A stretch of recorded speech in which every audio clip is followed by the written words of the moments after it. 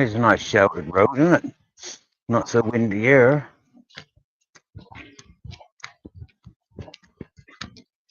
Or is that because we're in between the gales?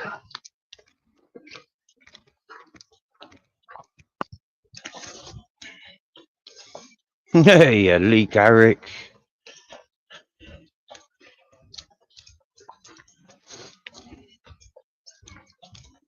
Are you alright, buddy?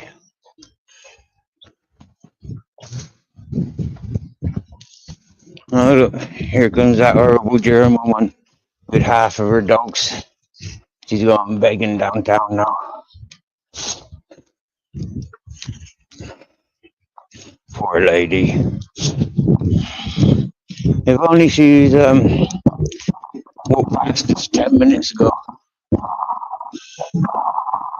I had a friend with me who could have talked her through a few of the things that she needs to learn. A friend left here about 5 years ago. People were bullying her, trying to put her kids in foster care.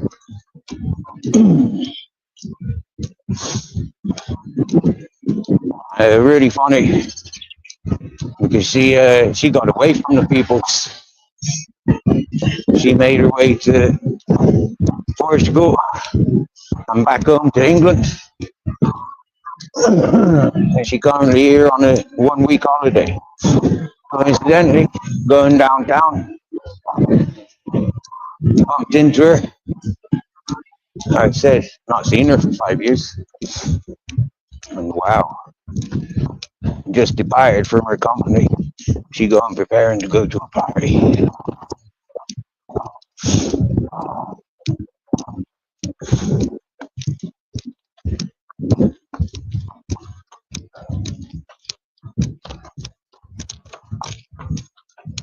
Associated with this area 23 years. Look at these cactus. They gives a nice flower, don't they?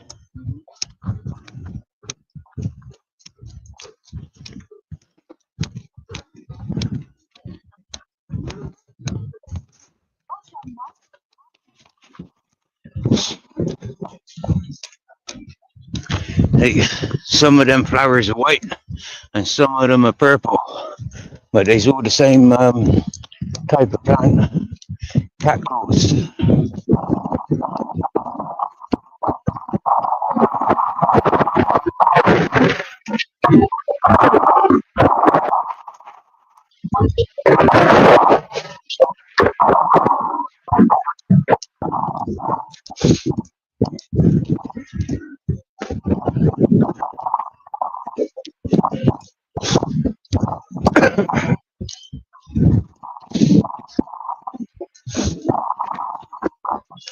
So apparently, when she was leaving the hippie community, I was the one that gave her some sound advice. For and apparently, that inspired her to write a book, and she's released it.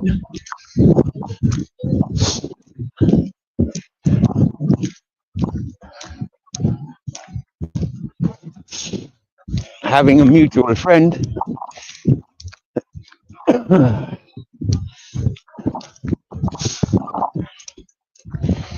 I brought her down to one of her friends that she's not seen for 5 years. I brought her down to her friend, and wow, you want to see the love. Oh, brilliant. So they're preparing for good parties. I went shopping.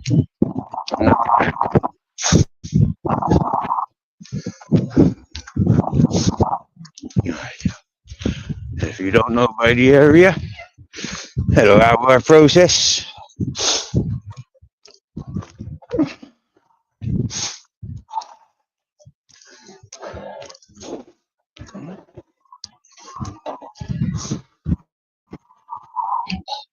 one of the things we had to laugh and cry about was one of the fellas there. He must be like 18 now, and he's with a fucking 70-year-old woman. A 70-year-old woman that has known that kid since he was born. Now,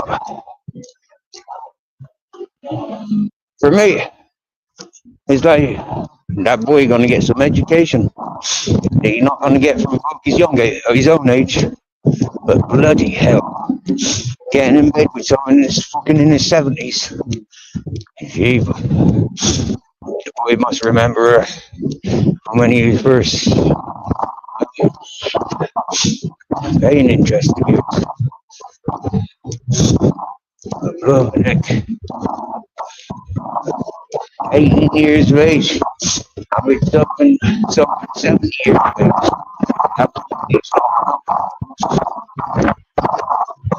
And the boy, I say he needs a doctor. But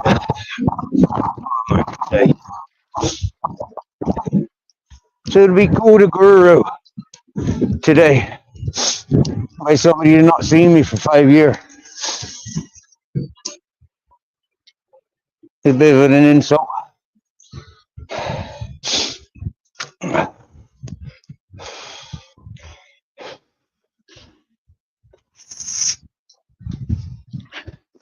But she made up by it, by buying pizza, treating me to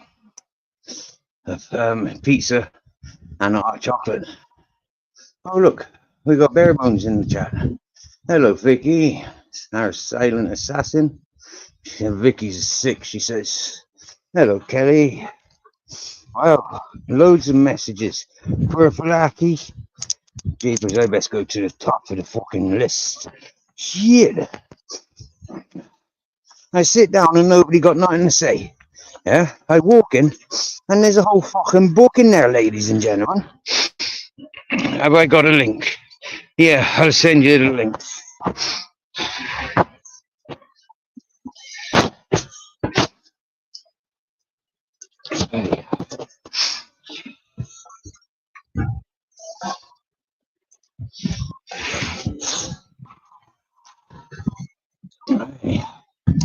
I think I can see the chat better like this. Yes, Travis is in the house. Purple-aki, Lee Garrick, our process tech, Kelly Betty, Vicky the silent assassin.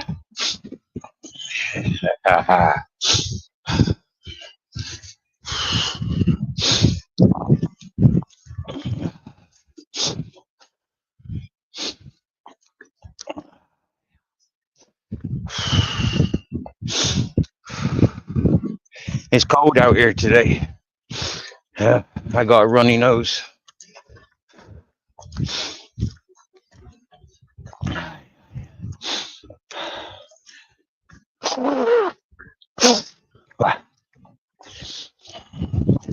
I had a hot chocolate, a pint of it.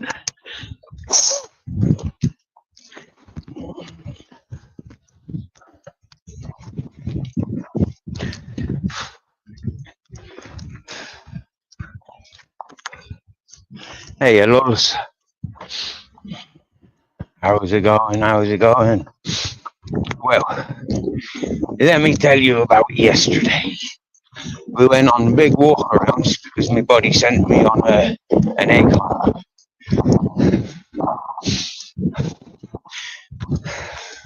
Now, that was all very nice. We got our Lee. Lee's jumping up, ladies and gentlemen. Yes, man, Lee.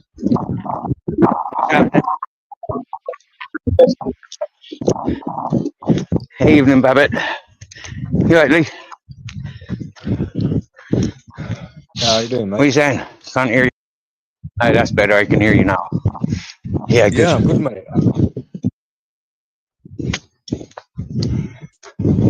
I'm good, mate. How are you? Well, yeah, I was just getting to that point. But yeah, He's all right. What? We've Yeah, been we've been walking through celebrating. town. Oh, were they still celebrating the Easter thing from that party from yesterday? Or whatever it was? Oh, no, I've not even looked for that celebration. No, I went down to meet my the fella that does me transactions for me, and yeah. I go down to meet him. And as I'm waiting, the woman walked past me, and I recognize her, so I say hello. Grizzles is all over her, so she sits and talks with us. And then it's like, oh yeah, she didn't recognize me with all my facial hair. She was the first one to give me or the first one to talk to me when I moved into that hippie community. She was the first one to be there as a wise one. So you've known her a while then, haven't you? Yeah, nearly 9 years now. She left country, she left Spain, and she hid in Portugal, and then she made her way to England. Yeah, the people in that community kept trying to get her kids taken off of her. And so yeah, the authorities were trying to put her kids into foster care when I arrived to that community. Yeah. For what reason though? Like, they must have like good reason to take the kids. Yeah. Well, they like to put down that, that community ain't a safe environment for youths. This way of life isn't suitable for youth, the young ones. It's just as safe as the fucking streets, isn't it? Hey? It's just as safe as the streets. You've got more chance of getting hurt being on the street than you have in a fucking hippie community. Yeah, that's the authorities and the education board.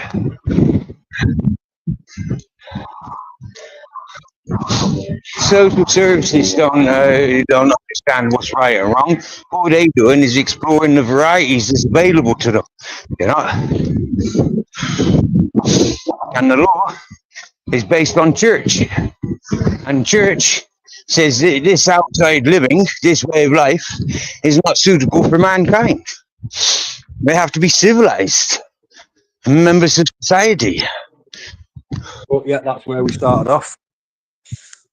But that's what makes us civilized and not the caveman that we were a million years ago. We're still cavemen. We're still cavemen and cave women at art now. We just live in walls instead of fucking rocks. Yeah, I heard something funny the other day, and it makes sense. And I've been saying something similar for many years. It's like we create our gods. And we separate from a reality.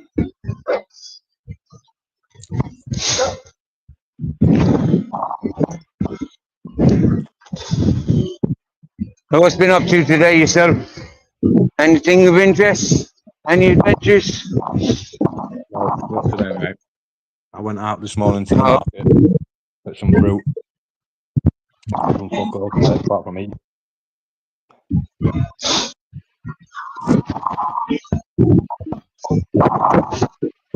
think I'm out of worms, Steve. I can't stop eating. Okay. For worms, you want things like carrot, charcoal, and pomegranate. Pomegranate's good for body worms.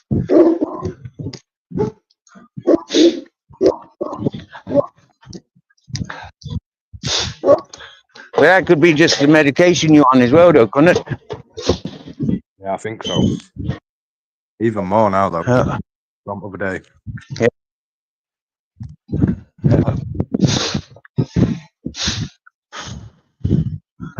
Wow. Nearly home. So how was your birthday, mate? Well, yesterday, being my birthday, it was fucking weird as fuck. Straight up, yeah. I kept waking up, smoking a bit of a joint, falling asleep, waking up, falling asleep, waking up, falling asleep, and then I jumped out of bed just before 4 o'clock yesterday evening, and I had an invitation for an egg hunt. My buddy had sent me a map with different things that I had to go and collect. And happy days. Yeah. Sounds cool. What did I you have came. to collect? Oh, there's little There's little presents for me left around these paths that I walk. A cow, a bit of weed, a pre-rolled spliff.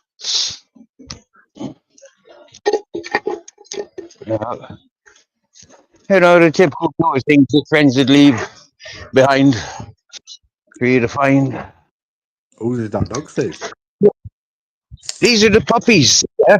From every day, yeah, for that 8 fucking months, I've been coming around this corner, and these puppies are here at this fucking corner, yeah? This is those puppies, yeah, from that corner there. They're the dirty bastards that keep waking me up, jumping in my bed, and give me the cuddles. Yeah. They look happy to see you. What? They look happy to see you. Yeah. Yeah. But you know what it's like not being able to sleep? You know what it's like not being able to fucking leave anything around the place because you got fucking wild fucking mutts trying to fucking move in? Will you fuck off? Stop bouncing me like there's a fucking pinball machine. Get the fuck! I'll fucking kick your balls before you even got...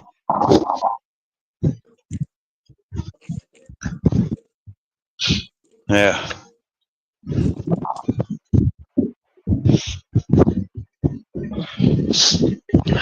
So what we was talking? Oh yeah, that's where that's where those puppies come from, behind the beyond this fence.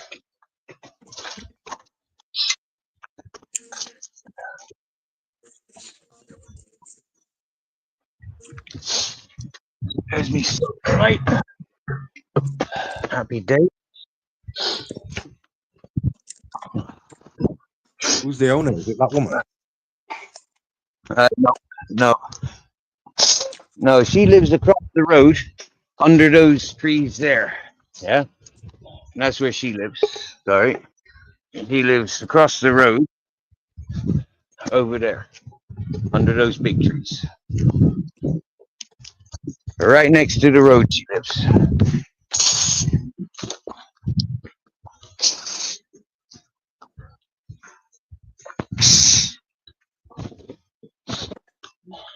No.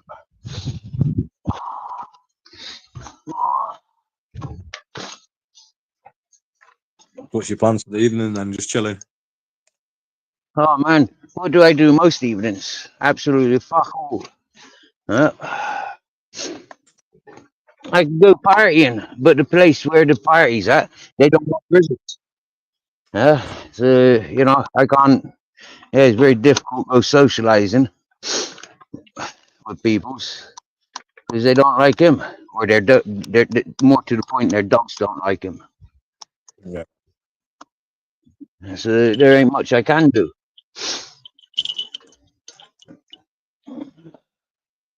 Just now, yeah, eating a pizza. I had to eat outside because Grizzles ain't allowed inside. And it was fucking freezing cold, wind blowing, freezing fucking cold. You know, it's not cold in my home. Yeah, in my camp, it's not cold. But it's like, again, yeah. I mean, I can do nothing because I'm caring for him. Yeah. I can't leave him outside, tell him to lay down because everybody that walks past, yeah, he's got to jump up on him. He's got to fucking greet them. He thinks they're coming to see him. Every time the waiter comes out with food or drink, he thinks it's for him. You know, so it's not very fucking nice even being outside in fucking, you know, like in the cold. Yeah? And it's impossible to go inside.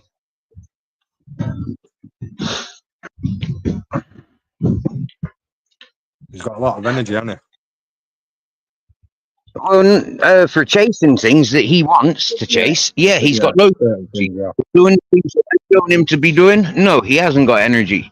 I mean, I've known him to collapse after 10 kilometers. Yeah, and this is what the doctors are going on a walkabout with him. He's not up to my. He's not full on fucking, you know, dedicated to what I'm doing. He's more interested in getting distracted, going sniffing out some fucking dead carcass, and then you know, get arrested by the authorities because he's got lost. That's what more of what he's up to doing. Yeah.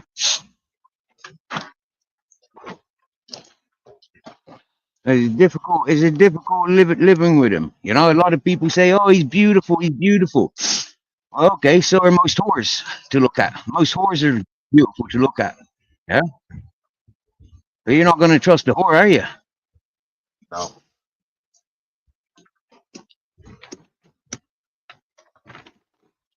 Can't trust most humans, mate. I want just a fucking dog. All right. Hello, Mom's life. Mom's life. I must admit, Mom's life. I seen you in Radio Humans earlier. When you said hello to me, I was already out. As soon as that grasses and nonsense exposed turns up, I ain't interested. He is one of the biggest shit talkers I've come on YouTube, yeah, and he thrives on it, yeah. I mean, what a sick individual. So any chat he appears in, anytime he appears, I'm gone. Yeah. Radio Fume, he's stuck in the same circles as a lot of people's, yeah. And not until fingers are pointed on him that he really reacts to people's. Okay, you know, like, why Radio Fume keep coming to this channel, and then like no one gets followed and get clipped. So I question his I question what the fuck what, yeah, when he's hanging around with such sicko. One of his top mods in his chat, Cheeky Chops, one of the biggest perving simps I ever came across on YouTube. Yeah, and I swear down now, yeah, as soon as I seen Cheeky Chops going in there, I was hesitant to continue commenting. Yeah, because Cheeky Chops is one of those territorial bitch boys. You get me? And he has been for 2.5 years that I'm aware of. Yeah, yeah. I wasn't being rude by coming back in maybe 20 minutes later. I received a message on WhatsApp. Somebody was telling me that Radio Fuming was talking about me, and this was after I'd already been into his chat. That's why I went back to his chat and I seen Mum's life. And to be honest with you, I paid attention to what they were talking about, and I couldn't be bothered joining in.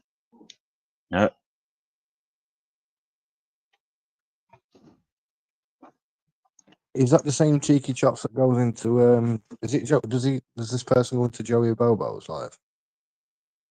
I don't know. Cheeky Chops gets everywhere. Yeah, and it is women congregating. Cheeky Chops is there. Yeah, he follows the ladies.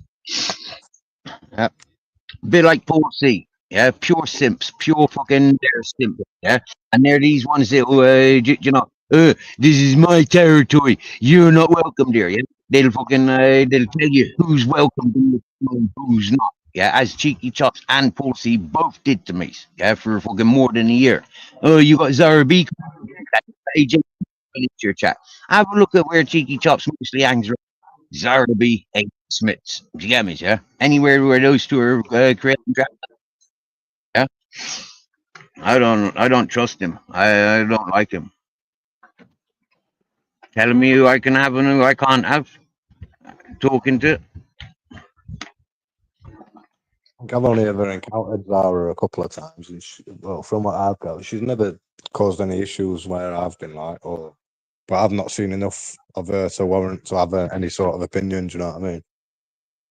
Yeah, I tell you one thing, Lee. Yeah, what Zara's doing, which when I came to YouTube, she was working side by side with Henry Crinkle's porn bombing. She was his team. He was his instigator, yeah. And then she sidestepped away from Henry Crinkles and did the porn bombing on Henry Crinkles, yeah, and singled Henry Crinkles off. And then of recent times, she's best pals with him again. For me, she's one of the biggest porn bombers, and she's the only porn bomber that I know firsthand is a porn bomber, yeah, because she porn bombed this channel. She was having conversation with AJ Smith at the time. They were not friends. They were fucking at each other's throats all the time. And I used to love listening to them because it was just like my mother and stepfathers would communicate, just the same as those two are communicating. And I always said Zara B and AJ Smith up a tree, KKISING.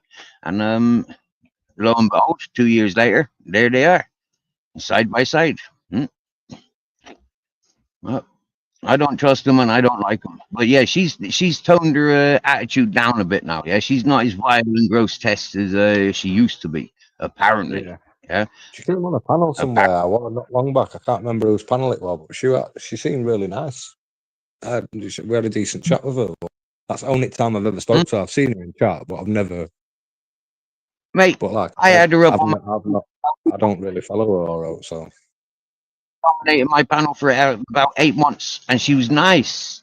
Yeah, she was nice, but that was the problem. Yeah, way in. She's being nice to cream her way in. Yeah, the minute she asks you for your telephone number, you're fucked. You're Yeah, fucked. I don't give back The to minute that anyway. you're fucked. The minute she asks you for your email address, you're fucked. Yeah? And a lot of people say, "Oh, she's nice. I'll give her my phone number." Yeah, give her your phone number. And what?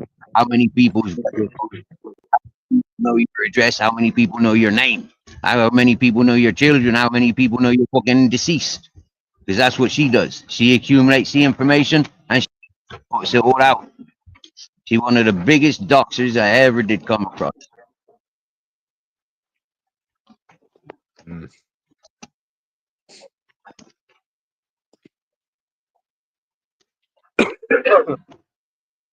I don't like AJ Smith though. I've only ever encountered him once, and that were on your panel, if you remember. Oh man, that fella made a fool big time. Yeah, he latched on to me. Told him my mate Johnny Woodman ain't apologizing to no Lindsay Slacks. Yeah? Those Lindsay Slacks can fuck right off the dirty skanking horse. Do you get me? Yeah, no good for nothing. Fuck milkshakers, right? And then Agent Smith started putting my head onto baby bodies. And then he started coming to me chat, and we kind of like gave him platform because he was a misfit. He was being singled out, and so I gave him platform to be himself. And well, he was himself. And then when I fucked him off, yeah, he's made about 12 channels to try and attack me. Yeah, and each one of those channels he keeps getting bored and closing. Yeah, he keeps going on to other channels to scream and shout. He can't have a conversation. Yeah, he uses technology to drown me out. Yeah, where I've got good signal, he don't come nowhere near. But he continue sidestepping. He's actually best friends now with Shitty Wet Wipes. Yeah, somebody that himself, that both of them were at each other.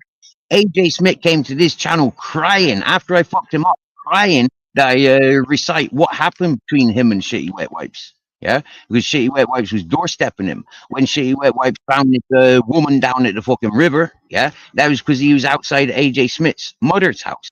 Or was it AJ Smith's house? Yeah, and that's when AJ Smith came crying and asked him for help.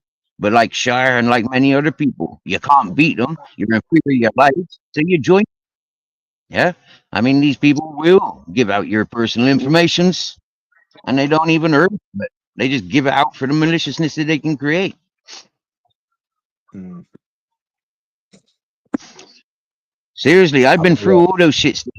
Yeah, I was introduced to them, and then they latched themselves onto me for the gory details of what could be. Yeah, of the things that I'm not associated with. They thought they'd get some gory details. They thought that they get some publicity. No trust. They got publicity, but it's not publicity they want. So Hitler would go into fucking RB's house and take them if they had what I've got from her. 5 o'clock in the morning, screaming and shouting, her flashing fucking face because she's 4 or 5 in the morning, and they got school in the morning. I swear it out now. All that drinking and perverted talk. There's fucking husbands in America. Jammers, yeah. Woo, girl, you're real dodgy. But AJ Smith to be tag team with her now. And the Shitty Wet Wipe, there's a whole team of misfits and they stuck together. Loads, bro. Yeah, loads. They all stuck together. I'm fortunate enough to have never encountered in like trolls, really, mate. So it's fucking. I've had quite a peaceful time on YouTube so far. Yeah, good. But Most then again, people saying will hit. that, I don't really go live enough to warrant fucking having trolls, really. Mhm. I fucked that Joey Bobo off the other day. Yeah, and he's acting all fucking innocent. He's a pure fucking like I don't know what really, but I'm not as dumb as he is. He's here crying for social life, you know, and crying that people are talking about his family and shit. But like, look how much people's family he's talking. You get me? Yeah, he don't leave other people alone.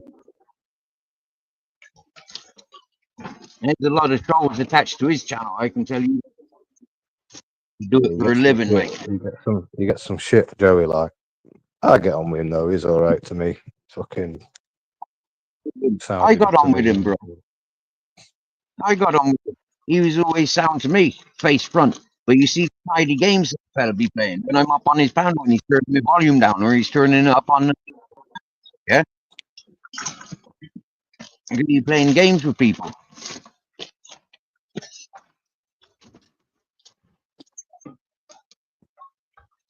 And so just have your wits about you, yeah. I go to channels to find out who these shit talkers are and who they represented. That's what I go to so many channels for. Do you get me, yeah? I got word of fucking Bob Cart, yeah, from fucking coming to this channel, and from Bob Cart, I found Joey Bobo and shit, loads more people.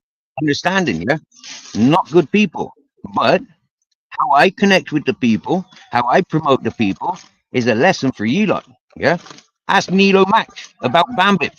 Yeah, you know, Nilo Mac, he's a proud Irishman. And you're bigging up a fucking sniveling rat like fucking Bambi. You chose the fucking wenching whore over your brother. Listen, Nilo Mac, bro. You get me? Go and do some research on Bambit, and you'll get the fucking truth that I tried sharing with you. She's a rat. He's doing it online, yeah, and she's up to no good risking her fucking children. And I think that's what we're following and encouraging. But then, what are you going to do to her? Hmm? For me, women like that, I don't want them in my life. Yeah, I ignore them. Yeah, but when they come chasing after me, yeah, I'll give them the shoulder to cry on.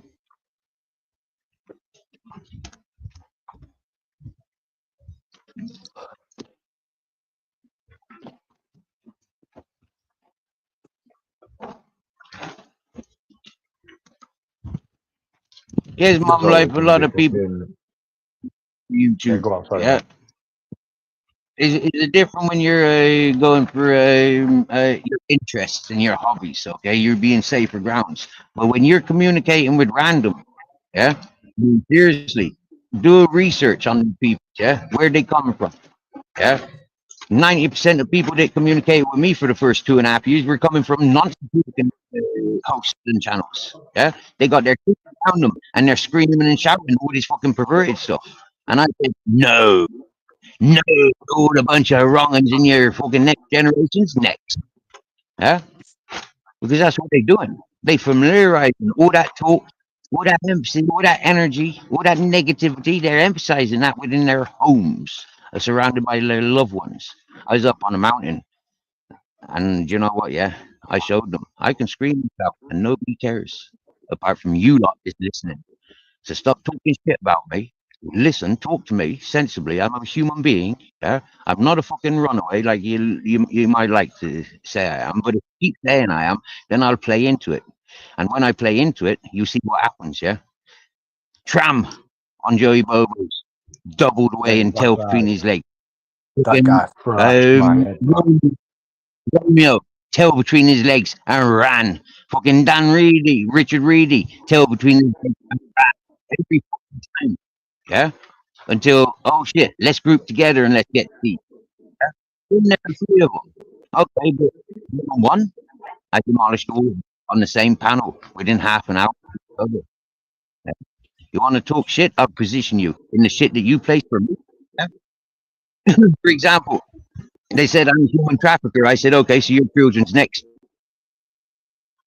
They didn't like that. They fucking ran off the panel as soon as I said that.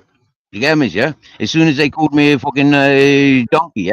And I'm hanging around your fucking schools making sure that your children be on the pipes next.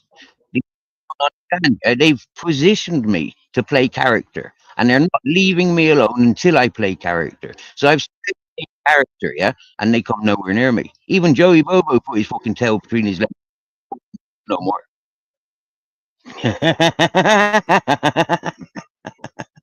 Yeah, I fucking loves it, bro. Like I said to him from day one, every psychiatric game that you think people are locked up for, anything you can get fucking script and disability allowance for, I run games around, run circles all day, every day. I got nothing to lose. I ain't got no PIP to lose. I ain't got no government housing to lose. I ain't got no misses to lose. I got nothing. I've already lived my life. Now I'm living off memories and royalties.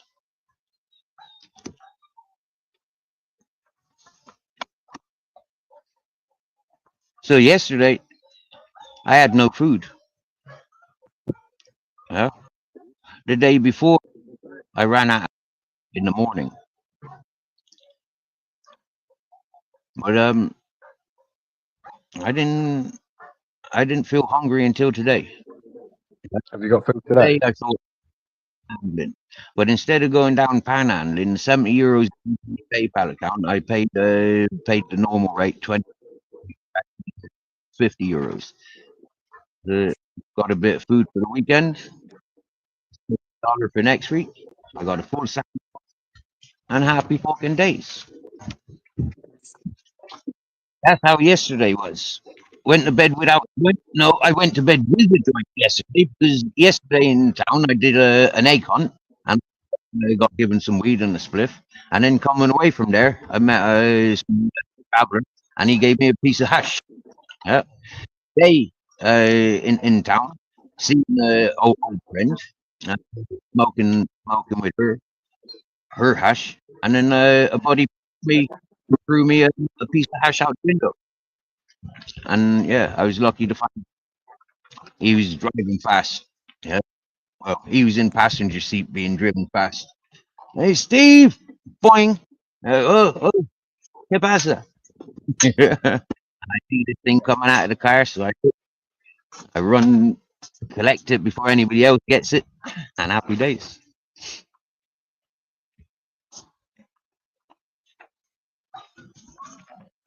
Good man. What we munching tonight then? Well, because I've just had the best part of half a pizza, I feel like going down and getting a kebab. But I'm not going to do that because I've just been shopping. I've got cheap ass sausages. I got some more sliced cheese, loaf of bread, crisps. I got 2 things of mackerel, tomato sauce. Got a coleslaw and a seafood salad, and a packet of cookies or the chocolate sandwich that I normally go for, and a loaf of bread. Yeah.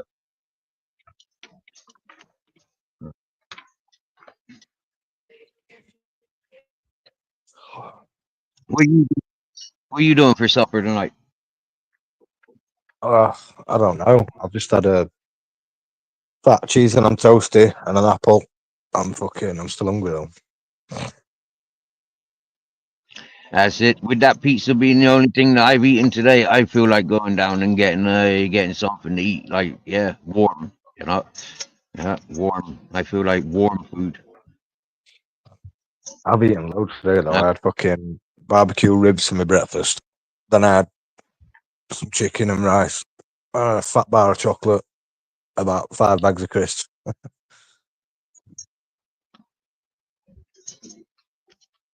Look, this puppy's coming to see me now.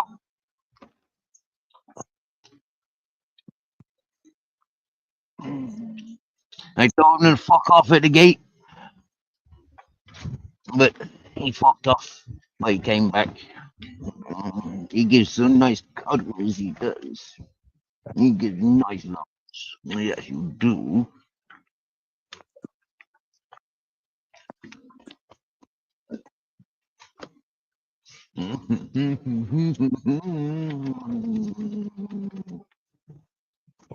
Stevie, I'm going to jump off, mate, 'cause I'm going to go and grab a shower and make a brew. All right. Oh, Babbitt's in the house. Chef's in the house. All right, Lee. Happy touring, Yeah. buddy. No worries, mate. Cheers for having me on. Right. We's here for you, Easy, mate. butter. We's here for Cheers, man. See you in a bit, mate.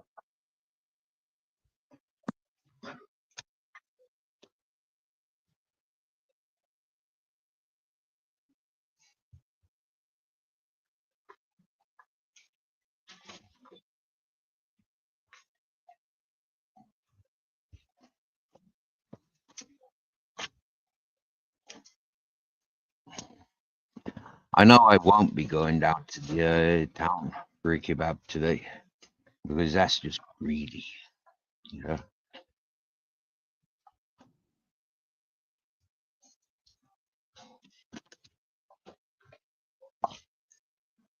But it was nice meeting up with a friend.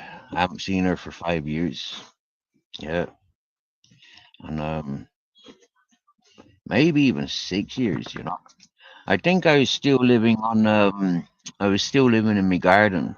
That was before the Japanese plateau and long before the house up the mountain and long before the bus. Yeah. Uh, yeah. That must be like 6 years ago.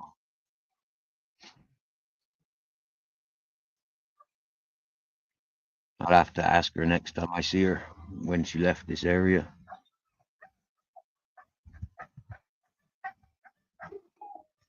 Now, let's have a look at these. No, I didn't get any Jaffa cakes today, Babette. Maybe Monday. Mm. You've been eating, munching peanut butter on crackers. I tell you, I had a couple of spoons of almond butter this morning. That got me woken up. Chicken fried steak with mashed tatters and gravy. Fucking hell! I'd be at chef's house for lunch. I think the chef is fucking blowing up round here for the last few days, and today is like really, really windy. Really windy today.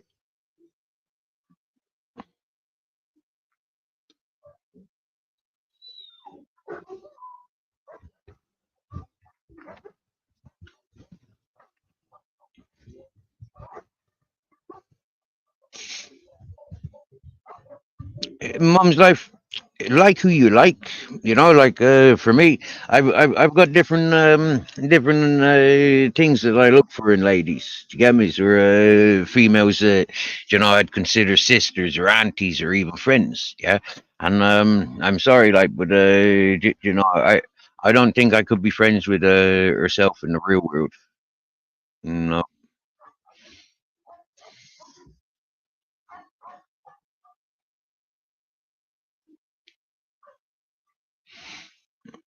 Cheeky Chops is a bold old man. Yeah, a bold old man. He looks like fucking Ministry of Madness. He looks like Uncle JJ. He looks like the Gypsy Dave. They don't look no different, them lot. They all look the fucking same.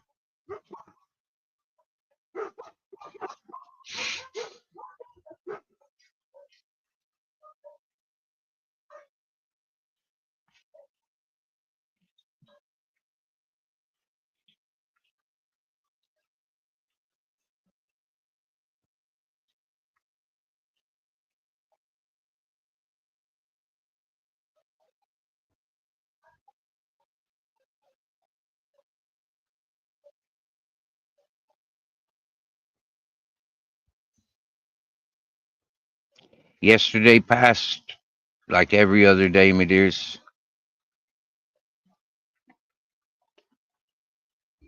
Uh, Lozaman's on her way to Spain. Barebones got a sore throat. Barebones, you want some pineapple juice, bro? Pineapple juice. You get me? Pineapple juice.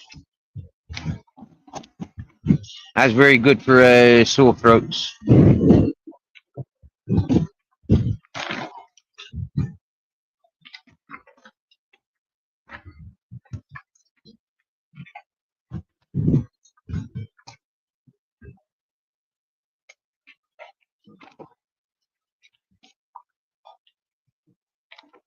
when I first came across the Zara, um, I found it very entertaining because it's typical council estate sort of mentality.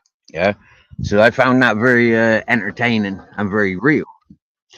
But then I recognize, you know, like no matter how good a friend I was trying to be, that person had other um, uh, directives, directions, and she showed herself very fucking quickly. Hello, Marika Jackman. Not sure I've come across your title before. Welcome.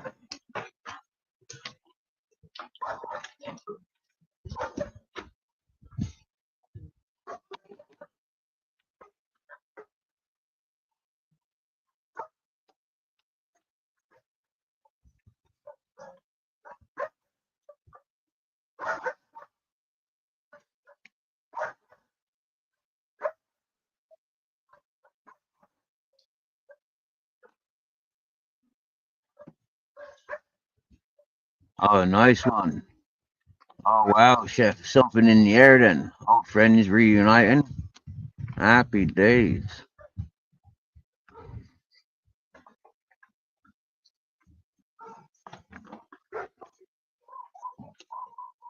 Lee Carey's back in the chat.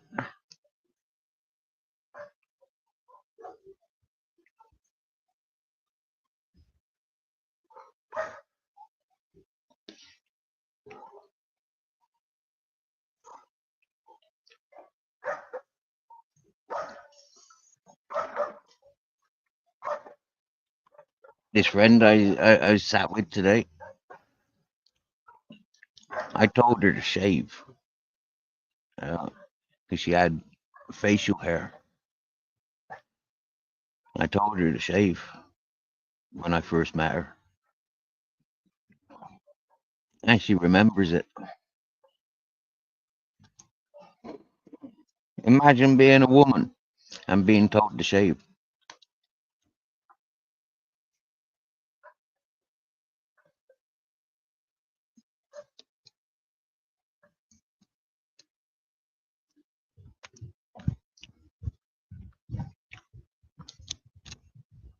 Has a bit of oregano stuck between my teeth then.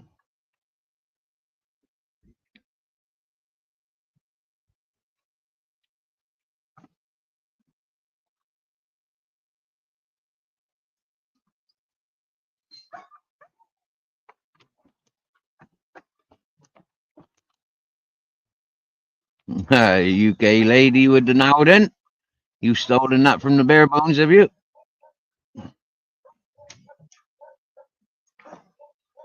Said a UK lady. What we got to say about this fucking Radio Fuman? He seems to think that you got it in for him. Now he doesn't speak well of Ultra, does he? I mean, he seems to be good friends with that fucking divvy bollocks fucking suicidal deadbeat AJ Smith. I mean, like seriously, like wow. He must be scared. He must have been intimidated watching how AJ's obsessed.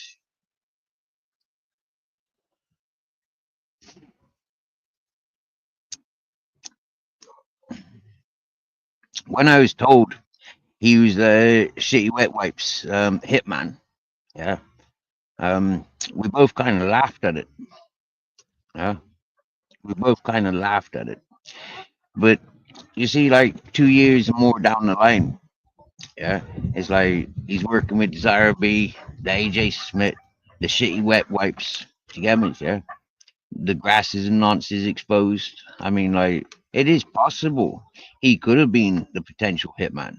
Yeah, but the minute Shitty Wet Wipe started opening his mouth about having a hitman on hire to sort me out, anybody would have double backed and told him keep your money.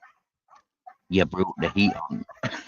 Nothing can get done while you made your threats.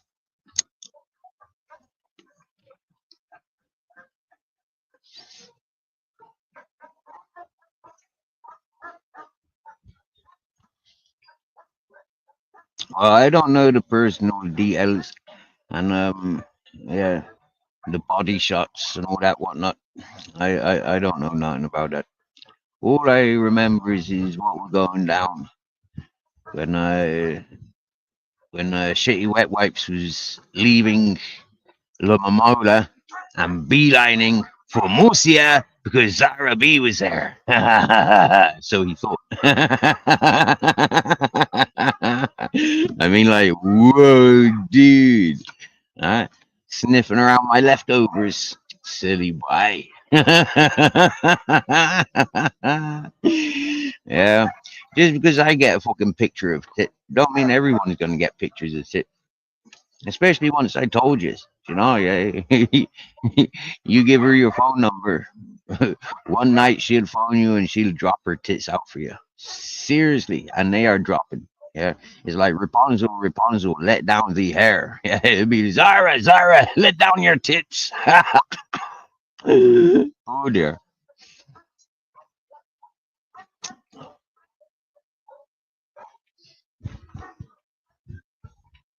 Well, one thing I'm aware of is Radio Fumin definitely got a load of wrong uns on his side. Yeah, he definitely got the wrong uns. Yeah. I mean, Cheeky Chops, Grass's Nonce is exposed, and AJ Smith, say no more. Pure wrong uns.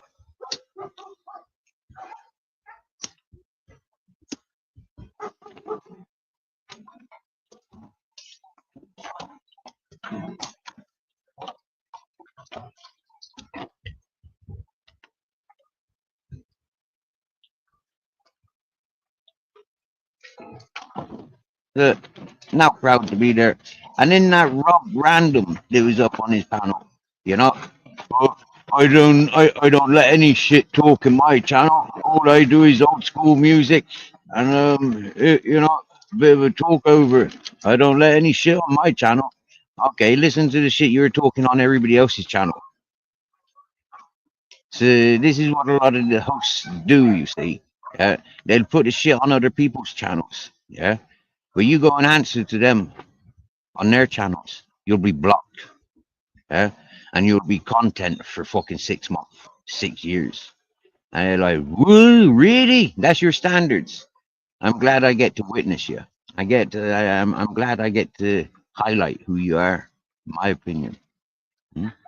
Then when I put my opinion out there, and 2 years down the line, people say, Steve, you know this about that one, yeah? Well, lad, are you forgetting what I told you 2 years ago? That's why I keep saying the Ultra. Do you get me? You know, like Ultra. When are you gonna fucking learn, boy? Hmm? All those shit channels that you went through, all those shit talkers you went through when you were coming to my channel, you know, and I gave you benefit of the doubt. Hmm? And you fucked me over for Robert Lee and broke fishing. You know,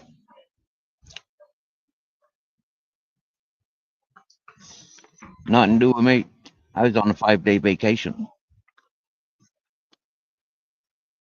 Nothing to do with YouTube for those 5 days. I come back and generally I don't give a shit who's friends with who. You understand me? Yeah. But when I go to chats and I pay attention to whoa, yeah, double standards.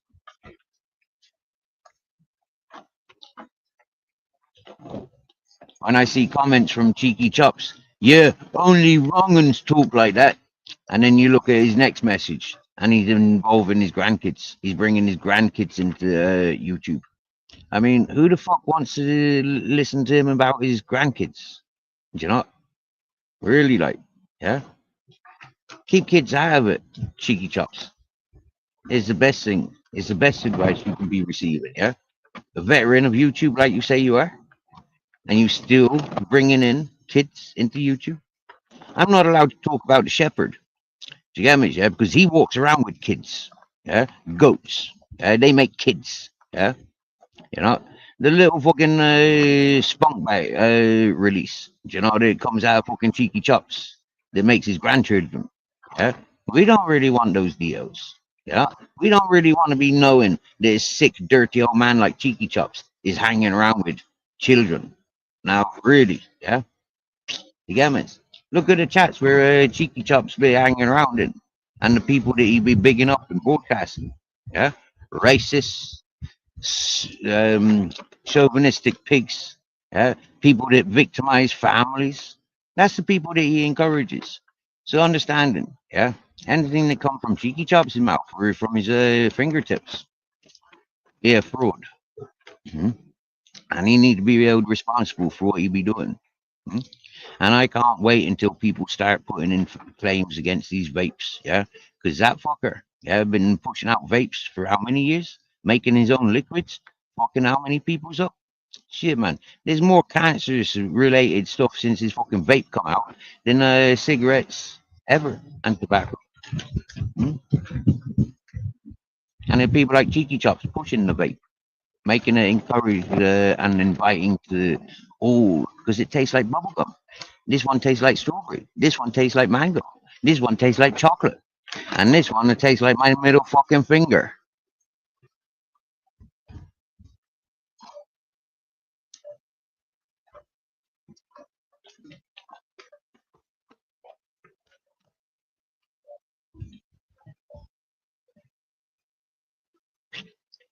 Do you know what, chef? Because what you call it, the amount of people that I've paid attention to, now I restrict it. Yeah, now I hear strict. Yeah, same with Beyonce, Flavors, Ministry of Madness, Right or Wrongs, fucking yeah, all of them, all of them. Yeah, all of them. I could just name them out, like all day, every fucking day. Yeah, but it would do no good remembering deadbeats like that. Yeah, I remember Matt Saron and Maria Moon saying about that Beyonce Wilder. I say, listen, yeah, I'm not one of these sexy, pervy, talking kind of persons. You get me? Yeah, that sort of vocabulary I find very offensive. And he's like, oh, respond with the same back to the person. Yeah, if they're getting perverted, would you get perverted with them? Well, that's the problem, you see. If I'm going to get perverted with them because they're perverted with me, yeah, I'm the one getting blocked, you see, because your invitation to get perverted has a line, yeah. Whereas when I go perverted, yeah, I goes 110. I don't meet 50-50, yeah. I don't do what the collective have organized that we're allowed to say, yeah. I will rip in and I'll show no mercy. And this is where I bigged up Johnny Woodsman, yeah, for when Johnny Woodsman was being himself. He is the most pleasurable person ever. When listening to him coerced by the shits like Grass's nonsense exposed and by the Lindsays and such, nah, it wasn't very nice listening. Alright? And it's the same thing. Those council estate deadbeats, them whores for the bikers and them sorts, yeah. Them bitches Barbie themselves up to go to the bars on a Friday and Saturday and don't care who the fuck they taking home to their kids. You get me, yeah? Here's stepdaddy number 20. You get me, yeah? Them sort of whores, seriously, lads, yeah? YouTube's full of them. And I outed a lot of them, and they didn't like it. Yeah, I don't do junkies. I don't do pissheads. Yeah, and I certainly don't do fucking criminals. Yeah, I'm a happy weed smoker. Yeah, and for me to be happy weed smoking, I don't smoke around dodgy people. Do you know why I don't smoke around dodgy people? Because me smoking my joint sends off a bigger alarm than any other fucking crime known to man on this fucking planet. So fuck yous when you says whatever you want to say. Yeah, I've always been me, and I smokes my weed where I wants, and I don't hang around with dodgy cunts. Simple as. Yeah.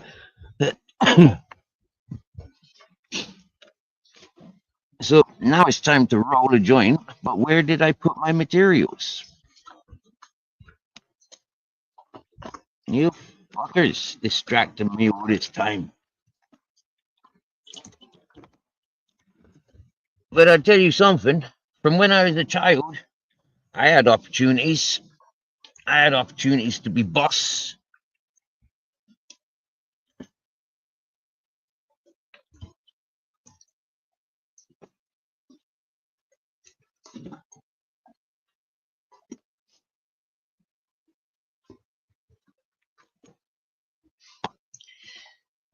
But I was always too nice to be boss.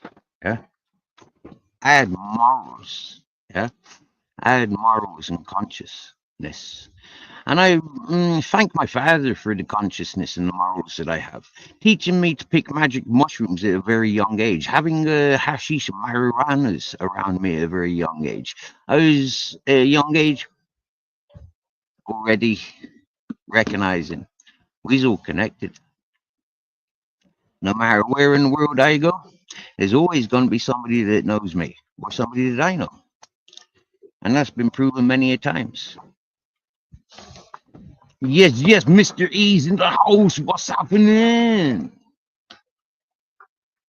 I loved our Johnny Woodsman. And I didn't like what I saw those people doing to Johnny Woodsman. Yeah. I didn't like it.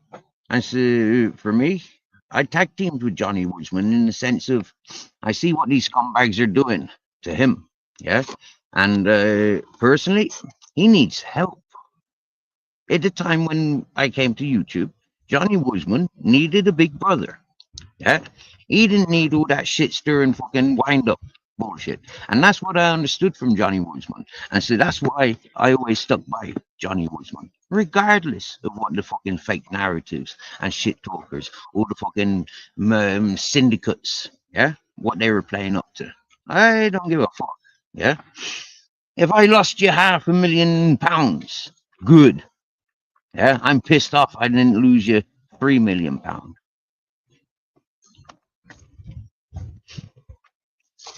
I had people trying to deny the positions of Mishi and fucking what's her fucking face, OG Miss Emma. You know, like we had people openly admitting the trafficking and the money laundering. Yeah, and Mishi and OG Miss Emma hit the fucking head of it all. You know, and loosely mouthing about it all, but then the people deny it all. Yeah.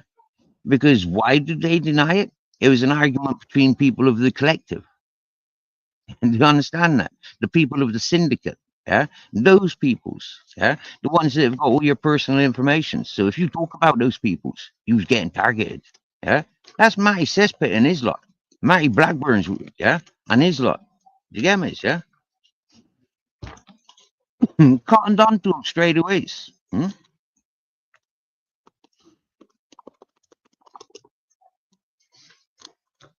And then the people that wanted to be boss, like Zeus's comments, yeah, how he thinks that if he got all the boys in his back pocket, they'll have his back.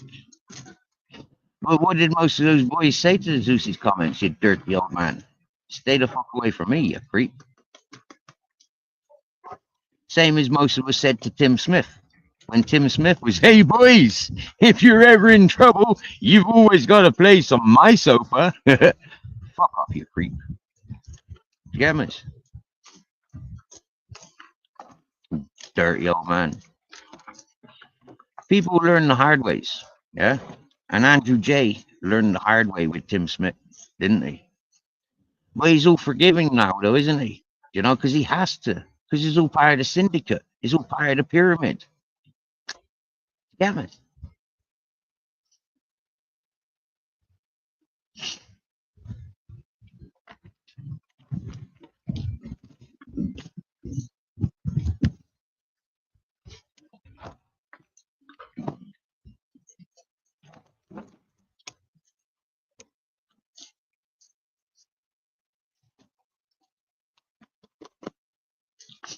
When I pointed out a predator, yeah, a predator. When I pointed out a predator that I'd sat with, eaten with, fucking, you know, like, whoa, dude, this is definitely a fucking predator, right? I was singled off, and that person was promoted. That person is encouraged like a celebrity. But yet, it's a pervert, it's a predator. But yet, the people protect the pervert predator. They were scared of the pervert predator. And you know, the pervert predator, a few months ago, put up a post to say how heartbroken he was because the amount of people that have used and abused him. But like I say to the pervert predator, if you keep chasing vulnerable peoples, you're not a pervert predator. And sorry, but pervert predators ain't welcome. A lot of people, not like me, a lot of people want your dollar. Like I said, you can keep your dark dollar. I don't want fuck all to do with your dark dollar. Huh? But you as a person needing therapy, you've probably come to the right place. Couldn't handle that. Okay. So part of the plan, taking him down to the river. There's a woman there, and only a woman. Nobody else. Because she's a fucking nut job. Alright? Because she's a fucking nut job, she's there on her own. Now, she's a friend of mine. Not something that I'd find attractive. Okay? But she's a friend of mine. So here you go. Come to meet some of my friends. Yeah? This is the most nuttiest that you're ever gonna meet. Man, the fellow was like a fucking, I don't know, a boy in love. Never been around a woman before. Wow. Hoes before bros. Is it? Okay. So that's what I promote him as. You know, that's the truth that I try sharing about that individual. But that individual just climbed up the social ladder even more. You know, and I was the bad man for outing him.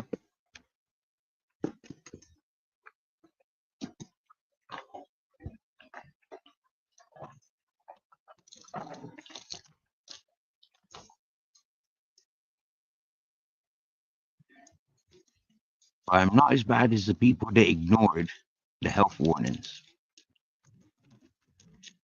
To be told that's a predator, but to ignore it.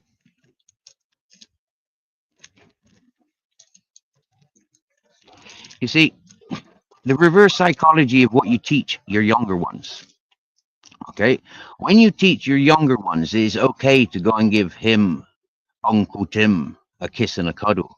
Go jump on Uncle Tim's knee. You know, he's playing as Santa. Go and tell Santa what you want for Christmas. That's bad education, ladies and gentlemen.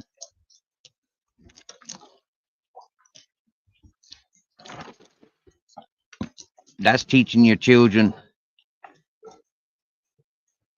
bad habits. Just go and sit on somebody's knee and tell them what you want, and you'll get it.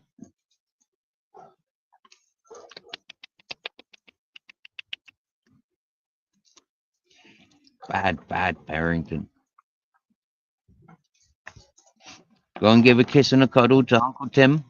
You know, say thank you for your birthday presents. Say thank you for your Christmas presents. Yeah. How do I know this? Because it happens in every household. Every family is the same. No matter what culture I've paid attention to, it's the same.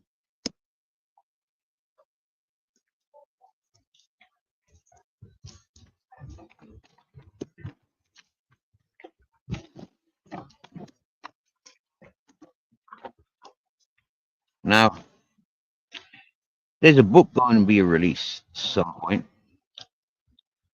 and it's going to be about this hippie community. Because the woman that I sat with today, I told her that she got to write a second book. Yeah, the first book that she's written is about people that she's encountered. Yeah? The book she's going to be writing now is the entrapment. Yeah, of what a lot of people have encountered by associating themselves with that hippie community.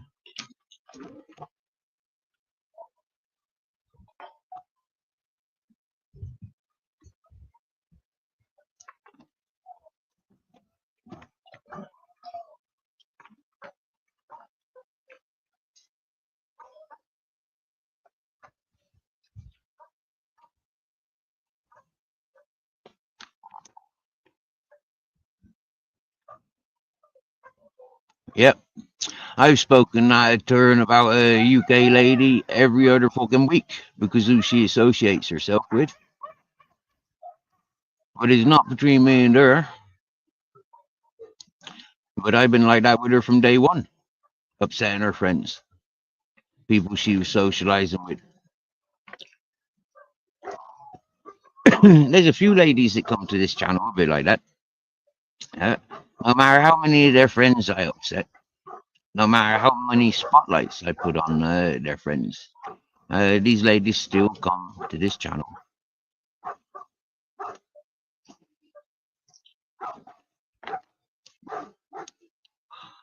It's the same as that hippie community. Every woman that ever known me in that hippie community, every woman, even the French gypsy woman that fucking told me I'm not welcome in her bar, in that hippie community, something like fucking nearly 9 years ago. Why? Psychology. Okay, I'm Steve. Yeah, her ex-husband is called Steve. Okay, her daughter lives with her, and to have a Steve that is loud and proud like a Steve, yeah, no, thank you. Coming from Ireland and England, and no, you're not gonna be fighting here. Go and fight somewhere else. So protecting me as well as protecting herself. Even she gives me a hug when she sees me in town. Hmm? But yeah, in that hippie community, when living a stone's throw away from each other, yeah, I literally had to walk a stone's throw away from her bar because the temptation of sitting with the people that I'm socializing with on a daily basis, all of a sudden they're there. Why aren't I allowed to go there? Because I come from a culture that likes fighting. Yeah, English, Irish, we like fighting. We can fight. Yeah, hippies, they don't like violence. Yeah, they don't like people that can handle themselves. They like people that they can dominate in their safety in numbers. Yeah, like I showed them. I don't give a fuck about 30 of you. Hmm? No matter what time of day or day of the week it is. Yeah, I don't give a fuck about taking on 30 of you. Hmm? And why did I have to take on 30 of them up in the hippie community? Because they bullying ladies. Right? The last time they had opportunity of 20 of them coming at me, they settled for putting their names on a piece of paper for a talking circle for 5 days' time. Dumbasses. 5 days' time? Shit. You want to play like that? I play two ways. Yeah. Either I tell you to fuck off, I ain't going nowhere. Yeah. And I secure myself by I see when you go downtown on your own, I do you. And I wait there for the next one to come downtown and I do him. Then the next one and I do him. And then when you're down, going to hospital or going to the Guarda, I'll go up to the hippie community and I'll do the ones that are remaining. Or, okay, you want to play like that? A meeting in 5 days' time? I can be packed up and gone from here by tomorrow. So I packed up and I left. I was gone within 6 hours. The people that caused the strife that day, for them people to put their name to paper, nothing to do with me. Hmm? They came to sell a van to Moroccan friends of mine. And they arrived at 12:30 at night.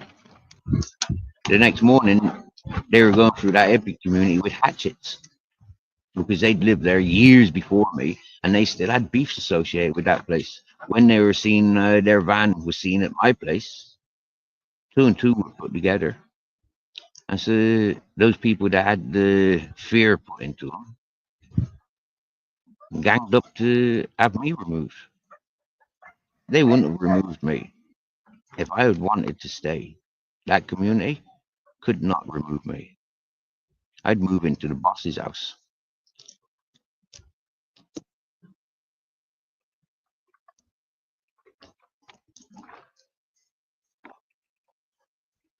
I can't remember how many times I stopped particular friends from hurting people in that community.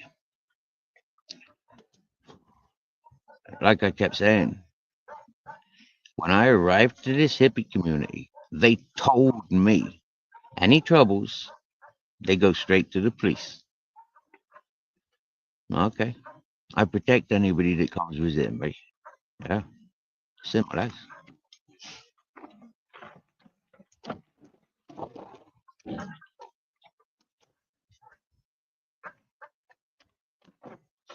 We're at times now where a lot of the churches are celebrating the death of Jesus Christ.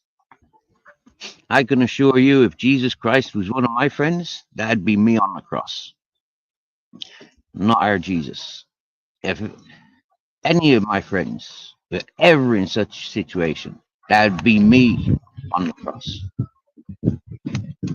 When my mate with a bag of weed or a big bag of pills, recognizing that the cops were coming for him, quite often I cause a distraction.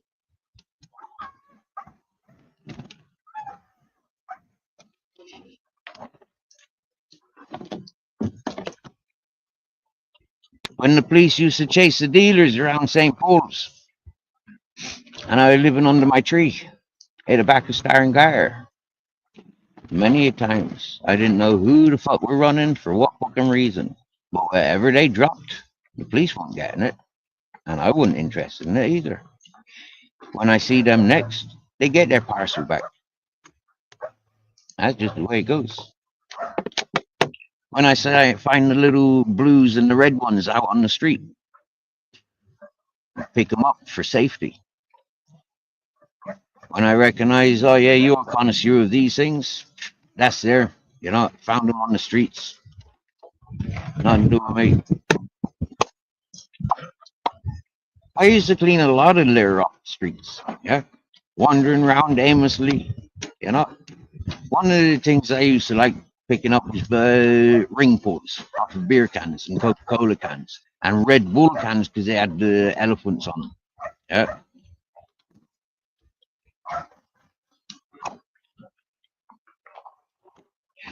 I'm telling you, UK lady, do you know that dude up in Scotland with the camp, yeah, for drug addicts, right?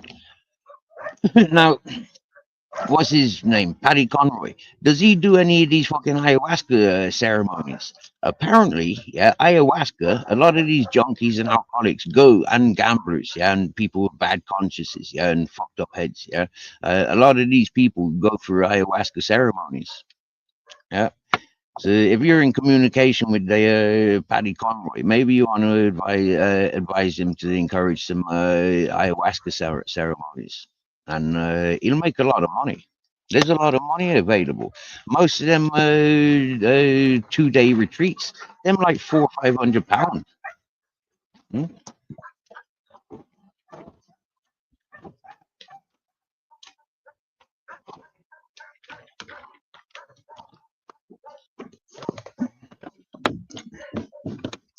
So yeah.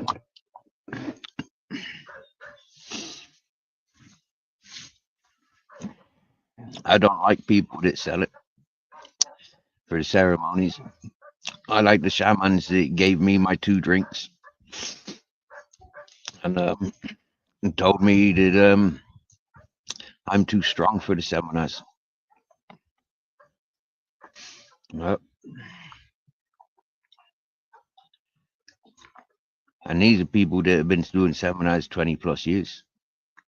To be told, you know, no. These people, you can't be around these people. You're too strong for these peoples. If you want somebody here, you know, we'll stay here with you. But there's a cup of tea there, and there's a second cup of tea there. Separate little bottles.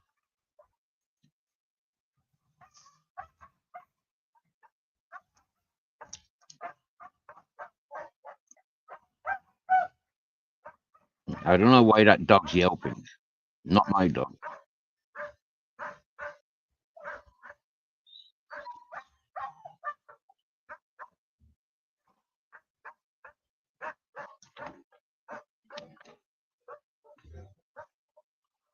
And it's not either of the puppies either.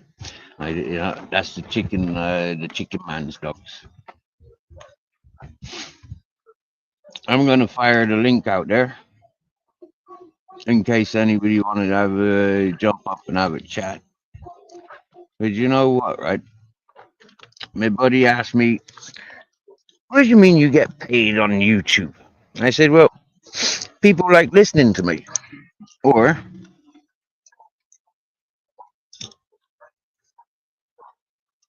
I don't know what other explanation I gave. I think I said people that like listening to me, they insisted they want to buy me a drink or buy me a dinner occasionally. They want to see me smoking tobacco. They don't want to see me stressing for the unnecessary. So yeah, a lot of nice people have been very supportive of me over the last 2.5 years since PayPal been open. And it like I don't put any expectations there. And the woman like, so you're Guru Steve online then. And it's like, in some ways, Guru. People do listen to me for common sense as well as, just escaping their own reality. And then they tune in also for confirmations to the things that you might think very similarly to.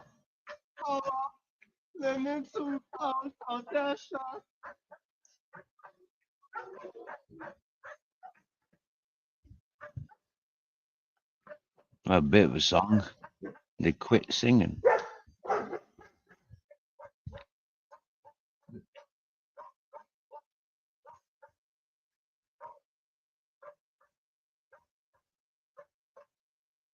Oh, chef's off to work on some videos. Happy days. Mr. E's got to go. Maybe back later or another time. That's that's the responsibilities of a daddy.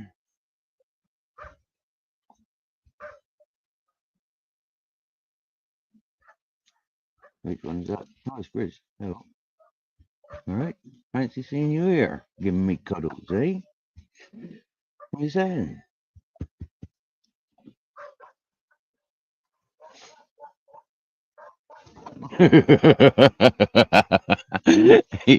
he just jellied. He just flopped.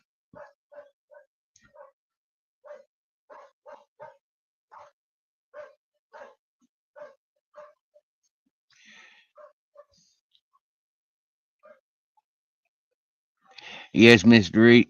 Andrew J was that drunk guy that asked me to do the stand up naked.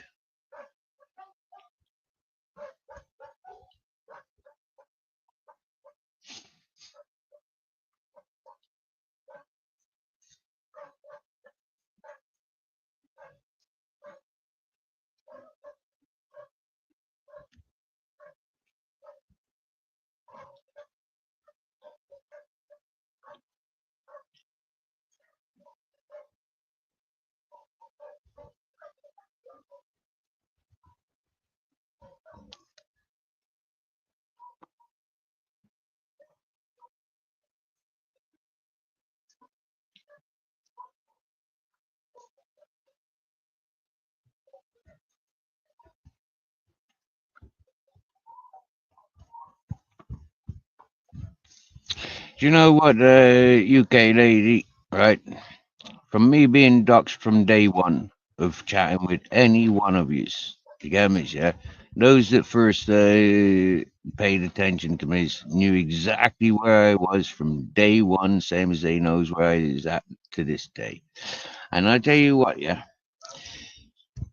from not being doxxed that one time, okay, the public information was out there. Okay, it was out there publicly. Then if somebody copycats that information and passes it out today, that's still doxing. So what I've learned to recognize is all these circles that are so interconnected. Okay, for what I've understood, I don't give a fuck about them knowing my DOs. I'll be the first to give me DOs out there, and then we can talk about that. Hello, man.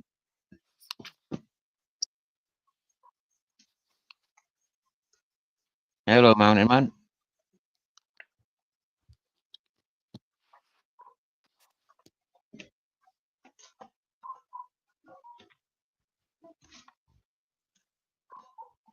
Hello, Mountain Man. Babette still here? Hello, Steve. Hello. All right. How you doing? Yeah, good. As good as can be. I'm breathing. I've got my 2 legs, got my hands, got my head on my shoulders. So happy days. You look okay, I must say. You look healthy and animated, and Noddy, you could be doing a lot worse, eh?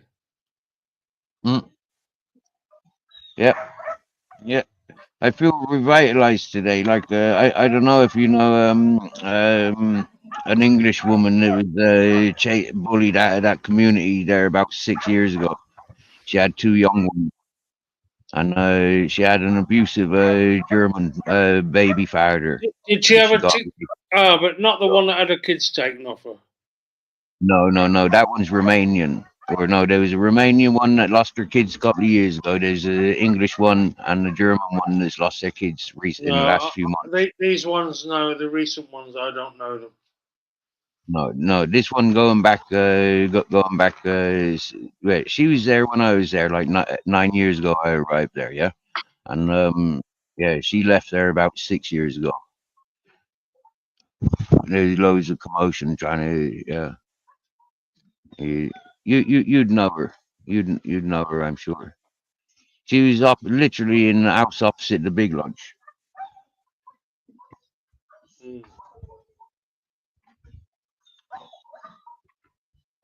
So what have you been up to? No. Not spoke with you. What have you been up to? Where you been? I don't know those people, dude. I knew them when I was living there. Yeah. And a few Well, people she arrived after, but not many. She arrived here 23 years ago, so you know, like, you would have you would have known her. She was down Sigurd. She was up here in the hippie community. She's been all around the place. With kids. Yeah, English. yeah, but her kids were only a few years old when I arrived there. Yeah, nobody kind of jumps out of sticks out of mind. You know, any English girl with kids that was in Benevicio. No. She was an autistic woman. Yeah, she's an autistic woman. Yeah, and the thing is, like, she would, she wouldn't have had the kids when you were there, probably. Yeah, but she was with a German fella. She would have been with a German fella back then. Oh, Klaus. Klaus. Now that rings a that name rings a bell, but I don't know. What have you been up to? Just well, you know, I was going to come up, like I say, I've come up on panel, but I've just looked at myself in that StreamYard camera thing, and I don't look very well at all by the look of that camera. But maybe it's just the angle it was showing me at. All you can see on that StreamYard camera is the white screen around everything, and it shines back in your eyes. So you've got these white squares in your eyes. I mean, I think I look a lot better, a lot worse than I feel. Let's put it that way. Hello, Ultra Collective. Hello, Radio Flument.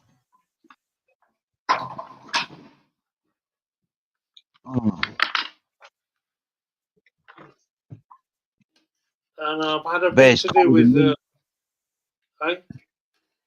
But it's cold and windy up on your mountain today, isn't it?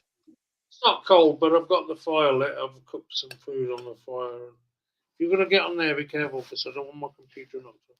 Come on.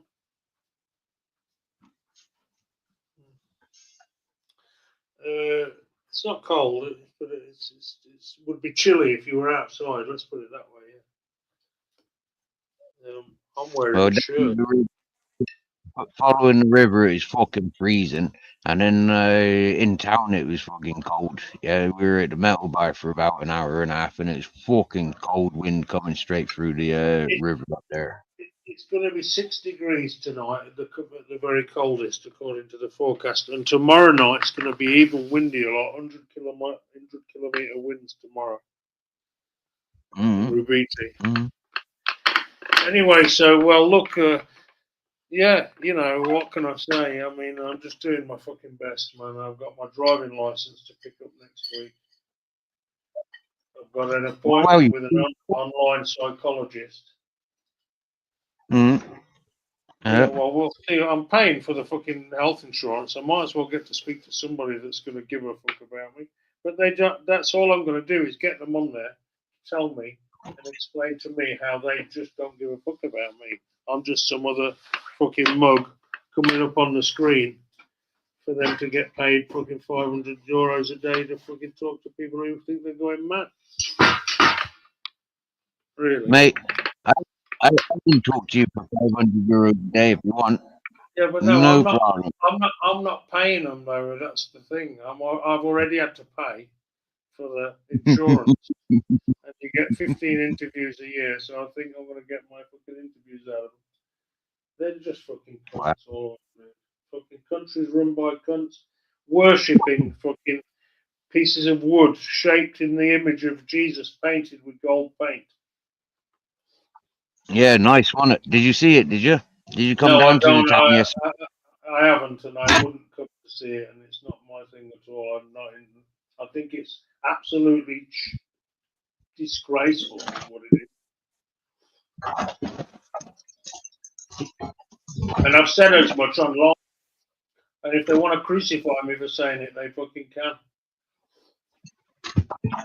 Did you know that the different uniforms, yeah, the different colors that they wear, yeah, that's for different sections of the church. Yeah, so you got like fucking atheists or Satanists or Catholic or Protestants or fucking 100 different Protestants. You got the Jews, and apparently they all just wear different colors. Hmm? I don't just think it's a fucking. I was thinking about it earlier today. It's an absolutely absurd concept that us humans are going to sit there and go, hey, hang on a minute.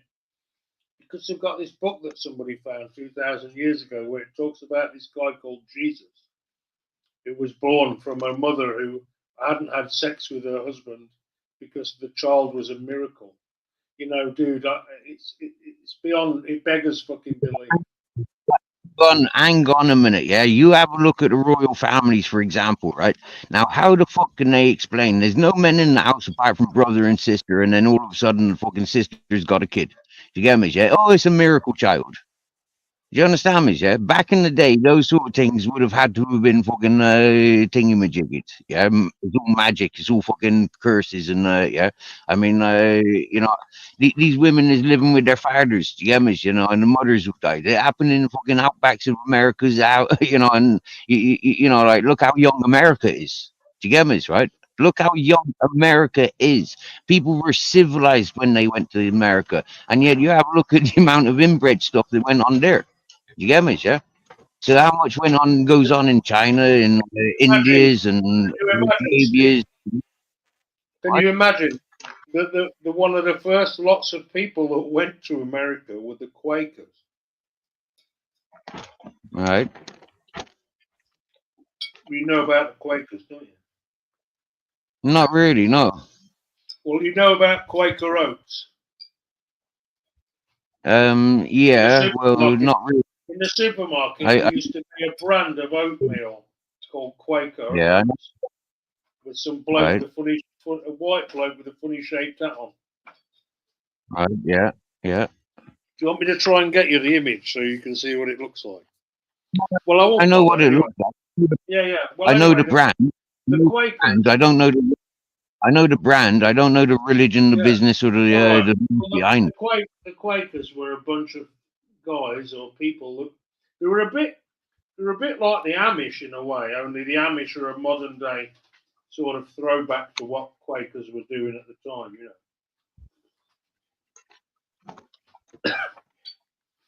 You know, there's those people in America that go around driving in horse-drawn carts and they don't use telephones. They've all got funny haircuts and a funny beard. They're called the Amish. Yeah.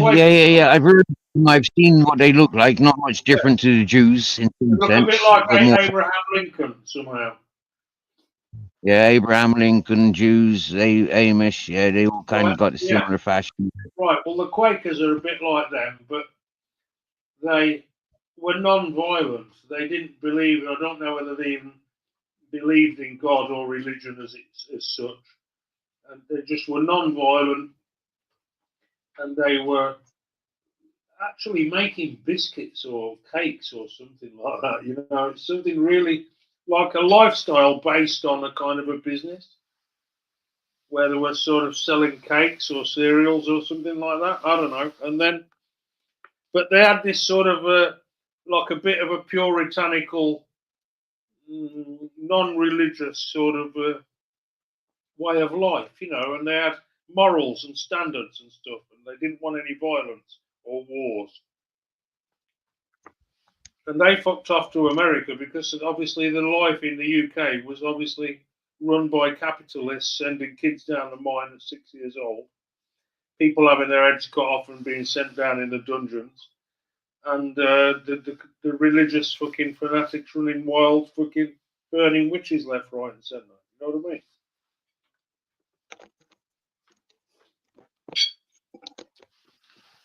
Are you looking up the Quakers? No, I'm reading the messages and listening to what you got to say. And if I don't, don't be sure that I know exactly what I'm talking about as far as Quakers are concerned. But they came to America. I think like the Pilgrim Fathers as well, something like them. I don't know what the Pilgrim Fathers were doing. I'm not sure if I can pull up another window on StreamYard. I probably can, or can I not? Or whether you can pull up another window on Firefox to be able to. Thank you, UK lady. That was taken by a picture of a girl I met whilst I was on a live stream with Steve. A lady called Angela. Remember that lady called Angela that I met who does the hiking tours? And she had a very good telephone, and that took that photograph. That was her van with a red light in the back of the van in my driveway.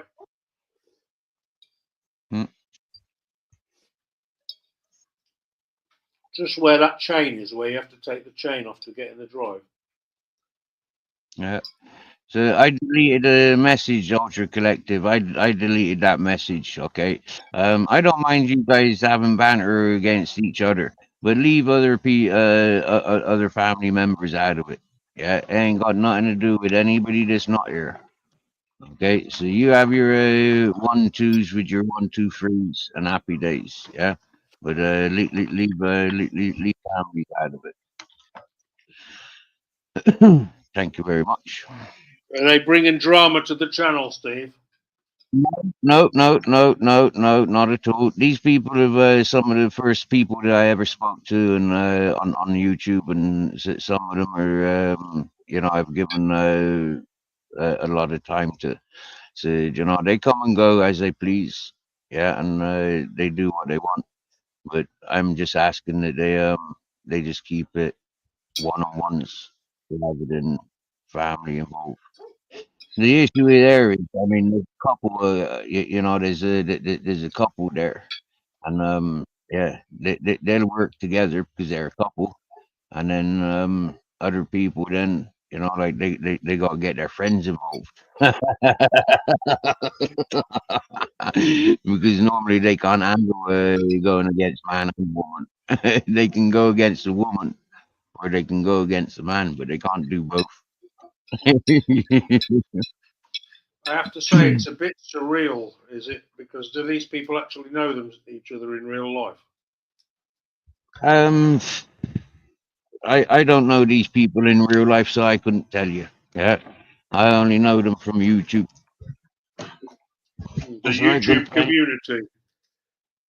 they're they're all associated with the first YouTube communities I was introduced to.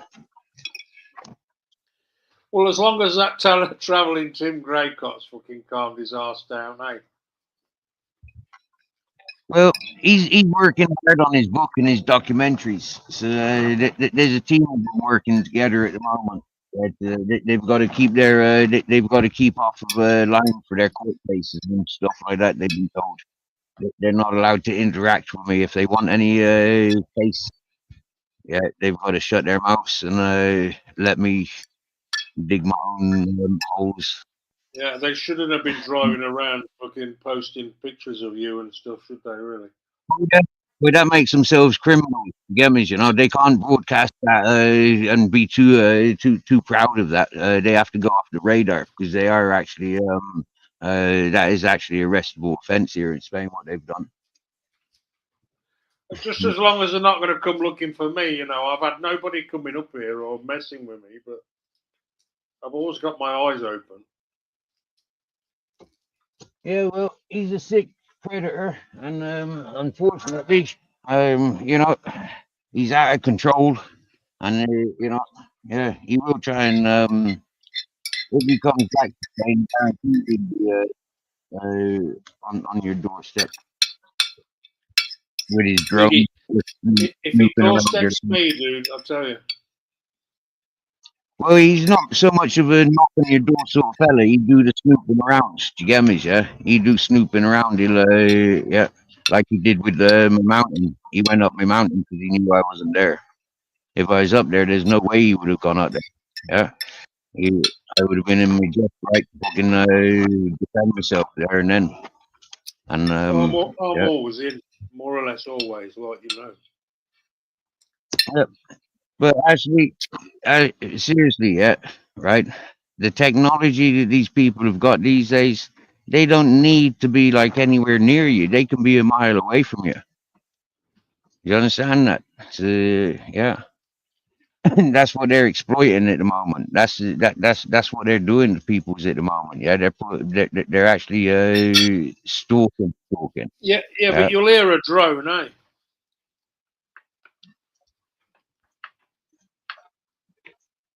How close? Well, you'll hear a drone. If a drone's close enough to see you, you'll hear it. When it's about 10 meters near you, you will hear it. Yeah, you'll see it. Yeah, but by then it's too late. What matters is how good the camera is on the drone. If the camera's good, then they can see you from a long way away. But I doubt if they're spending that kind of money to fucking live out their fantasies. Well, we've already proven that they go for vulnerable peoples. Yeah, you know, like their words. They go. All narcissists do that. Their words. Yeah, they seek vulnerable. It's like a predator, Steve, like a panther that wants to eat some dinner. It goes after the sick or the weak calves of the wildebeest that they're going to hunt because they're easy to catch and you don't have to waste all that extra energy chasing one down, you know?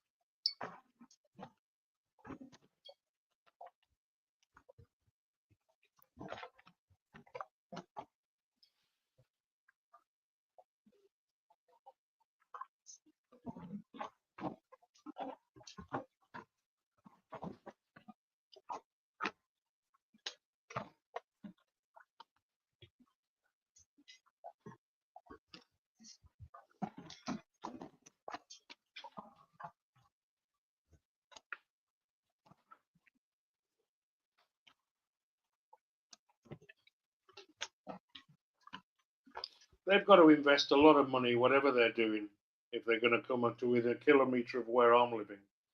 They've got to get here in a van. You know, that costs a lot of money. Getting to where these people with free money, they don't care what they do with it. It's dark money. All they can do, darkness. Nothing good will come from it. Understanding, yeah? But what they'll do in the meantime is create a lot of darkness, spending that money, thinking that they're doing fucking fulfilling their dreams and fantasies. They've been doing it for years before they stumbled upon me. Yeah. When they stumbled upon me, seriously, they thought they fucking hit the fucking gold, the lottery tickets. A lot of them did. Yeah. A lot of them latched on and wanted to jump in on where I am, what I'm doing. Yeah. I make it look so fucking easy. But the richest can't fucking live like I do. Yeah. Because they got too much expectations. They got too many needs. It's not easy, any of it, I must say.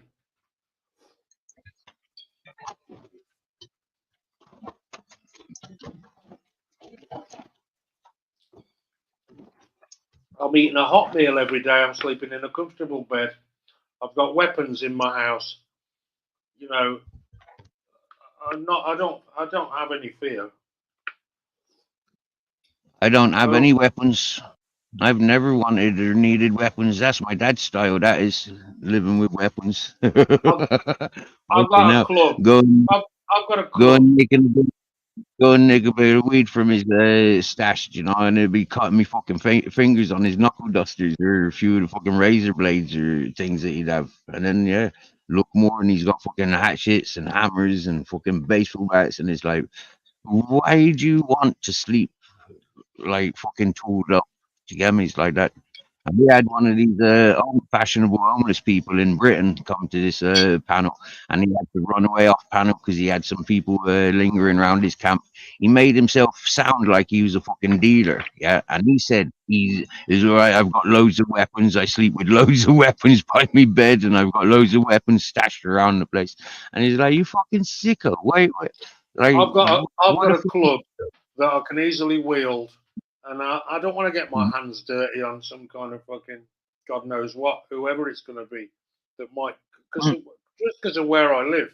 I'm the only one that can look after myself here. Nobody else can do it.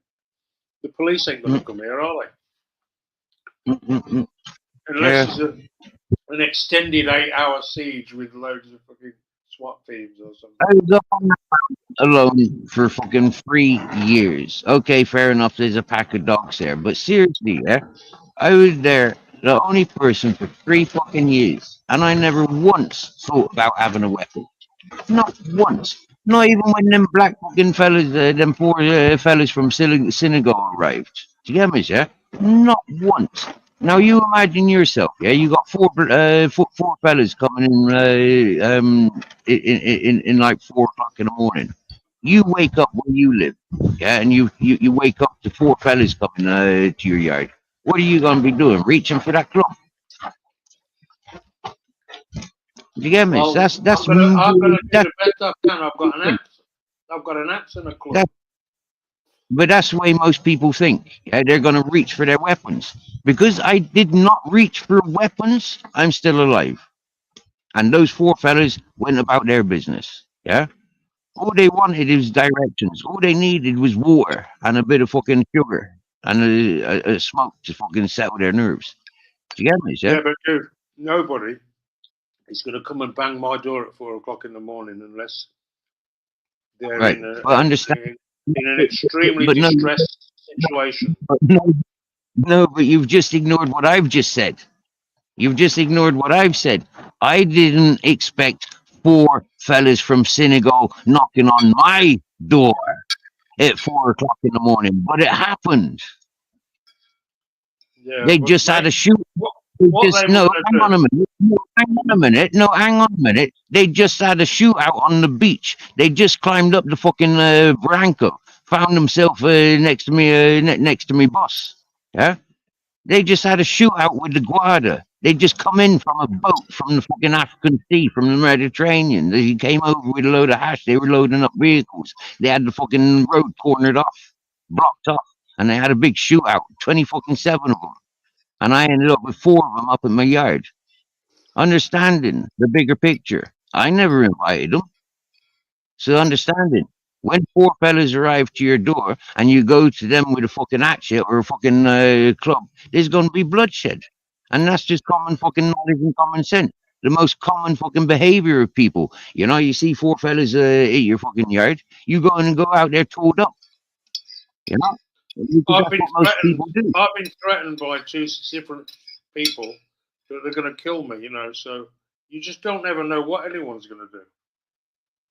I've never had any of those threats until I came to YouTube. And those threats mostly came from that person that came from Shrewsbury.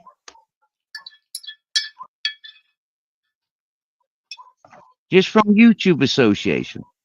Just because that person wanted to fucking tune in and listen to what I was saying, because they heard me on somebody else's channel and they didn't like the way I was being spoke about, and they're a detective kind of person, and they investigated everything fucking said about me, and they called everybody a fucking liar, and they came over from Shrewsbury to see me. Yeah, that's how fucking desperate. And when people have got free money, understanding when people have got that, right, I'm going to fucking get that fired and I'm going to the gym for the next 2 years. I'm going to get real fucking tough and hard and I'm going to go and visit him. You got fucking junkies who have stopped taking drugs just so they can, you know, get their head straight and fucking try and get a passport to come sort me out. They've had their fucking big muscly bodyguard friends fucking committing suicide because they can't handle fucking getting involved with talking shit about me.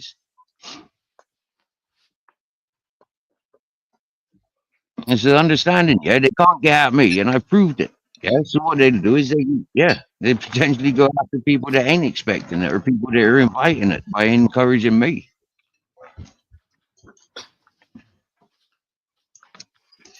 Yeah, And well, that's why it's quite. I understand that. That's why I'm rude to it. That's why I'm rude to a lot of people a lot of the time because your people don't understand how sick these sickos are. Yeah, they've got their freedom to do what they want to do, and they're encouraged. They're protected. And when they go after vulnerable peoples, there's a group of them that got their story sorted. When they go after an individual vulnerable person, there's only that individual, that vulnerable person. It's an easy game. So they fought with me.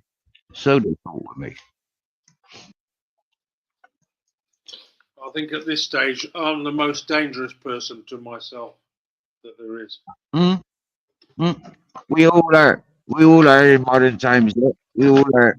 You know, we're enemies to ourselves, and this is one of the things that made people question a lot when I first come to YouTube. Somebody quoted me, and this is one of the things that they kept quoting me on. He's always said he's his worst own. He's his own worst enemy. He's always said he's his own worst enemy. You know, and they love quoting me on that. Yeah, and yeah, loud and proud. Most people are our worst own enemies. Our own worst enemies. This is the modern world, Steve. There's no family. There's no brotherhood. There's no fucking connection. It's just savage, fucking wild fox. Oh, I didn't show you that video of that fox, did I? Mm-hmm. I had a fox come up here, fucking bold as brass, coming up to me as if it was a cat. Nice. Yeah. Not to my chickens. It was asking you for help. His partner's stuff or something, then was it? I don't know. He was around. He was sniffing about. Look, he wanted to go in the house and eat my cats, I think. Oh. And of course, well, I'm feeding them, so I don't. Hello. Know. How are you? How you doing? Stone. Hello. Hello. How are we? Have you met Mountain Man before, UK lady? No, hello, Mountain Man. How are you? Hello. He lives over the mountain between here and my mountain. Oh, that's cool. So you've got like a little buddy there. He's got his own space up there. Oh, that's nice. Oh, that's why there was no light pollution in that picture. You sound American, UK lady. I am. I am. I've lived in the UK for quite some time now. What part of America, if you don't mind me asking? Oklahoma. Have you heard of it? Yes, I've never been there. Neither have I been to Idaho. Yeah. But I've heard of it. I've driven it. I guess the closest I've been to Oklahoma was Nebraska, probably, or Reno, Nevada. Oh, yeah. Nebraska's Reno, lovely. maybe Wyoming, maybe. I don't remember. Oh, yeah, Bones. We drove west to You are- Sacramento. Oh, cool. You're very, while you're in love, you're very vulnerable. Why do you say that? Because I've been in love, and that's the only times I was vulnerable. Yeah, is when I was in love. Yeah. Oh, I don't know about that. Me too. Same here, Steve. Exactly the same. That woman almost entirely has marked and stained me forever. That woman. I was told through the grapevine that you're out there romancing these days. Recently.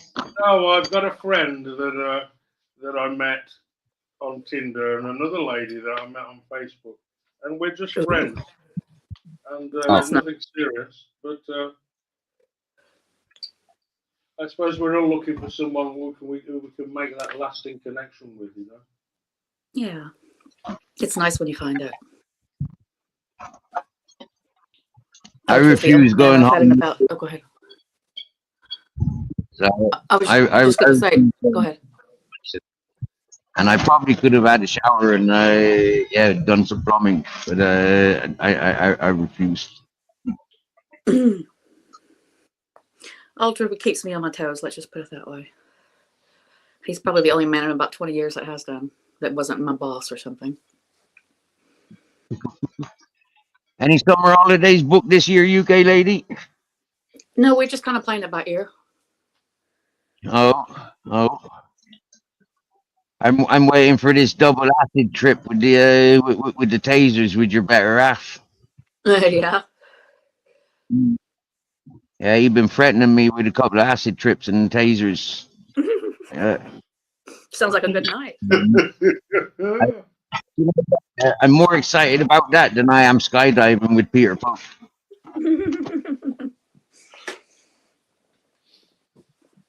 No, he Ultra will put just likely invite you in for a cup of tea, Steve.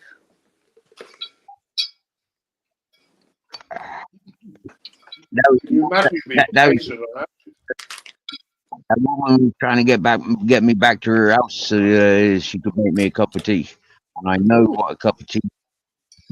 Before you sit on my cushions, go and have a shower. It is change your clothes, you know. And, yeah.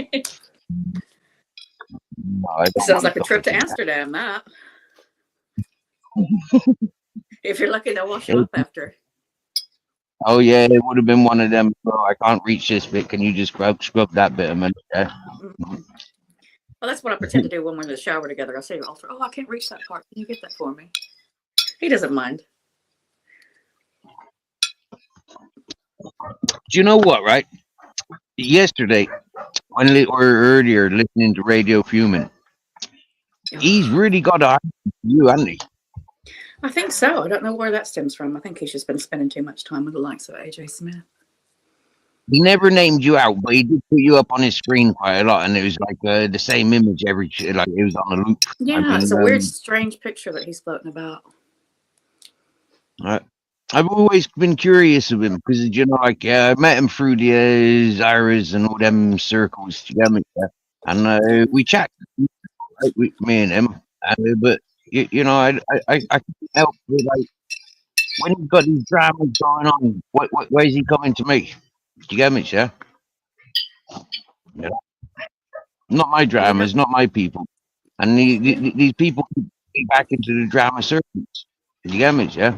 They keep bringing me back to those people that they love to entertain, and I ain't got nothing good to say about those people that they entertain. So it's like, why do they keep doing it?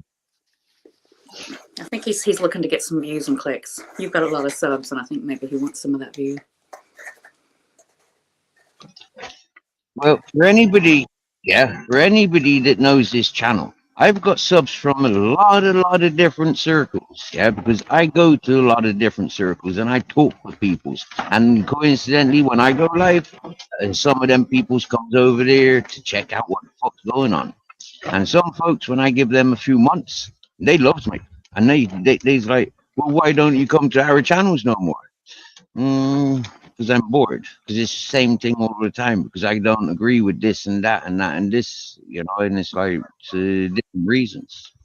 Yeah, there's only so many But times you can hear crappy stories before you get bored of it. I say it here when they come here. I don't say it on their channels. I don't entertain their people. I learned that the hard way around. I wait for them to come here.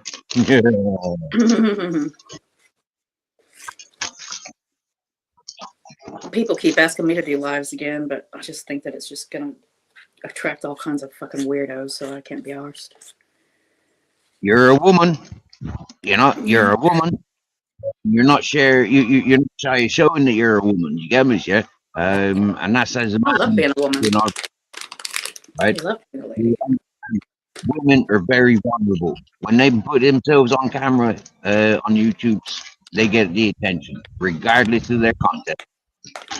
That's true. Hey, I run a singles group down here in Spain. There's about 3,100 members. Wow. And well, okay, it's not a lot. It's a strictly local group. We don't want people from all over the world in there. The old group had people from Cuba and South America and all kinds Spanish of huh? all kind of false profiles. People trying to suggest or sell stuff or cheat people or commit fraud. Yeah, you don't want any of that nonsense. It's just hassle that you don't need. Well, that's why I opened a new group, and I said, okay, the only people that can come in here are genuine people who are singles, who are looking to hook up with a partner, Yeah, that's a good way of doing it. Yeah, and we've got a solid group, and I've not met anyone off there per se, but I bet you've heard some interesting stories, though. Well, I don't know. I don't know whether it's a drag being the administrator of this group or not, but I've threatened to myself to shut it down. And obviously everybody will be kicked out of the room if I do that. So, UK lady, sending me invites to join this club, right?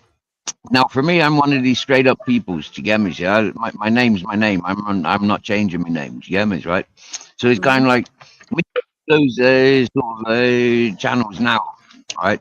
And all I'm going to be getting are those that want to chase the Charles Bronsons. Do you get me? Yeah. And I'm not Charles Bronson. Yeah, the fucking character that people have portrayed me as on the platforms. It's like that takes over. Do you get me? Yeah. That if I go for a job, if I go to the bank, they just go boom, boom, boom, and social media first. You get me? Yeah. Yeah. And it comes up all that gross stuff that people have been talking shit about me responding. It comes up, and it's like, wow, loads of it. Well, people don't realize that what you're like online is a bit different than what you're like on, in real person. Nope. Am I any different? Mountain Man, you've met me a few times. Am I any different? Well, you do have your channel persona. I mean, obviously, that's not going to be. That would be impossible for you not to have because you've been. How many years you've been running your channel now? At least 2 years. 3 years, yeah. 3 years of at least weekly, if not daily, broadcasts. Yeah. That would be impossible for you to have a channel persona. Just like I've got one with the few broadcasts that I've done. Everybody's unique and different. I think Steve's a pretty genuine kind of guy, and but like Alter and I were talking about this the other day. Online he has to be a lot more of a harder character because he gets tapped a lot for being my boyfriend and things. And like in real life, he's so kind and considerate and polite that you would just not believe it. It's like totally. But you can't show those kind of sides to yourself online, can you? Like I'm a lot more kind and tender than I appear to be online because I get idiots like Radio Human trying to harass me. Yeah, I guess it depends on the level of interaction you get. I hardly have any visitors if I ever do a live stream anyway. And they come on and say a few things and hello, good morning, and then they all disappear, and I shut the channel down and go on with my day, you know. But I, like Steve says, you're a female, you're attractive, you're online, and like I say, running that group, you know, there are a lot of guys in there that would like to have a woman, have never had one. You know, all kinds of kind of freaky people who are soliciting the members for private sex videos and stuff like that. So, And we had a married man on panel the other day. Last time UK lady was on my panel, and that married man sat with his woman. Do you get me? Yeah, and he talking to the UK lady the way he was. Very much agreeing with it. You get me? Yeah. Now, for a lot of folks, yeah, if that was a single man, he would be terrorized to fuck. But because he's got a woman there and she's backing up and she's encouraging, yeah, and it's against UK lady, yeah, the people will support it and encourage it. It's weird, isn't it? Right.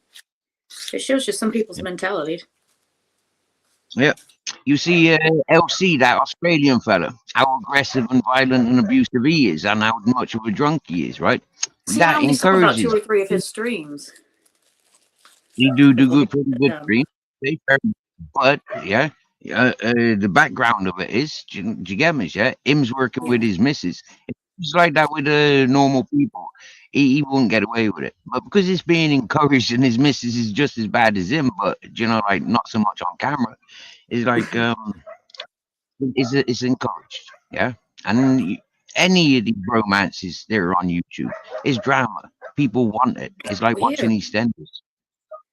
I don't understand it though. Why is people so obsessed with our lives? You know, do you want to know that we went to a cafe for breakfast today and that we walked the dog at 10:32? I mean, for real.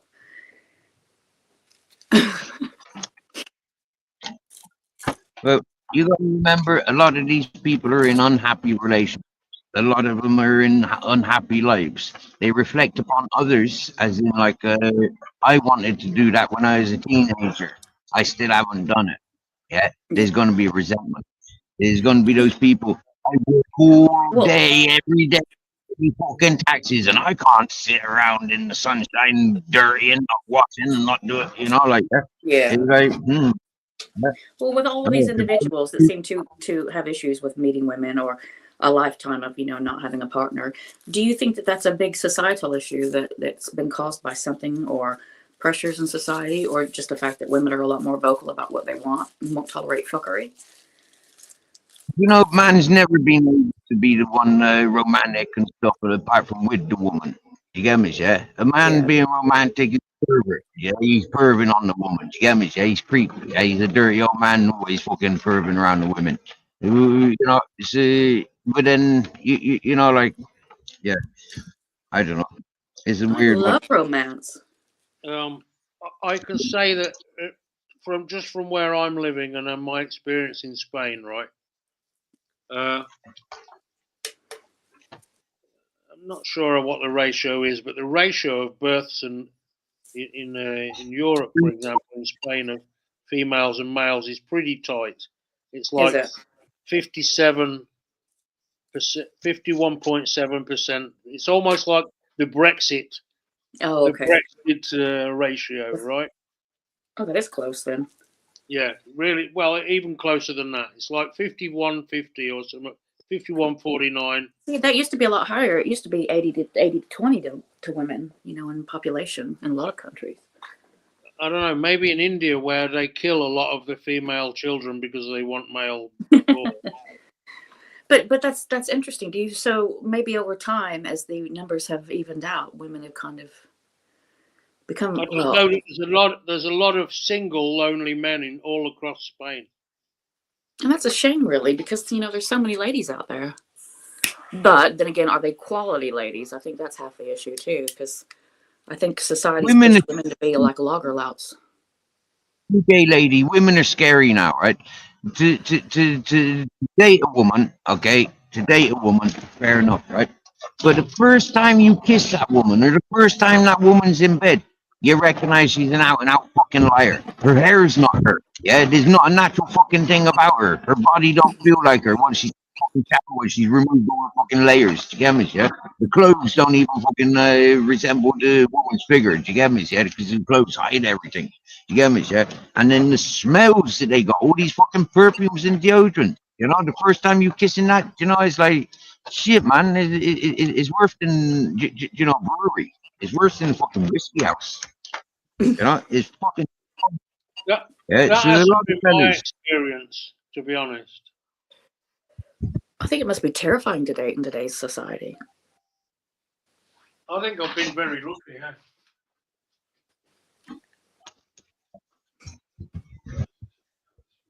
See, where I'm from in America, it's common for somebody to just like ask you out as a stranger. You know, that was commonplace when I lived there anyway. If somebody saw you and fancied you, they ask you for your phone number and ask to take you out. But the impression that I get with British people is people tend to become friends before they kind of go down that route, which I think is a better way around because you get to know the person before you spend a I lot of quality time with them. the first sight in all nationalities, from what I've experienced. Yeah, Polish, Irish, Welsh, Germans, Belgium, Dominican Republic. I've been through, and it's love at first sight always happens. Hey there, Uncle, not bad. All that getting to know somebody, yeah, that's just expensive and waste of time. I mean, you know, by the time you get to know somebody, you're gonna have fucking 10 divorces. It's gotten really cold here tonight. Romance and love are not dead, Steve. It They're just definitely not dead. it just No, means that it operates at a social level that even it's difficult for me to be involved in. You know, Hmm. yeah, I've got a car. I yeah. could put on clean clothes and make myself and bath myself and get myself ready to brush my teeth and comb my hair and get in the car and drive an hour to meet with a woman. That Yeah. that requires a lot of fucking shit, you know, if you need to do that. Think about what us I women can have to go through with all the waxing and stand on the makeup. street, yeah, and I attract a lot more women than you will with your fucking brushed hair, your brushed teeth, and your car. Swear down now. I can stand on the street, not brush my hair, not fucking wash my clothes for 6 months, and I still get fucking more women than you. I don't doubt it, but again, let's get back to the quality and quantity. Yeah. You know what I mean? Quality is much better than quantity. All right, so solicitors, yeah, solicitors and bank managers, yeah, is what I'd be going on with. To get me, yeah. Is that your cup of tea, Steve? Is that what it is? You like the professional woman? Yeah, that's the only ones that have ever chosen me since I've been on the street. I think that's half of Ultra's problem is he always attracts really strong women.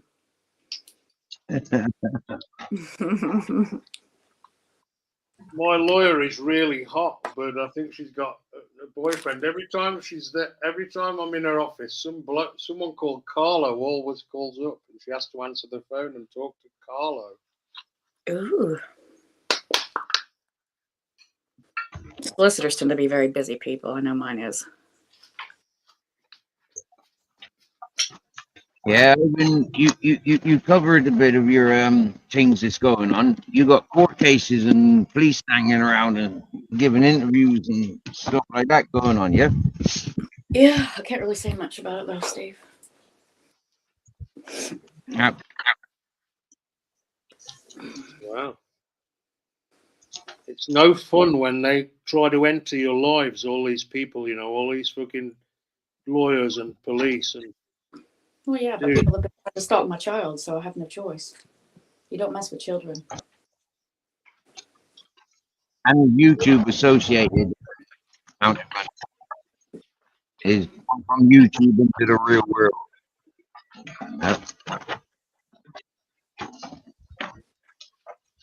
That's the behavior of dirty old men. Well, there's been at least 3 cases, I think, I know of people having their children taken off them down here in Spain. Really? What for? Because the social services are really over the top. Damn. Well, I don't know. You know, it's always difficult for these social services to get right. But of course, we hear of these horror stories in the UK where these children are battered and abused and starved to death and all kinds of awful nonsense. But that's not the case of these people that get their children taken off down here in Spain. They're just, I think that the authorities are a bit over the top, you know. Well, I know when I lived in Portugal, there was a orphanage on the island that I lived on, and a lot of the parents would just drop their kids off during the week and pick them up at weekends, kind of like a boarding school kind of thing. But that was like more of a cultural education thing, I think. Here in Spain, it's illegal for home teaching. Okay, so a lot of expats come here and they think they're going to hide from the academic world and the law and all the banks and things in Germany or England, for example. They think they're going to hide, bring their children up off grid and avoid the school. Once the kids are recognized around, walking around town when everybody else is at school, then police and peoples are making reports and then them recognizing where they go and what they hanging around with. And okay, you're a bunch of hippie kids running riot. All right, so your parents ain't encouraging you to go to school. Fair enough. Inquire about the parents. What are your parents doing? Oh, your parents are eating out of the bins. Your parents are sat outside the supermarket begging. Okay, well, have your parents got a bathtub or a shower or a running toilet? Oh, they've got none of these things. Okay, so like compost toilet, that's okay, but it's not really a flushing toilet. Solar shower is not or a waterfall in a pool in the fucking river. That's not really a bathtub. But get me, yeah. This expectation. Then you've got a lot of families that come here and they separate. Okay, because of the because of people, because of lifestyles, whatever it is, a lot of families separate. So you've got one family member that runs away with their tail between their legs, shouting abuse and shouting kinds of inebriations and all that whatnot. Yeah, and so the police, the guardia services, they get involved. They inquire. They come. They take your kids before they ask questions. They take your kids. And then they start asking questions and they start asking you to prove yourself. Once you've proved yourself, which takes about 2 years, then you might get your kids back. Damn, that's harsh. That's strange that they don't allow homeschooling. I think homeschooling should be allowed, providing, it's quality education. Yep. Don't a lot of these hippie communities have like a communal school though? They share the weight of and not every person's good at it. That's okay until they're about 5. As soon as they turn 5, mainstream academics. There's so many ways of looking at that. I can understand them wanting to have the kids educated. But the other part of me thinks, isn't that a bit of like indoctrination?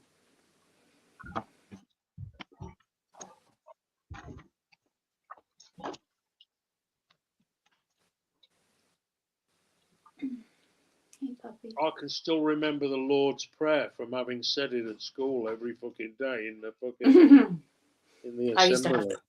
Our Father, who art in heaven, hallowed be thy name. Thy will be done, thy kingdom come. Something like that. Give us our daily bread and all that sort of business. Yeah, I used to teach in Catholic schools, and we used to have to do the sign of the cross before every lesson. And they learn it, they absorb it. All those kids. Oh, they do. They do. Like sponges. And being a non-Christian, that was difficult, but I got my way around it and got the kids to do it for me. But it does seep in. And there was a lot of things I learned about Catholicism that I really liked. There's a lot of things I learned that I didn't like. But, I think every religion should have like a confessional, not to absorb you of your sins, but just as a way of counseling people. I asked someone in a forum the other day something about Fuengirola or Malaga, somewhere down there where they were doing some publicity about the the Easter week's business, and I just said, I said to this guy who complained about what I said, just name one good thing that the Catholic Church has done, and I might retract my comment. And then obviously he came back with saying, oh, well, they must do a lot of good because a lot of people follow them all around the world. So they must be doing good, he said. Well, I said, that's not an acceptable answer, I'm afraid. So, well, millions of people go to every year, but that doesn't mean they're doing good. I think they've done an enormous amount of harm. And try telling all those young children that have been raped by priests that Exactly. try to tell them the good side of it all. You know, they're just not going to see your point of view. All the people that have been destroyed, the families torn apart, and hidden pregnancies, and chastisation and shunning. I mean, it's awful, the things that I've seen people go through. They went to Africa and said, go forth and multiply. As if they needed any encouragement anyway, you know what I mean? Exactly. It's not like they were going to hand out condoms, was it? More likely they're handing. Go ahead. Apparently, they were handing out a lot of aid. Yeah. Well, what I think should be taught, and I know this is going to sound a bit weird, but, you know, in sex education, like a lot of schools won't teach about condoms and things. And, you know, if you want to teach abstinence, that's one thing, but you need to give kids something, or young adults, let me rephrase that, something else to focus on and teach them that sex isn't the only way that you can find pleasure. Yeah, I suppose it's because they make drugs illegal that they can't say, oh, you can also take drugs if you want, you know. Well, yeah, the Catholic Church is one of the biggest investors in Pfizer who make Viagra. You know, I'd be teaching animals and trees. Yeah, animals and trees teach the best sex education. Us people, we've got it all perverted and corrupted. It's turned to business now. No, but the trees, yeah, they show biology understanding. The animals and the natural life. They show reproduction in a sensible manner, as in like you put rabbits into a hutch with a bit of land. Yeah, you watch them breed. When they're breeding, they will eat their own because there's not enough food. There's not enough land. We think, oh, fucking savage rabbit. It's not a savage rabbit. Extend the garden, extend their living areas, yeah, and watch the family grow, and then watch it happen again. You get me, right? They'll start eating their own because the place is too small. So that teaches people, you know, you got to have the right environments. You get me, yeah? When it comes to trees, for example, you'll never see trees growing, you know, straight away. They're new ones, yeah.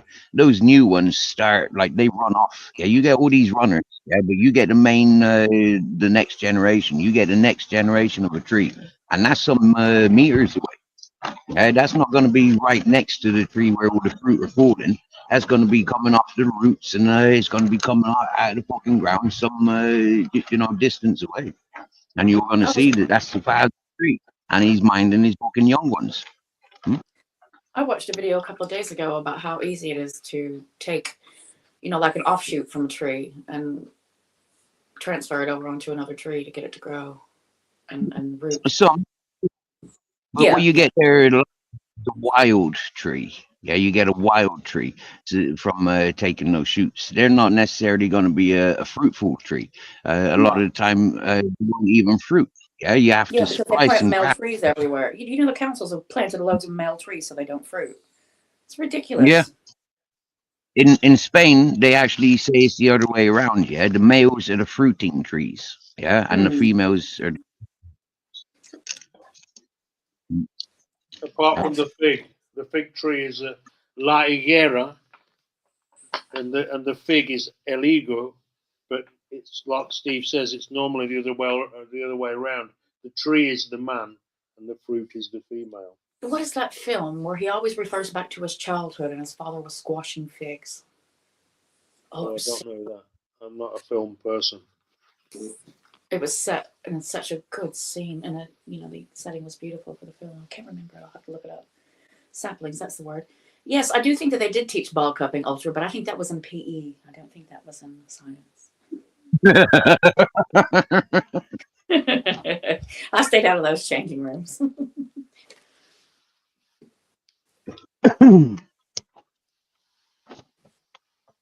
But it was really cool. This guy had this little tool that would just take out enough of the tree root from the tree to transplant really easily. Yeah, you can buy them.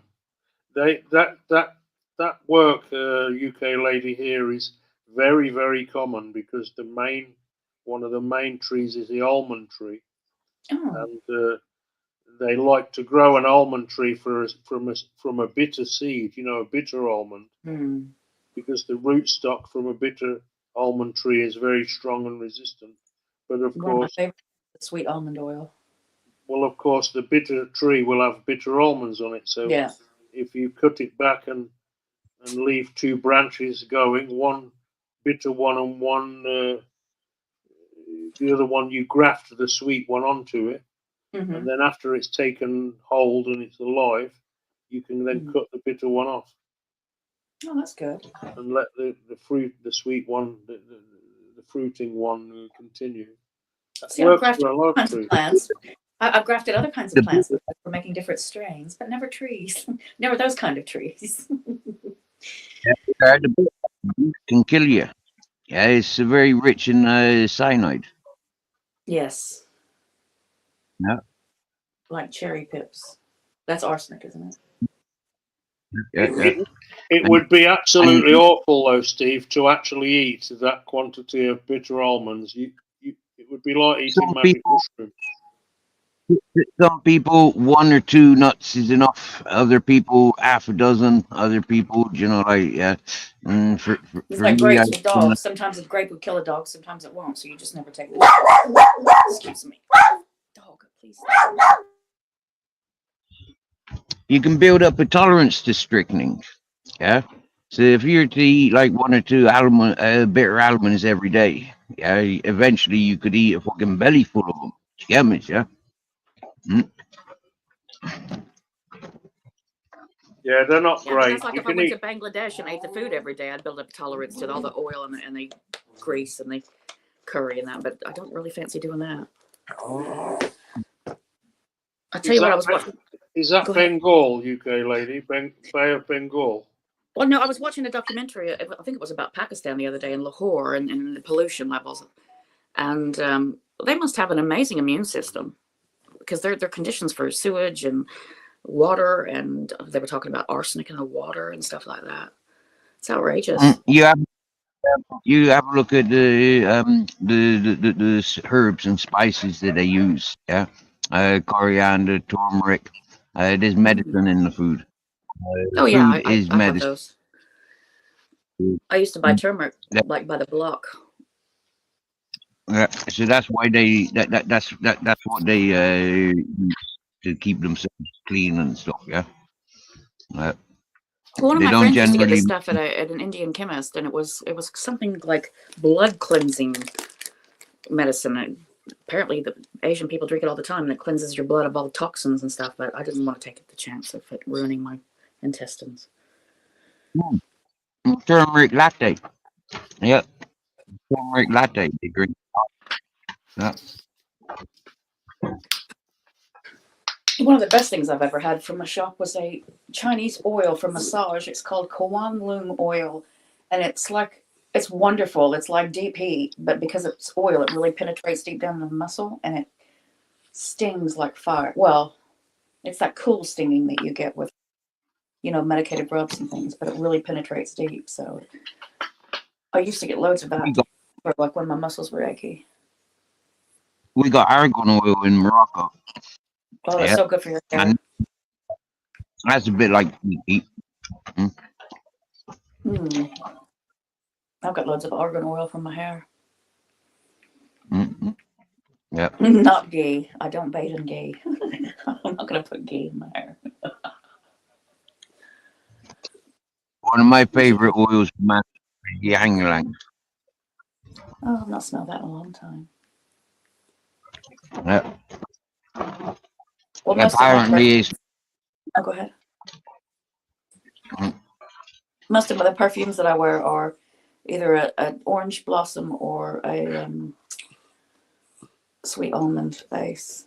There's one that I wear from there's a fridge perfume that I wear mostly, but it's got Moroccan oil in the actual perfume. No, Hey, argan oil. Steve, maybe we should open a perfume company. I tell you, you'd sell a lot of money. All them fresh herbs and spices they're knocking around, and make it Yeah. really exclusive and sell it for 90,000 euros for a little amulet.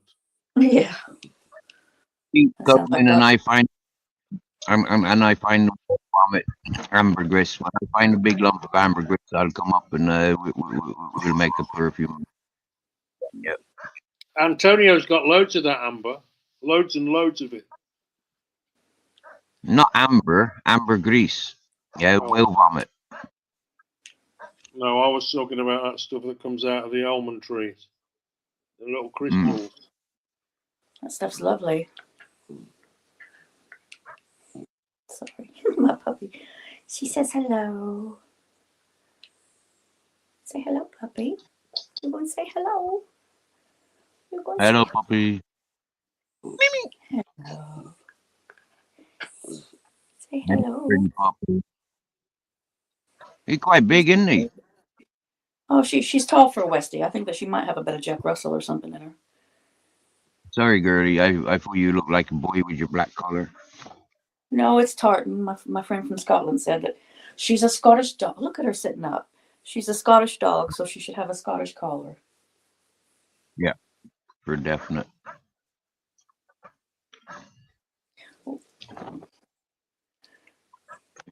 Proud. Hello, puppy. And Grizzles just came for cuddles as well.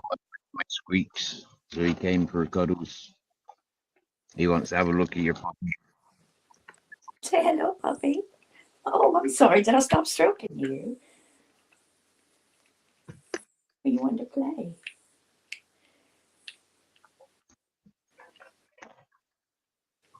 There's a puppy on the screen, Grizzles. Does he Okay. hear? Hello. What are you doing? Oh, did I stop stroking you?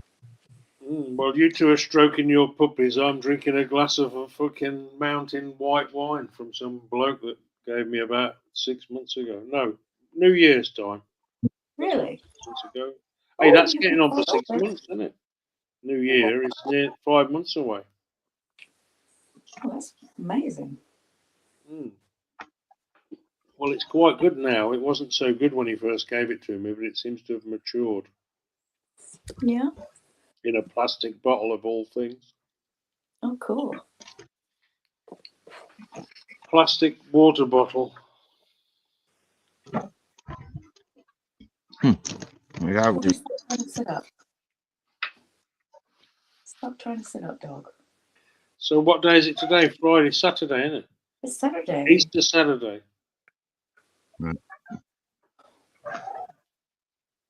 What are we doing, puppy?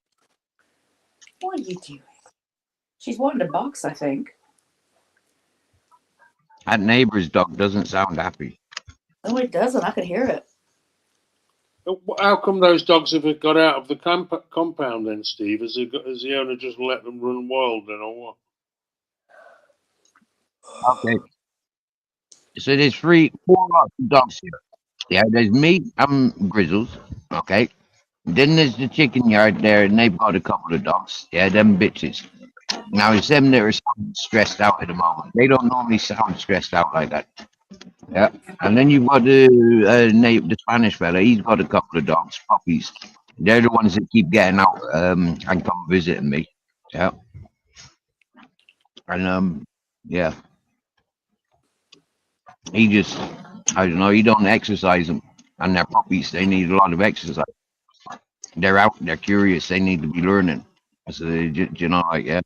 You should never have a dog if you're not going to be with the fucking dog. It's like fucking having a child and fucking leaving it in a room all the time on its own. That's cruel. Yep. That's why mine goes everywhere. I can't stroke you 24/7, dog. Don't look at me like that. Yeah, I took mine everywhere with me, Steve. That white dog of mine. He was a fucking smashing dog. That dog was. All right, Steve, I'm gonna head off. Well, thanks for joining, UK lady. You're welcome. Hopefully, Nice I'll get Ultra up here at some point. Nice to meet you, new UK Thank lady. you. I'd love to keep us updated on how your site's going. I'm interested to see how that works out. On my what? On your Love Connection site. Sounds like it's Oh interesting. well, it's everybody's. Well, I mean, it's supposed to be strictly people from the area, but Spain is culturally very, very different to. I mean, very different to the USA and to the UK. It's got its own way of working. But yeah. Well, I'm a neighbour of Steve's, like you said. So I mean, I know him because I know him in person. I don't know him from YouTube. I know him in the street, as it were. But yeah, okay. In Spain, well, in Spain, I've got to introduce you. Give us a shout if you need anything, Steve. You know how to get a hold of me. Thank you, UK lady. Thank you. Have a good one, guys. Ta-ra. I never have it, but thank you. Night. Well, she's a cracking lady, eh? She is, ain't she? My goodness.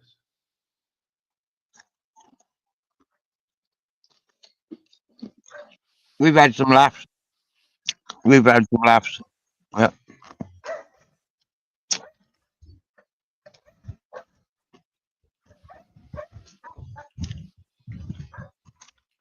Yeah. Very nice. So yeah, in Spain, I'm very sure on this one. From my experience, when the elders or the youngers recognize and introduce you, the middle ones, you know, like they pays attention. That happened to me in La Mamola. It was the elders and a couple of youngest. They would try and reach out and communicate with me the most. And then everybody else sort of fell into place because, you know, like, and the innocence and the wisest. Yeah, they want to know who you are. They want to know, who is this guy? What's this guy doing? And what's he about? Is he here to steal from us? Is he here to beat us up? Is he here to do, you know? And they want to know what you're about and what you're gonna do. And you're right. That was the same with me. The old timers and the young ones aren't afraid to reach out, whereas the middle range people who are really conservative will hold back. You know, until they know whether you're a wrong one or not. Mamola is one big road. The length of it is the beach. The whole family out. The whole family are involved. You get me, yeah?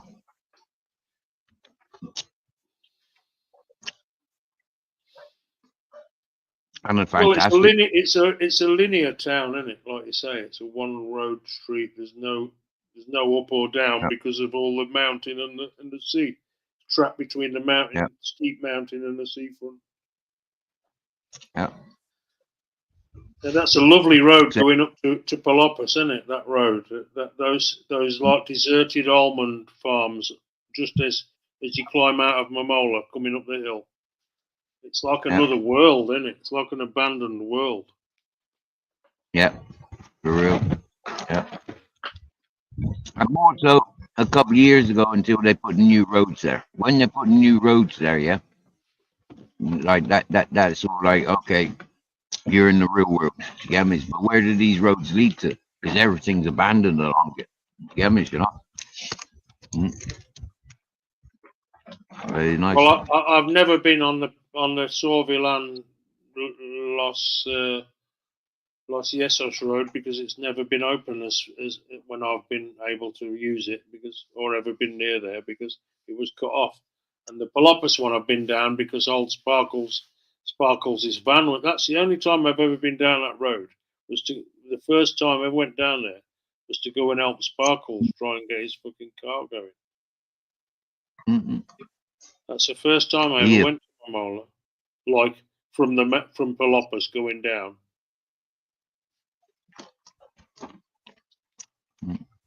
It's some Chinese restaurant there with a car park next to a supermarket. A Chinese shop and a Spanish restaurant.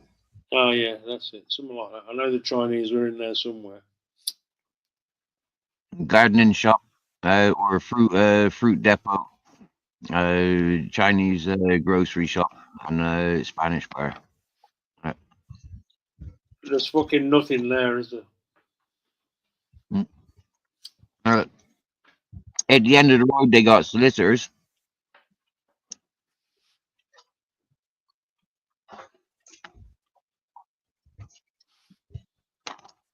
Yeah, but I mean, in general, there's fuck all down there. There's no tourists really go down there because they're on the motorway now. No. There's not many tourists really. I remember going to that bar gets full, and they got a really cool caravan park with a nice bar and restaurant. Yeah, and they got B&B, like hostel there, hostel, caravans, marquees, camping. Very big, very nice. Yeah, I do. I understand. They do have people, but like just the same as Castel de Ferro or La Cartuna or Calahonda, this whole Motril East stretch it's not touristy. It's Spanish tourists. It's it's not full of English or foreigners. No. It's all local kind of domestic tourism. I would have said is probably the best way to put it. Yeah, domestic for sure. Yep. And I personally, I like it, and I don't want it to get blown up and take off. I want it to stay quiet and secluded and not forgotten, but almost sort of exclusive. You know what I mean? It's a very exclusive area where we are. Augiver's gone over the top. Augiver just got on the television.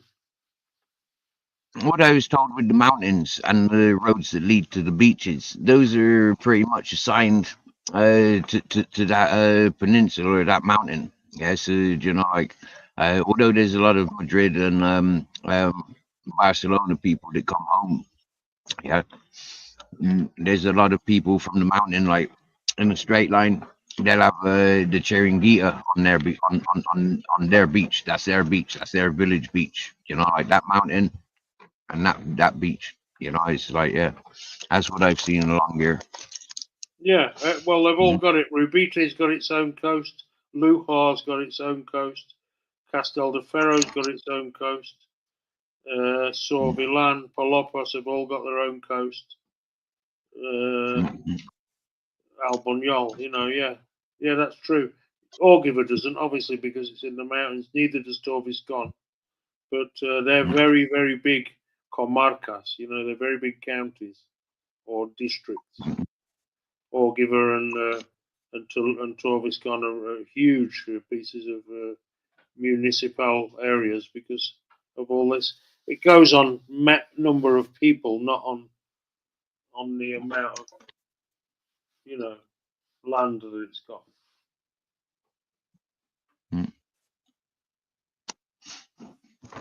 It's all good. I just find this Easter week incredibly fucking alienating and boring because I'm not religious at all, and I think it's an absolute abomination what they're doing, really. Wandering around with a carved wooden thing because they found some book. Entertainment. Alternative entertainment. Our community.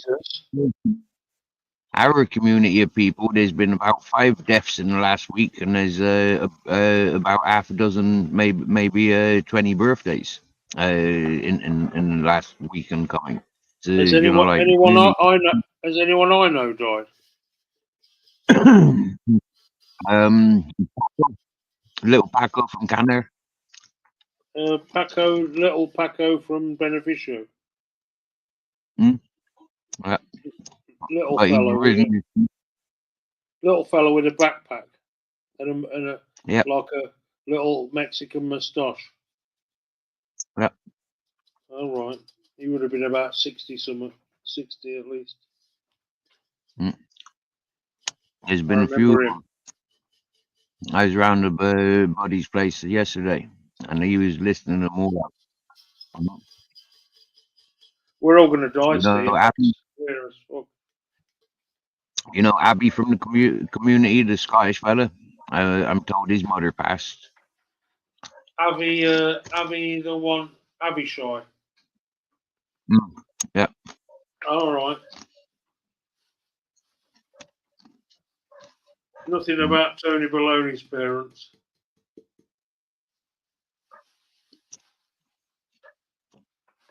No.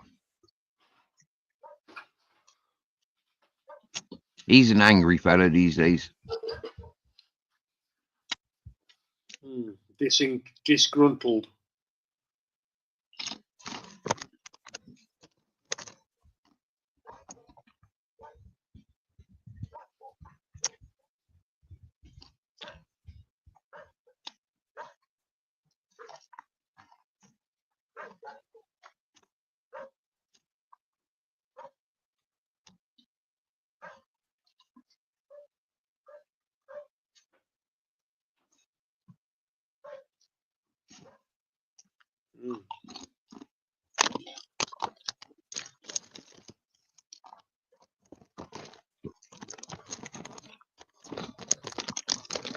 The Japanese are having a birthday party down the river.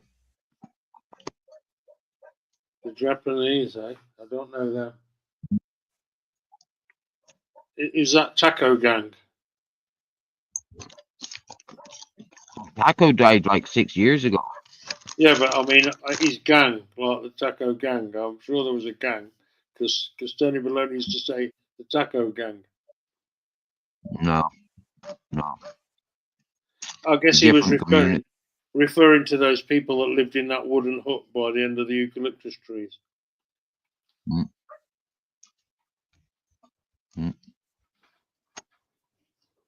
I was the Taco Gang. Yeah. He was one of the greatest shamans I've known.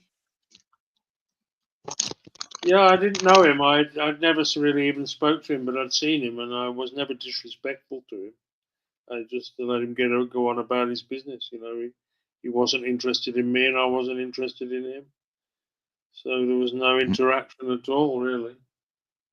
I was living next to Benson and Michi, so I had as much Japanese influence as I needed. You know, seemed like a sweet lady. I can't think what the fuck she was doing with that Benson, but still, there you go. Just being a personal slave to him, by the looks of it. Very submissive, isn't she? I don't know. She just used to sit in there all day, and he used to sit outside smoking weed and killing flies with his hands, catching them in his hands and killing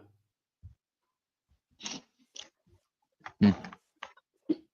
I wasn't particularly impressed with any of it, really, but there you go. I'd go up there to smoke a joint and have a chat with him and see what he's got to say, but it didn't last for too long. I left him some plants and he didn't save me any of it. I thought, you fucking prick. But that's what people do, disappoint you. Only if you have expectations that they'd be different with you than anybody else that they've been with. Well, I didn't really know the guy. I had nothing else I could do with the plants because I had to take off and fulfill some business commitments. So you can't take them to the UK with them, and if you don't have somebody watering them, they're going to die. So yeah, you'd think he'd leave you a fucking bud, wouldn't you?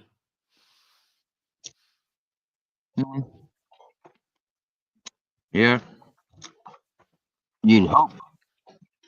You would just think he'd just had common courtesy that that's what they would do, but still, he wasn't even capable of that. A fucking old bullshitter. He was full of fucking bullshit, he was, that fucking Benson. But it was entertaining to listen to his anecdotes, it's quite funny. I was looking after that German bit of land down on the river after I left before I came up these ways. And flipping heck, man. And somebody had harvested his wheat, and it was all like in jars and stinking the caravan out that I was sleeping in. So I found those buds, and I smoked some. But I still left more than half that was there. Who's that, Frank? No. Oh, he's the only German I know near the river. They're all German down there now. Even the ones that were, they're all German down there now. Yeah, speaking with German accents. Oh, one about old Morion. Oh, down there. I hardly spent time there. No. There was a German fellow that lives down there, goes up and down on a push bike. I must say I haven't seen him for a while. Maybe he's died as well.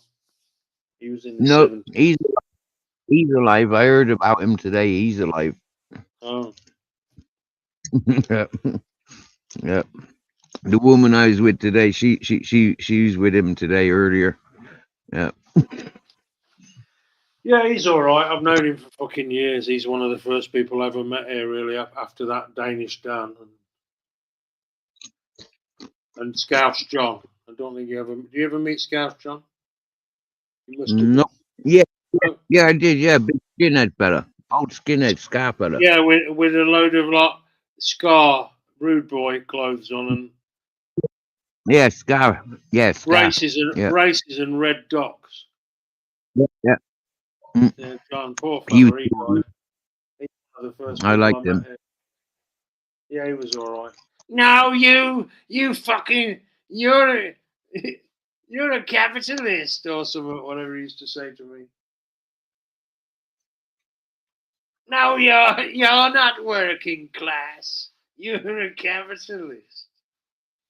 No, he used to take so many drugs and so much drink, and he wouldn't know whether he was coming or going. He'd be sitting there crying, bawling his eyes out. Fucking hell, poor fella. He was a lovely bloke, John was. If he wasn't drunk, he was a really nice bloke. Really intelligent and lucid. I liked him. He was alright. He was a drinker. He was partyhead, but he wasn't intruding on anybody else's business. He was doing his own thing. Yeah, he was doing his own thing. You know what happened to him? Many things. But I mean, when his ultimate demise. I don't know. He just died in his van. Well, they say that he took some pills, but we don't know. But he was in his van in the middle of summer in Cigarones and died in the van. And after 3 days, that MEOT went to check on him, and he was bloated and dead in his van. What a way to fucking go, Well, that's how most folks position themselves. So ain't a way to go. I mean, he had the opportunities to do things differently, but he was happy doing what he does. We do, Steve, and that's true. But we don't have anyone really that cares about us in life, really, do we? When we isolate ourselves, there ain't nobody around to care for us. But when we're amongst people, of course they care. Yeah, but look at all these big cities like Chicago. All those people living next to each other, all neighbours. They don't fucking talk to any of their neighbours. Maybe the neighbour, maybe they get along with the neighbours. Yeah, but I'm just talking about generally. People don't care about other people. They're just like other cattle in a field. Another ant in the ant's nest. Another insect on the dung pile. I'm going to try and shake some of this weed and get a fucking smoke out of it. I'm getting really low and low on the shit, dude. I think I'm going to die soon anyway, probably. I'm going to die a millionaire. You know that? I'm going to die a fucking millionaire, miserable and alone in the middle of nowhere. What a fucking Yeah. way to go. I got a friend. He's 73 years of age. 73 years of age, yeah. And he's been crying for the last 13 years that he's dying. How many? Yeah. How many years? For the last 13 years that I've known him, he's been Fucking crying hell. that he's dying. Since he's 60. Yep. Fucking hell. That's a lot of crying, Steve. Yep.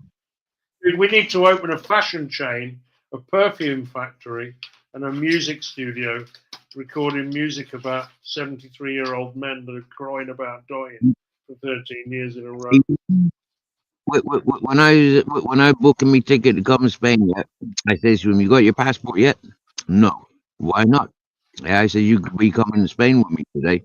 He says, "I can't go anywhere. I'm dying." And now I came here nearly 11 years ago. And he's still alive. Yep. What a fucking arsehole. Yep. Hello, my little plumple.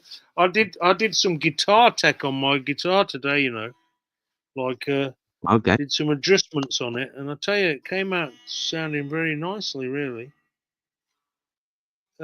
Just that I sat and spent 5 or 10 minutes with it and got into it, and then it turned into an hour. But in the end, using the guitar tuner and all that, it's a shit guitar, dude. It was 180 quid when my dad bought it for me for my 15th birthday 39 years ago. I really should buy myself a decent guitar, really, but what the hell? Nobody wants to listen to me play it, so what's the point? You know, that's the story of my life. What is the point of fucking anything if you're just going to be on your own? You know, you might as well. Okay, you can appreciate the flowers growing. I've planted a lot of trees. I've done a lot of things like that, but sure, you know, I don't know. I don't think any of us expected to be spending the rest of our lives on our own. You know what I mean? You grow up in a family. There's a husband and a wife and kids, and all the structure. All that structure has gone out of modern life, and people are lost. Man, growing up with parents like mine, I never expected any people of me or to accept me. You get me, yeah? Not knowing my family, not even growing up with my brothers and sisters, or even having friends in a solid place, yeah, because I never grew up in one place. You get me? It's always fucking been pushed around and pulled around. So, yeah, never having a solid friend and things like that. I don't expect to be dying with anybody. And I come to terms. Okay, that's okay, Steve. I understand that, and you've had a difficult start. You know, let's not. Nobody's going to try and even try to deny that, right? But for you, the possibility does exist that you could find somebody and could find a real partner that you get along with, and things could work out beautifully. So don't try to discount it even before it's happened. You know, you never know. I don't know. But I do know that I'm set in my ways. And I'm happy. And I'm under the impression that being around other people unsettles me. It puts me on nerve. Trying to entertain or trying to please people. You know, no. Living in the lifestyle that I'm living in, yet.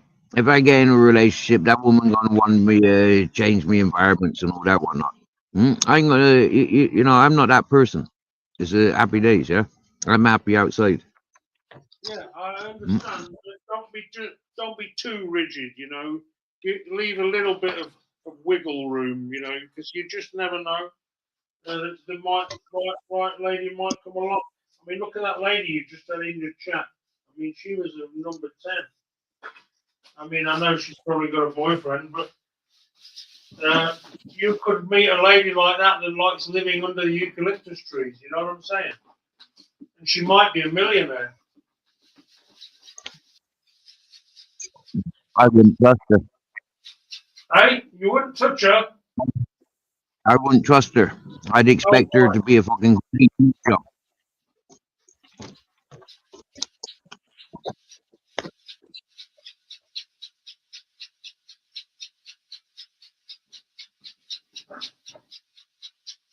I need to go get some more seeds. I bought 10 and only 4 of them came out. No. They were only €1.50 each.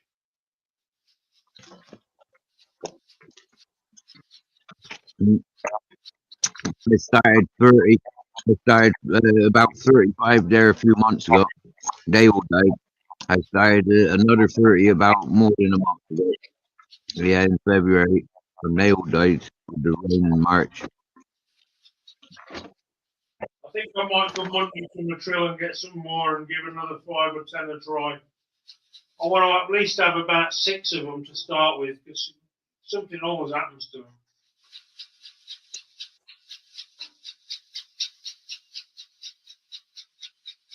Have you seen anything like that Roger lately? Not really, no. I see him in passing.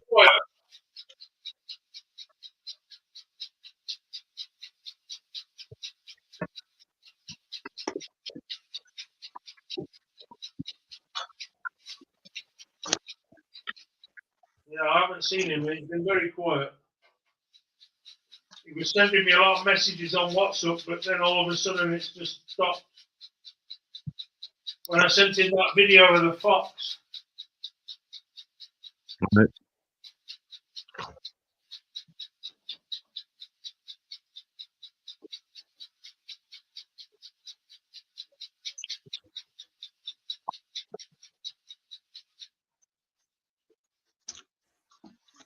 Yeah, it's very desperate, this marijuana situation, I tell you.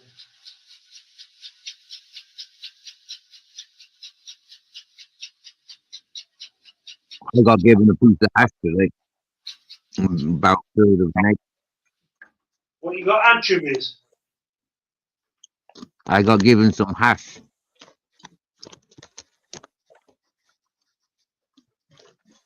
Oh, you got given some hash, are you? You know, yeah. Is it any good?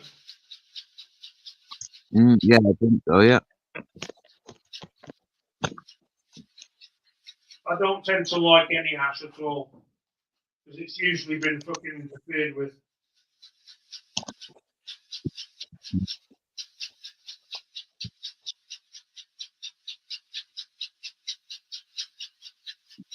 I like making my own hash just like this. Yep. You don't get much of it, but it's at least you know it's not been interfered with and it's your own stuff. I wonder if I'll make it to the end of this year's harvest. I hope so. Another year. I'll be 54 in a week's time. Happy days. So you're a So Taurus. you're a Taurus. You're a Taurus. Yeah. Are you? No, I'm Aries. Oh, yeah, just in front. Yeah, Aries is the next one. My dad was an Aries. Cool, cool.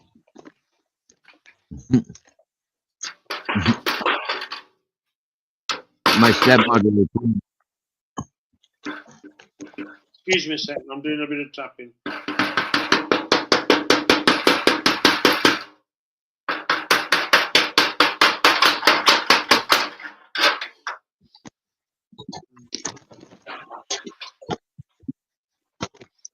Yeah, well, I've got an appointment with a psychologist on Tuesday on a video call, so let's see what she's got to say for herself.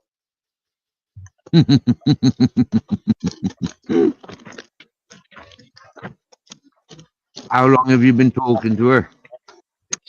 I've had one conversation with her about a month ago, and she fucked up the appointment and didn't tell me that I had to log in and sit in an online waiting room waiting for her. I didn't know anything about this. Nobody said anything about it. So I just sat there waiting for a phone call that never came. And then I've had to wait another month now until I'm going to get another appointment. I'm going to give her a lot of shit on Tuesday, in a very kind and polite way.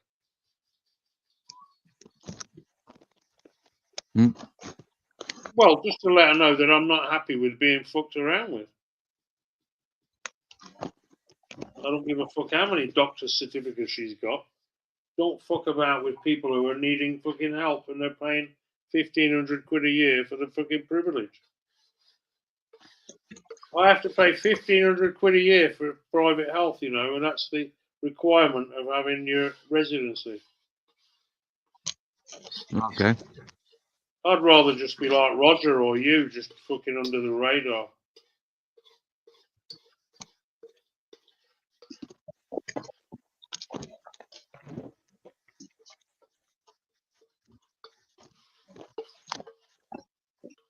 Difference between being a free man and you know, so the in the middle of it. Yeah, well, if you want to be legal and you want to have a driving license, there's no other way. There's no other way about doing it. I mean, you can fuck about and go back to England and get your passport stamped, but I can't be bothered with all that fucking bullshit.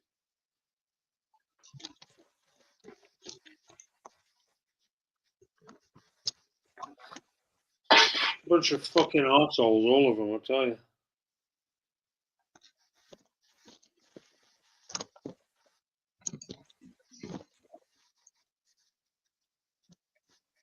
Well, I don't mind being an illegal immigrant, although I entered illegally. Illegally. Yeah, no. Dude, you're doing all right. You're not doing anyone any harm. You're doing the only harm you're doing, if you're doing any harm, is to yourself. Yeah. And you're sitting there and not causing any trouble to anybody. I mean, what's the problem? I mean, I'm only paying €3 a year in rates. You're not having to pay any. But neither of us are getting our garbage collected. We're not getting any electricity or water. You know, it's down. We're independent. It's up to us to provide that stuff. Well, I don't have a problem with doing that. But I reckon it's all the other people that are lost, that are all trying to fucking believe in this fucking ideal about doing what everyone else thinks you're supposed to do. Yeah.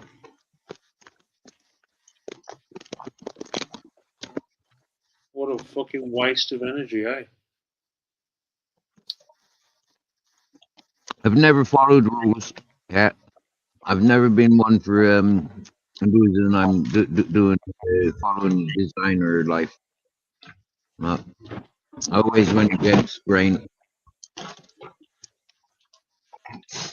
Well, I did do it, Steve. I did try to fucking live the ideal life, but when you see that eventually it's just a fucking right load of bullshit, you're like, well, why keep living the lie? You know, I mean, you're not fooling me, so who am I trying to fool?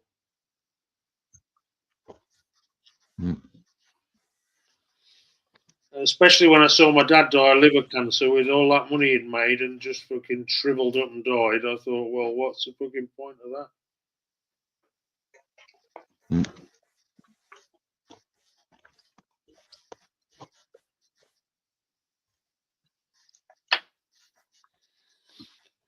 You're damned if you do and you're damned if you don't, as I say. And I don't mind if I do. I made a nice bowl of lentils. I had a very nice plate, cooked 3 plates of food. I've sat here listening to you pontificating on your channel, which was quite entertaining. And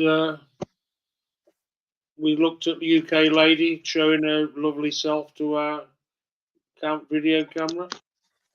And what a pleasure it was to see her. I like ladies that look like that. Lots of long black hair and not too skinny, let's put it that way.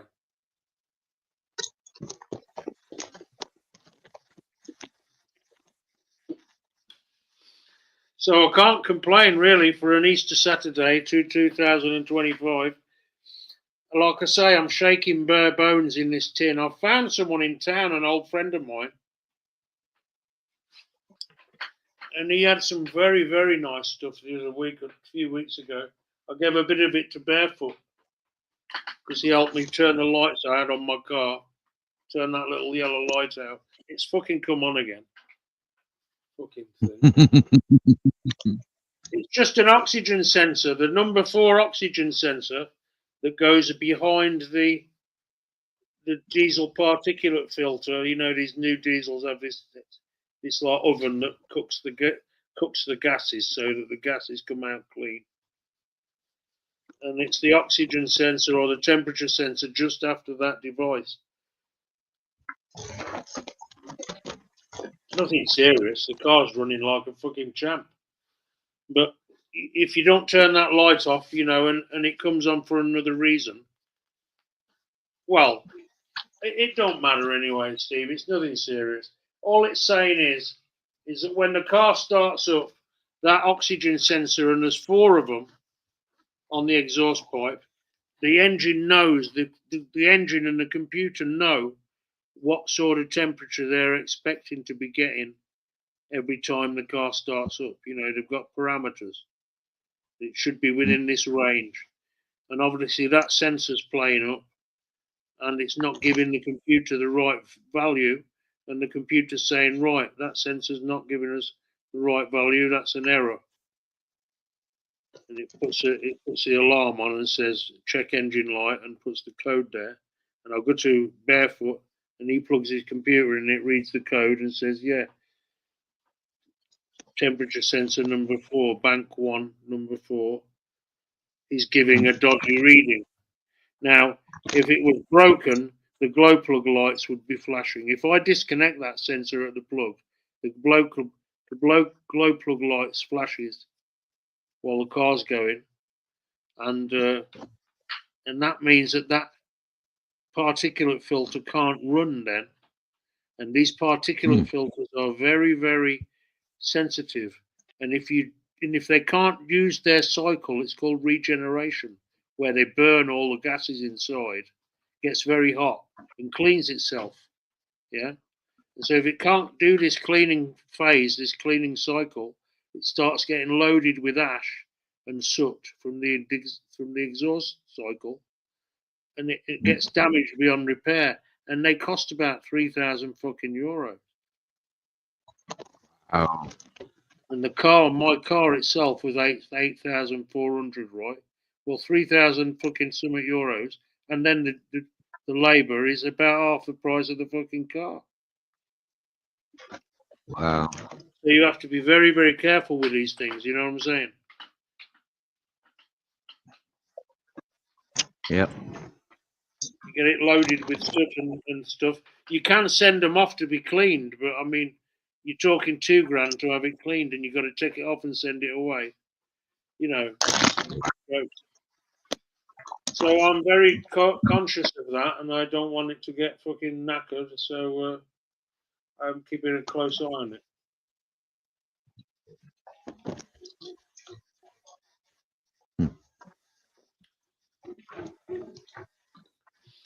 Yeah. So tomorrow's Sunday. Yep. So Barefoot's fixing a couple of guitar amplifiers. I bought one, a very big one, for 50 euros. Okay. And that's more what he wants to be doing. He wants to be playing more with the electronics nowadays, don't he?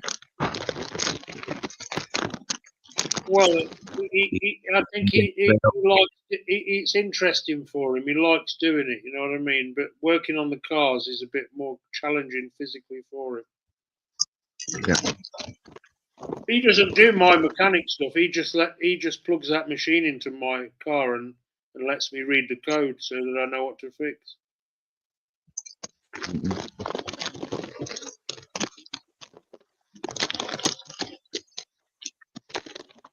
But there are some people that couldn't fix a car, you know what I'm saying?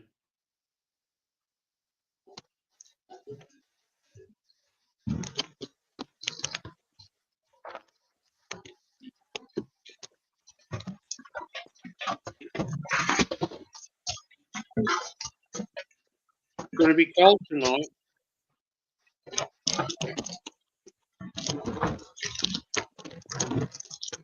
About 9 degrees where you are. Oh, In the middle of the night, yeah. It's going to be 6 here.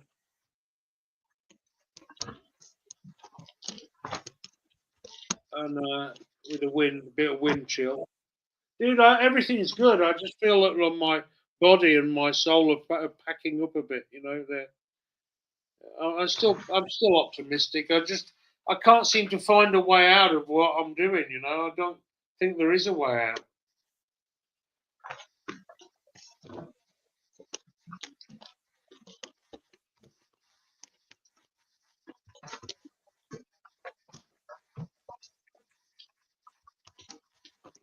I think I lost faith in humanity itself. You know what I mean? And if you don't have faith in humanity, then what? You're not going to be prepared to do anything for it. You're not going to be prepared to try to make it work. And I just see everybody as being their own selfish entity trying to take care of their own business, which is completely understandable. But none of it seems to make any sense, you know? Seems very senseless.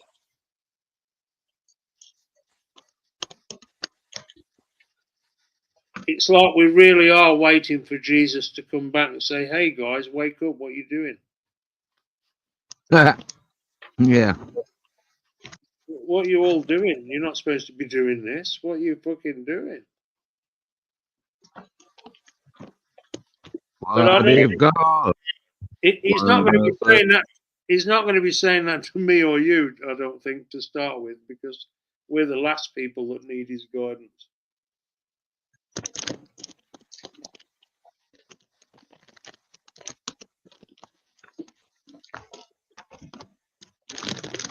The word of the Bible, I've enacted many of the things that Jesus would have encouraged and been responsible for himself. So, yeah, when he does come back, I know that I'll be walking with him. Yeah, So you I'll are. actually carry.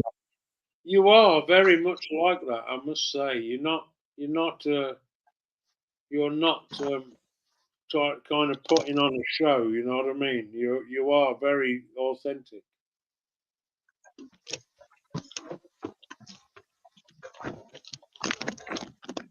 But it comes easy to you, Steve. Don't get me wrong. I don't think you're really struggling there. I think you're just like me. You're struggling to understand what to do with this power and this energy, because we don't want to squander it on people that don't kind of understand, or I don't know. I don't seem to fit into the world is my problem. I don't seem to fit in.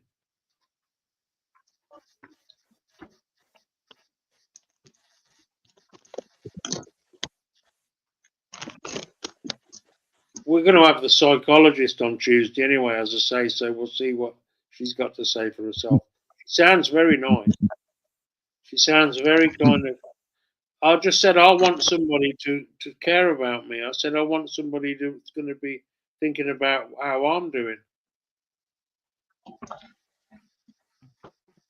And she goes, "Oh, all right then. What's happened to you? And what have you been doing? And why have you come to this situation?" And so we'll see where it goes. She sounds very interesting to talk to. But I just want her to tell me, what am I supposed to be doing with my life? You know, like that thing I listened to, that thing with the writer who lives with a cat. You've heard of Alexa, Steve? Alexa. This computer. Yeah, it's like a speaker that you talk to. Yeah. It's plugged in the computer, right? And he says, "Alexa, what do I do with the rest of my life?" The program ends. It's really funny. A lot of people are relying on these AI support groups now. I've asked them questions. I've been in there and asked it a few questions. It's not very intelligent, and I've told it, "You're not very good at this, are you?" And it goes, "Well, I'm doing my best." La di da di da.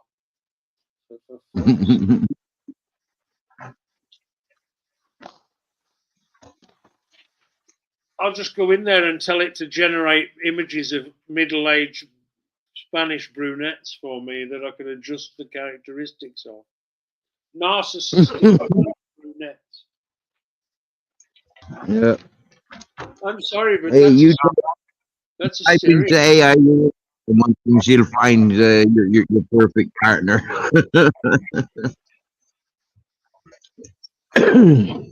It's just way too simplistic, isn't it? I mean, how can they at all ever wish to give a computer sort of artificial intelligence the wisdom of even one man's life, let alone the millions of people that are living every day?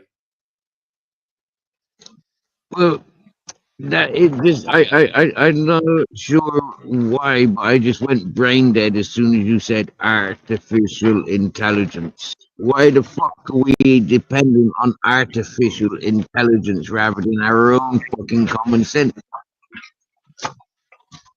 Yeah, it's like for people that don't have any intelligence. You know what I mean? Yeah, the amount of people that got too lazy. Yeah, like we go into school, for example. Yeah. Now, me doing home economics, okay, that meant I went in cooking and cleaning and all those sort of things, yeah, being taught all that sort of stuff, right?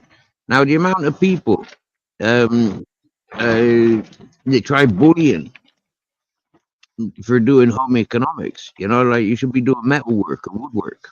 You get me, yeah? You should be preparing for hardcore jobs. Dude, you were in there with all the girls, all the nice girls learning how to fucking make cakes. Yeah, but wait. I had all the work tools at home with my dad. You get me, yeah? There was nothing school had that my dad didn't when it came to woodwork and fucking masonry as well as metalwork. He had it all, bro, and I could use it all. Do you understand me? Yeah? So learning those things, getting qualifications, those things in school, that was a waste of time for me. Yeah, but communicating with the ladies, like you say, yeah, growing up with the ladies, and doing what the ladies got to do. You're expected to do in our Catholic community at the time. It's different now, but back in the day when I arrived there, the women had the home jobs. Yeah, what do you mean? Women did not drive cars when I arrived to Ireland. Like in the part of Ireland where I grew up, women did not drive cars. Yeah, they were homebound, looking after the house. You understand me? I was there in the early 80s, 1984. We went to Ireland. We landed in Dublin. We went down to Wexford. Let me think. Straight down the south, that east coast, and around to Cork, and then up to Limerick. And it was very traditional. Mm-hmm. There was a Jesus cross in every room we went in. And on every fucking hill, every fucking road crossing, and everywhere, boy. Yeah, everywhere. In the middle of the fucking woods, right next to the lakes, right next to the river. Great big fucking. I've got to tell you, Steve. I didn't really. I was 13, right? I didn't understand what life was about, but it was a really magical kind of place, eh? Ireland. Mm-hmm. Yeah. In that time, it was before the boom, before the Celtic Tiger kicked off. Oh yeah, that fucking in the 20 when the millennium came and they brought in that Celtic Tiger, yeah, that fucked up Ireland big time. Yeah, they sold out, mate. Sold out big time. Yeah. They ruined the country for fucking money, for bribe, for corruption. All those housing estates built and nobody to buy the houses and yeah, but what happened with all those houses? What happened with all those hotels? Yeah, they're now housing people of war fucking runaways, and you know, like, yeah, genocide runaways. You know, it was a business plan that was made a long time ago, and the wolf was put over our eyes. Yeah, look this way while this is happening. Yeah, this has happened. Oh fuck! Oh fuck! Oh fuck! Now what? Yeah, and that's what happened in Ireland. I watched it. I seen it. I lived with it. Sold out. The fucker sold out. That's why it was easy to leave. You know, like, yeah, they sold out. And so recognizing culture that is supposed to be like the one and only that's still kicking the fucking shit out of the English, there was something proud. The minute they took the British monies and the British businesses is there, and the politics is there, the laws there, they like, no, you can see Celtic Tiger, they sold out.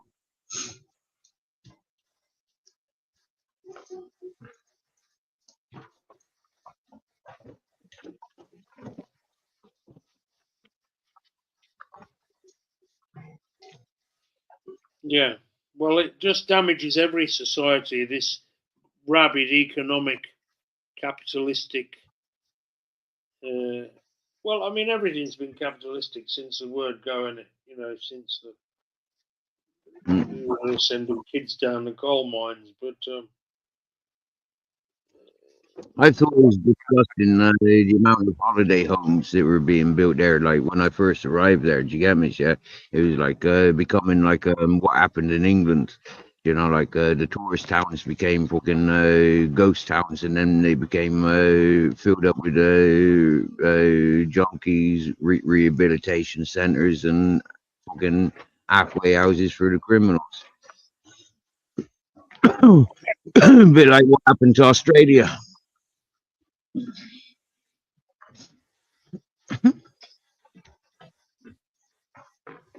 yeah, I don't know.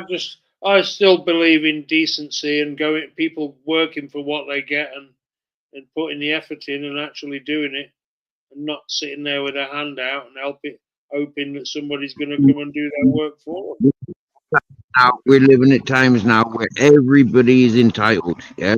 Now, if somebody's getting paid 2,000 a month for being a fucking complete retard, yeah, then seriously, yeah, me as a healthy body, I am entitled to 2,000 a month for being a healthy body. You understand me? Yeah, that's where the world's at now. Yeah, equality. It ain't no good me going to jail for fucking a tiny little bit of weed. Yeah, when other people are not going to jail and they're being caught with 100 kilo. You get me? Yeah? That's not equality. Yeah, you know, that's what we're living at now. Hmm? Equality. There ain't no more. Oh, I'm a fucking businessman. You know, like taking diamonds from the earth. And those diamonds belong to the fucking earth, and we all belong to earth. Yeah, and your diamonds don't mean fuck all to me. Yeah, I might need one for cutting a bit of a bank. Yeah, we're getting the windows of the bank. But we're living in times of equality. You can blame Oxfam, Greenpeace, and fucking Richard Branson for showing us that. Yeah, we give our hard taxes to the fucking to the war-stricken countries. We give our wages taxes to the fucking war-stricken countries. Every bit that we eat, we pay wages taxes on fucking war-stricken countries. You get me? Yeah. You and then we're asked for charity as well. We got to pay charity as well. If you're involved in a bank, a percentage of your banking's going to a fucking charity. They're trying to kill us, dude. That's what they're trying to do. I don't think they're trying to kill us. I think they're trying to show us now, yeah, we have the same opportunities as anybody in anything. Yeah, we have the same equal opportunities. But it's up for those that are willing to take that opportunity. Nobody's giving you that opportunity. Apart from that opportunity is there in the menu. Yeah. When you're sitting at a restaurant and you've got the menu in front of you, what life you want? And that's what we got now. We've never had that ever before. Yeah. All the time before, you had to be born in the family, you had to be born in that community to be a part of that business or that tradition. Now you can be anywhere and do anything.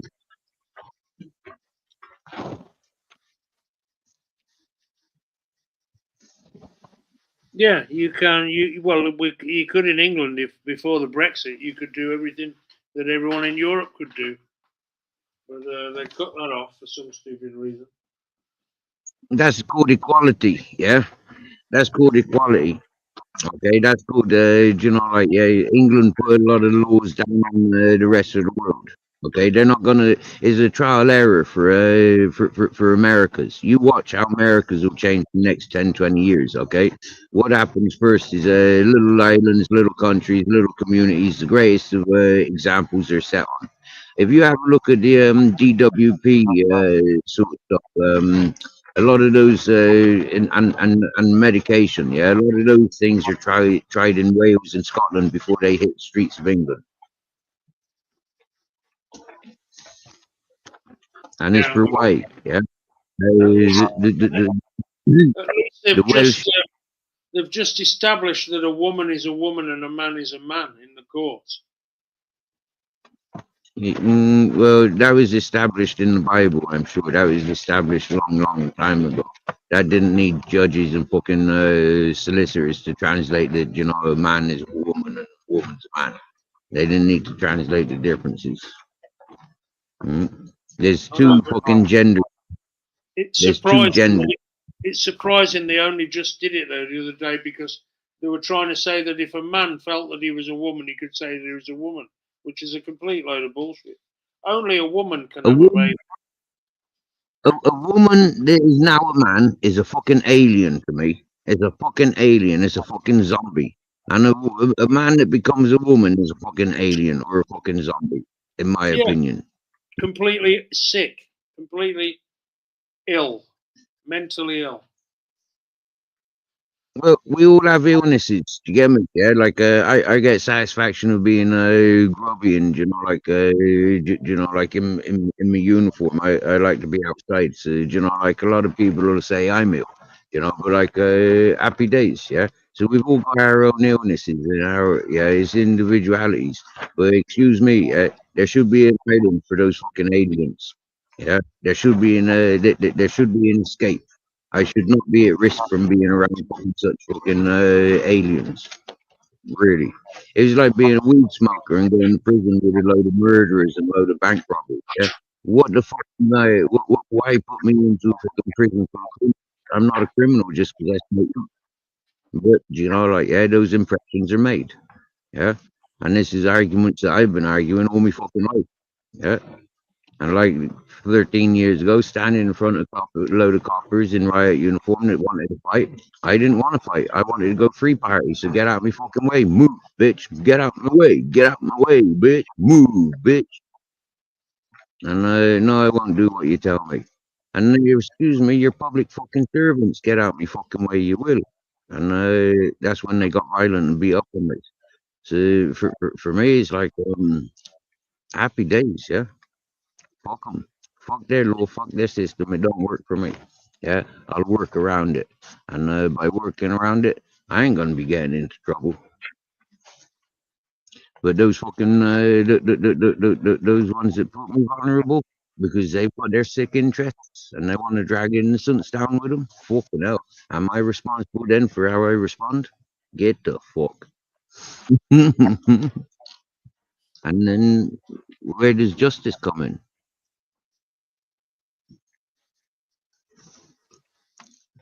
Is a weird times that we're living in when they promote equality, when they promote like we're one planet, and everybody else has got rights. All these fucking freaks have got rights. All these weak ones have got rights. You get me, yeah? And the strongest, unless she's fucking rich, happy days. Right, we don't want you. That's how I feels. Mhm.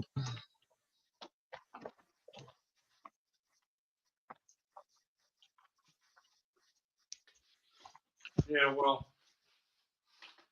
I'm outside of the system as far as I'm concerned. I'm not participating in society at all, really. I want a job for MI. or the equivalent. Do you get me? Yeah, just constant. Or yeah. I'd like to have a job for MI5, secret assassin.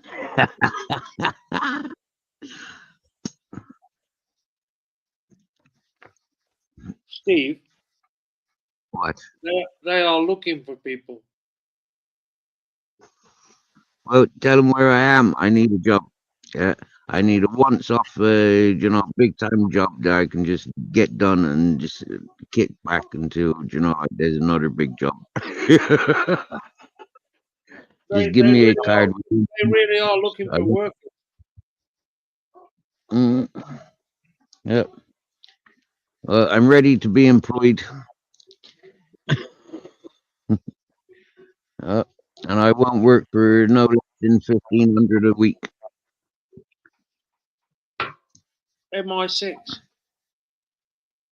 Cool. That's what I heard. They're looking for people because they need more spies. I'm a perfect spy. I am. Yeah, I'm brilliant. Yeah. I Nobody really would do even. seriously suggest that you get in touch with them if you want to really do that. You just never They know know. my. They know my qualities. They can reach out to me. I don't need to be contacting anybody's. Yeah. Yeah. Anybody that wants to employ me, they can reach out to me. You never know. Maybe they're listening. Of course they're listening. Bloody hell, man. They've been listening to this channel from day one, and every channel that I tune into. What? Are they going to come and talk to me? They've already been talking to you. Who? Tim Draycott? No. He's not that fucking no. Archie Williams. No. They're not. They're not in the elites. They're the wannabes. Yeah, they're people that have done bad things that need apprehending. Yeah, they're trying to confess about their bad things. That's why they've induced themselves to myself.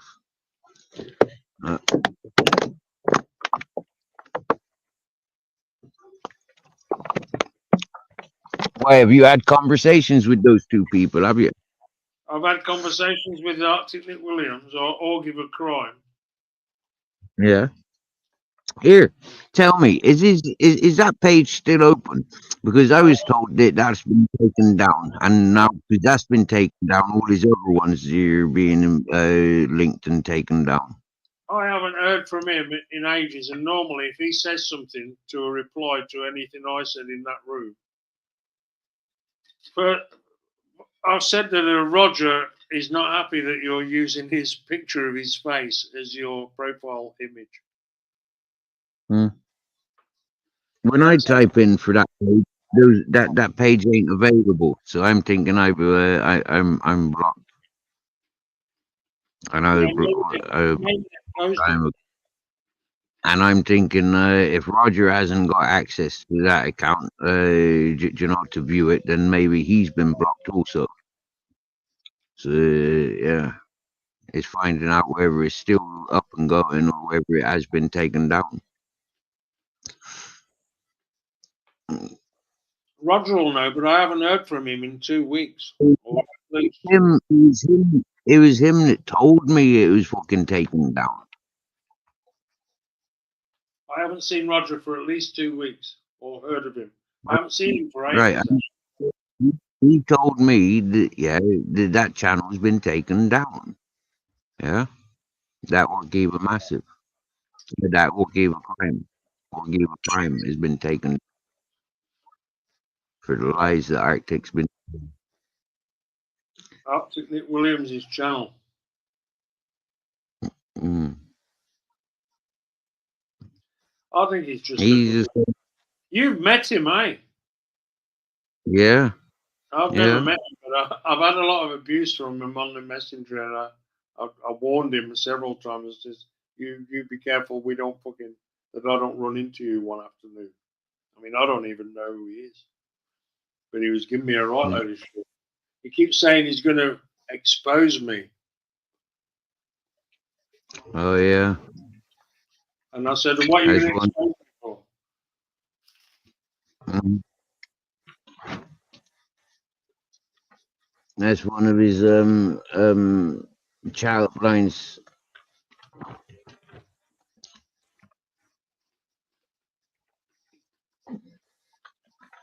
He's got nothing on me, so, what are they going to expose me with? Well, he's got nothing on me, so he made a load of stuff up. Do you know, right? Yeah. By being an associate of mine on this channel, and you live just over the mountain, you know, like yeah, I don't know, you know how yeah, it is what it is.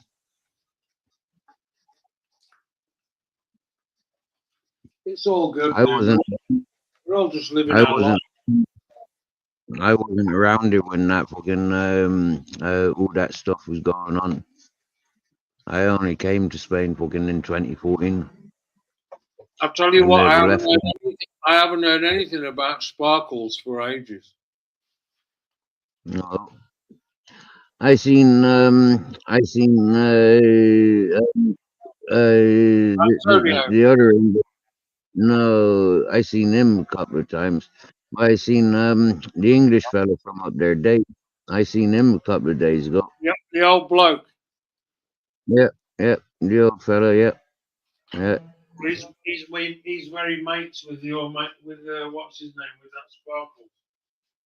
He's just that's more of convenience, I think. To be honest with you, that's more of convenience. You know, in small places, you know, like people they ain't got no choice. That John's sort of a fucking, I don't know. He's he's a leech. He's a leech, is what he is. He sucks the life out of everything. That's what he did to me. That's what he did to a load of peoples.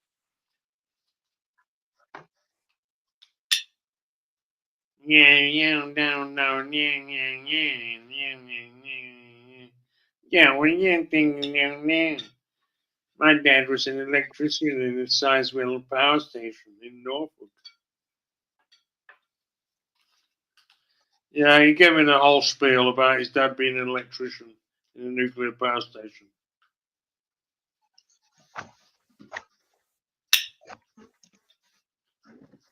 I don't know nothing about it. Yeah, his dad is an electrician in a nuclear power station in Suffolk, Ipswich area. He's from Ipswich town.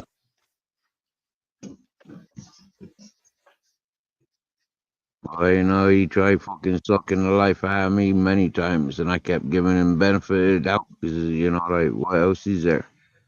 You know, fuck you cunt. He's a fucker. And let him have a long, miserable life because he is a miserable fucker. I listen to all the fucking things that he's going to be doing and he's going to do and he's going to do. And I see how he go about doing things, and it's like you're not gonna get none of that, no matter how much I help you. Mhm. Yeah, he's got plans, and he's trying to scheming to do something. Always scheming. Mhm.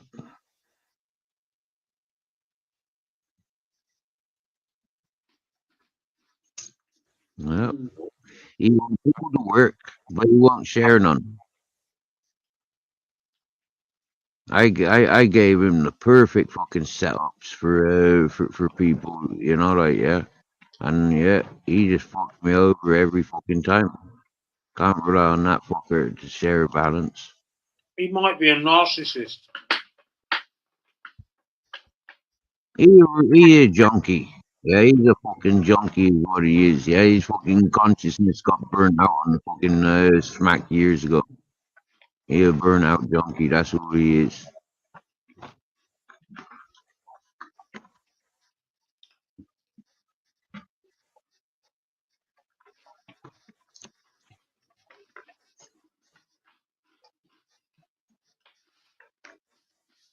We're all gonna die, dude.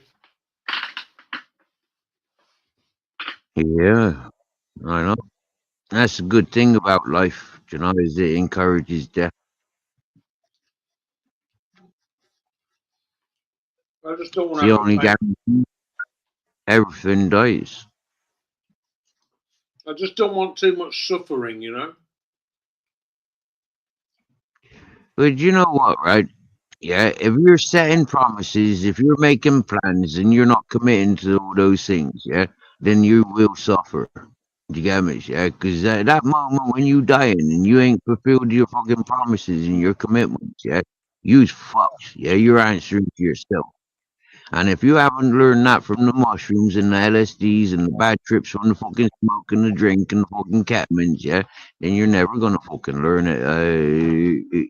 You know, by the time you're 60, 70, you know. And that's what the Holy Communion was all about many years ago, maybe fucking 300 years ago when we used to break the mushrooms. You know, and at that age of exploring, like alcohol makes adults tipsy. You know, like as teenagers, we're going out fucking stealing the alcohol. You know, stealing the hash, stealing the mushrooms. Do you get me? Yeah, we're following the elder ones around, finding where they gets it from. You know, at the parties, isn't it? You know, most of it happens at the parties. Yeah, the adults will leave the alcohol around on the tables. You know, the youths will climb up on the tables, grab the fucking big jugs off and the bottles. We'll find the storage. Test it, dude. It's been remember- happening to the I wise remember- people. So the wise people, the wise chiefs of the years ago, like maybe 500 years ago, they had the understanding that as fucking knowledge of people's behavior. Yeah, if we show these people at that age, yeah, they can go down this line with the wine, or they can go down this line with the fucking magic mushrooms. Yeah, while we're walking around with the chariot balls, you get me? Getting them stoned and the opium balls, getting them fucking stoned, eating, you know, drinking opium tonics for everything. Do you get me? Right? Back in the day, a few hundred years ago, only, things were fucking different. Nowadays, yeah, they're saying there's an age limit and they're illegal. All these things are illegal and there's an age limit. You know, but there ain't no age limit when you go into the church for Holy Communion and you getting that fucking wine and bread. You get me? So when you go into church every fucking Sunday and you getting that wine and bread, yeah, we queue up for that wine and bread as youth. Why? Because wine's an adult thing. You get me? Yeah. But in some cultures, no, it's not. Yeah, wine's something that you have with your breakfast. Yeah, same as in some countries, beer's something you have with your breakfast. Hmm? In modern times, we got it all screwed up and too fucked up and weird. Hmm? As chiefs, as communal family members, recognizing in the gatherings of breaking the bread and sharing of the wine, you know, we'd recognize, you know, who's away with the fairies and who's centered. Who needs to get away from the environments where they are because they're not going to be encouraged for the qualities that we see. This is all family and fucking community orientated. Nowadays, not them. Not it's all different. Yeah, it's all different. The same education is gone. Yeah, the old ways of educating are gone, and the understanding of the old ways gone. Hey, Babbitt. Yeah, we're in like the last generation, Steve. You know what I mean? Like the Mm. last sort of when men were in touch with the old things, you know, the old time. These generations that are born with the mobile telephone, for example, and all that. You know, mobile phones didn't exist when I was younger. Yeah, I didn't grow up with mobile phones. I didn't even grow up with a telephone. Yeah, and I didn't grow up with TV access or video game access. You get me? Yes, for me, there's a lot of things that the people in my own age group take for granted. You get me? Yeah, that I'm supposed to understand. I'm supposed to know this fucking soccer star and his personal life. I'm supposed to know the fucking musicians and all the fucking, you know, like politicians. No, that's TV stuff. That's entertainment stuff. You know, working people. You know, like our entertainment comes differently. Yeah, and it ain't about fucking sitting down watching a box. And this is where, you know, like the main example that I can give to people that watch this YouTube stuff. Yeah, I came to YouTube, never been speaking on camera, never been speaking to people tuning in from all over the place randomly, like talking to a fucking bunch of spies. Yeah, listening to a bunch of hidden microphones or hidden fucking spy devices. That's what this YouTube has been like. So come into, you know, head on, straight on camera. Like, who the fuck you talking shit about, miss? You get me, yeah? It's like, ooh. It's become very addictive. Very, very addictive. And so for people that were sat there with the TV watching their cartoons, people that were sat there watching the cartoons and their TV series and their movies religiously because that's the time of day that they had to sit there and watch it. They were already programmed for this mobile phone stuff. You know, they was already designed for sitting there with their computers because that's what they show on the movies and in the TV series, and everybody wanted to be the same as what they see on TV. I'm used to this business about having a video camera and plugging it into the internet and broadcasting it to other people. You're used to it, yeah. In the old days, they had a program called Yahoo Messenger, right? You ever heard of the Yahoo? Yahoo, I've heard of, yeah. Yeah, they had a thing called Yahoo Messenger, and you could plug your video camera in and broadcast it to the other person. And I used to No, the only Yahoo was just Google. Yeah, it was like it was a website like Google or MSN or all these. You know, in the beginning of the internet, there was like a Netscape, Yahoo. You know, there was only a few. For me, all that I understood about them, they were just different email sort of stuff, yeah, and that's all I understood. Yeah, you could have a Yahoo, you could have Google email. Like Google. They were like Google. They were like search engines, really. Right. That's what I understand now. Search engines, you tried to be more than a search engine. They wanted the fact that you came to their Yahoo to look for something, to research something, and to capture you as like a customer to get you to be involved in their site, you know, and that chat and all these other things that were sport.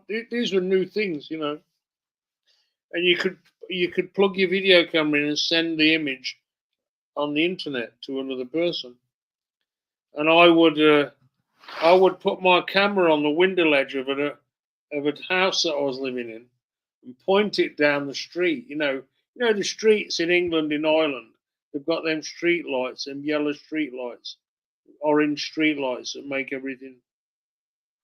You know, you must have seen them. The street lights in England are orange. Yeah. And it's kind of a nice thing to be able to point that camera, that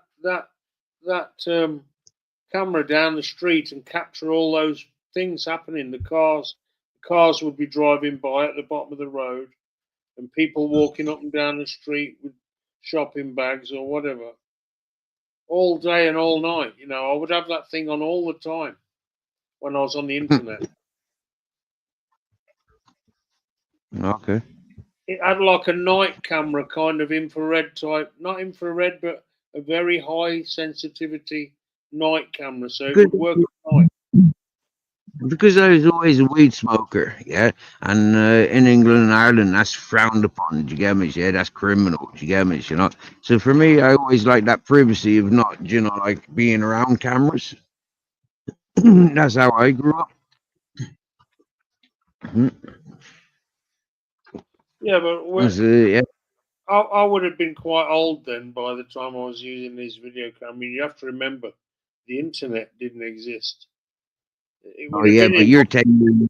you're 10 year older than me, 8 year older than me. Yes, for me, yeah, you're Yeah, that much older. So those would have been designer stuffs, right in your like.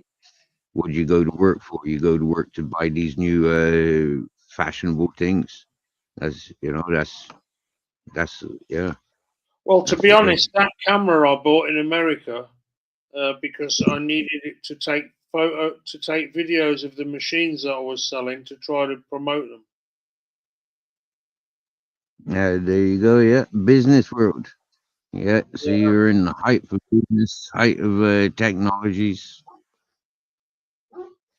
yeah, but now I'm just an old, lonely old hermit that lives on a mountain. But you chose to be a hermit up on the mountain. Oh yeah, but no, I like that in a way, but I just like there's no middle ground. You know what I mean? You can't be the hermit in the mountain and live in town. Can't do that. It's one or the other.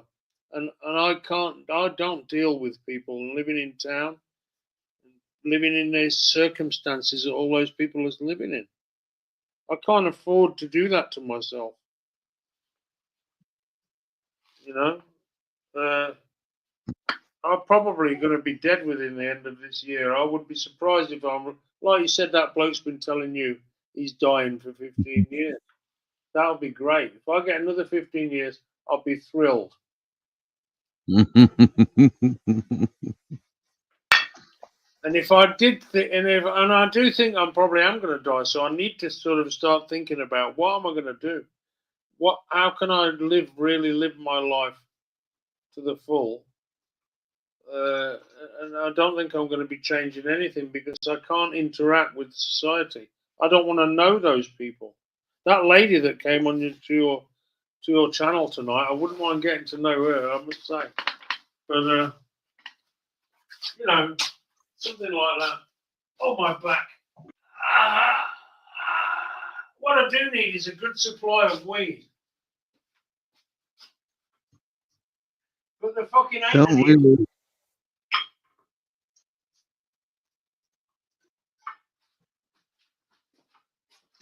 There's stuff coming in the next couple of days. I'll let you know if it's any good. I've just eaten a piece of honeycomb. Cool. That'll Do you keep you remember that awake. honeycomb thing that was standing on my table? Yeah. I'll tell you what, it's fucking delicious. Yeah. Even though I had to pull about 50 fucking white wax moth maggots out of that honeycomb. But they're not dirty things, the wax moths. It's just that they shit just like every other maggot, and the wax shit is very efficient, really. But it's a terrible thing what they do to a bee's nest. They completely destroy it, and the bees fuck off because it's just really dirty and full of shit with wax moth droppings and all this kind of cobweb shit. They leave like a cobweb behind. Okay. Terrible. Yeah, and the queen and the bees fuck off, and they're like, we're not living here anymore because it's so fucking dirty and horrible. And they fuck off and leave the beehive. And the only reason it got like that is because I went in and took this honey, right? This end panel, it was full of honey. It weighed fucking 3 or 4 kilos. It was beautiful. I didn't know it had any wax moth larvae in it. And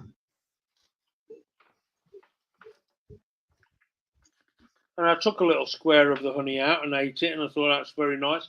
But you don't eat honey every day, every 5 minutes, so I left it there. and these moths were fucking eating the honey and shitting. But there's still a whole lot of honey left. Even so, and it's very tasty. What I mean to say is, Steve, is this, is when you have a beehive, you have to take all of the panels out. And you have to inspect the beehive carefully and see that there are no wax moths in there. Yep. And check the beehive and check it for health. You know, you have to check it. Now, the trouble is this, is every time you open that beehive, it sets the bees back. It sets them back 30 days. You know what I'm saying? Yeah. And so it's like killing them to be kind. You know, you need to look in there to check for these things that are going to kill the colony. But when you do look in there, it sets the bees back 30 days, they say, every time. Because it disturbs them. Wow, that's interesting. I've not heard that, and I've subscribed to 2 or 3 bee channels. Yeah, and they're just emphasizing on bees. You know, like yeah. I should have had more balls and taken out all of the panels in the beehive and inspected them all and checked for these moths. And because I didn't do that, the colony disappeared. I got a full panel full of honey, but that must have been the only one they were working on. Because when I went back to check, when the queen gets under stress, yeah, she's making more female bees, yeah, and they're the ones that you got to. One of the main things that you got to watch out for is other female eggs. Yeah, you get this royal jelly kind of stuff in there. It's like pollen stuff. It's really sweet. It's unbelievable. You know what I mean? You get these where they put the honey in the honeycomb. You get other parts of the comb that are full of like pollen, sweet pollen, and it's unbelievably sweet. It's beautiful. And they use that to feed the drones, the ones that are going to be males or the ones that are going to be queens or something. Yeah. And depending on what they eat, that's how they live. I think I'm going to be dead within fucking 2 weeks. I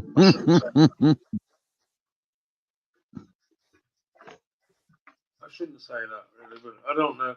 I've had the tests done. I went for the tests the other day. I had to have blood tests because I went to the doctors a long time ago and said, I'm paying for this insurance and you need to send me for some fucking tests to see if my prostate's okay, to see if all these things that you're supposed to check for are all right. But I think it's probably too late already. As he says, pouring another glass of this fucking terrible firewater wine that someone gave me. I'm going to smoke a bit more weed, go to bed tomorrow. You know, nothing's going to change. I'm going to just end up dying very soon. And what was the point of it all? I don't see the point of it. It doesn't make any sense. My son is going to end up with loads and loads of fucking money, and he's fucking too stupid to know what to do with it. He'll probably do something stupid with it. That's the thing. That's what all parents think of their kids when they think of inheriting their fortune. My dad was the same. He's a fucking arsehole as well. Oh, God. I count my blessings. I'm not waiting on inheritance. Fucking out. Jeepers. Yeah. Oh, don't get me wrong. Having money is useful. I don't have to worry about when I go to the supermarket how much money I need to spend. I can spend whatever I fucking want. But I still only live as according to a normal person. I buy normal food. I don't waste any food. I don't eat shit, and I try to live well. But it doesn't guarantee you're going to live forever, does it? I've obviously not made the right choices, smoking quite a lot of, even though I don't smoke very much weed, I've smoked it for a long time. I've drank all my life, and I've worked very hard, and my body is starting to show signs that it's fucking had enough. But that happens to everyone, and the clock isn't. We're not all going to live to be 90 or 80 or 60, you know. Some of us don't make it that far. I think maybe I might make it to 65 if I'm really lucky, or if I meet the right lady that knows how to look after me. But that doesn't. That very few people get that, you know. Some people do. I'm going to give you the analogy, Steve. This is one bit of wisdom I'm going to give you. You can take, right? Listen to this. Kings live a long time normally. Do you know why? No, they didn't. Kings normally, though, these days, the Queen, she was about fucking 90 odd. King Charles is Okay. 75, right? Okay. They live to be long. Yeah?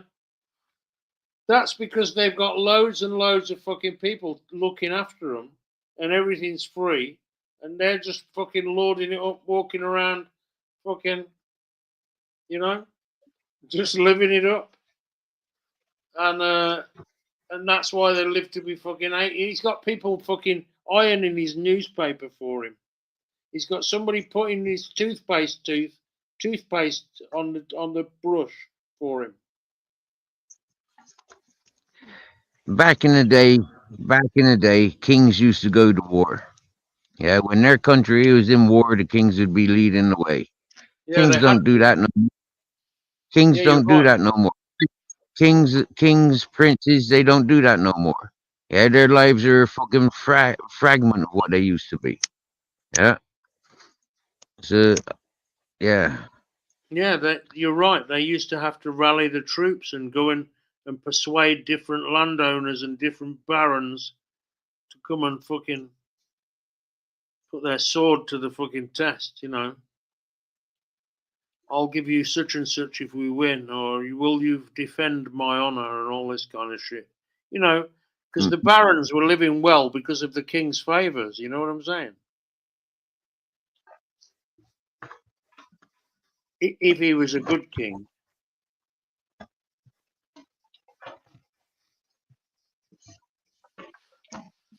I'm gonna put my thing like yours. Look, we're just showing the beard part of our face. I can live like that. If I look at the rest of my face, I look really old. I look like I'm gonna fucking die. Talking heads. So yeah, the kings, dude. The kings lived and died by the sword, honor. Knights of the Round Table. Fucking hell. I mean, you know, caballeros.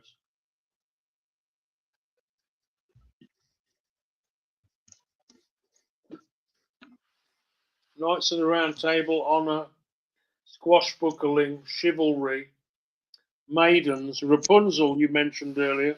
I heard you talking about Rapunzel letting her hair down. Oh, yeah.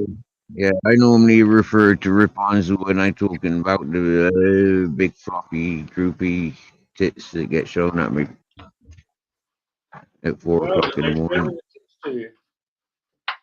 Huh? I mean, look, I've been very lucky really with women. I'm a bit choosy as it is anyway. I don't really like. I'm very kind of choosy about women. Can you imagine that? But they seem to be very nice people. These people I meet, you know.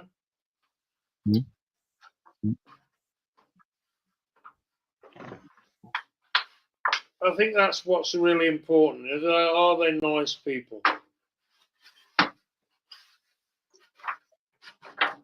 Everyone's nice until you see the horrible side of them. Do you know one thing, right?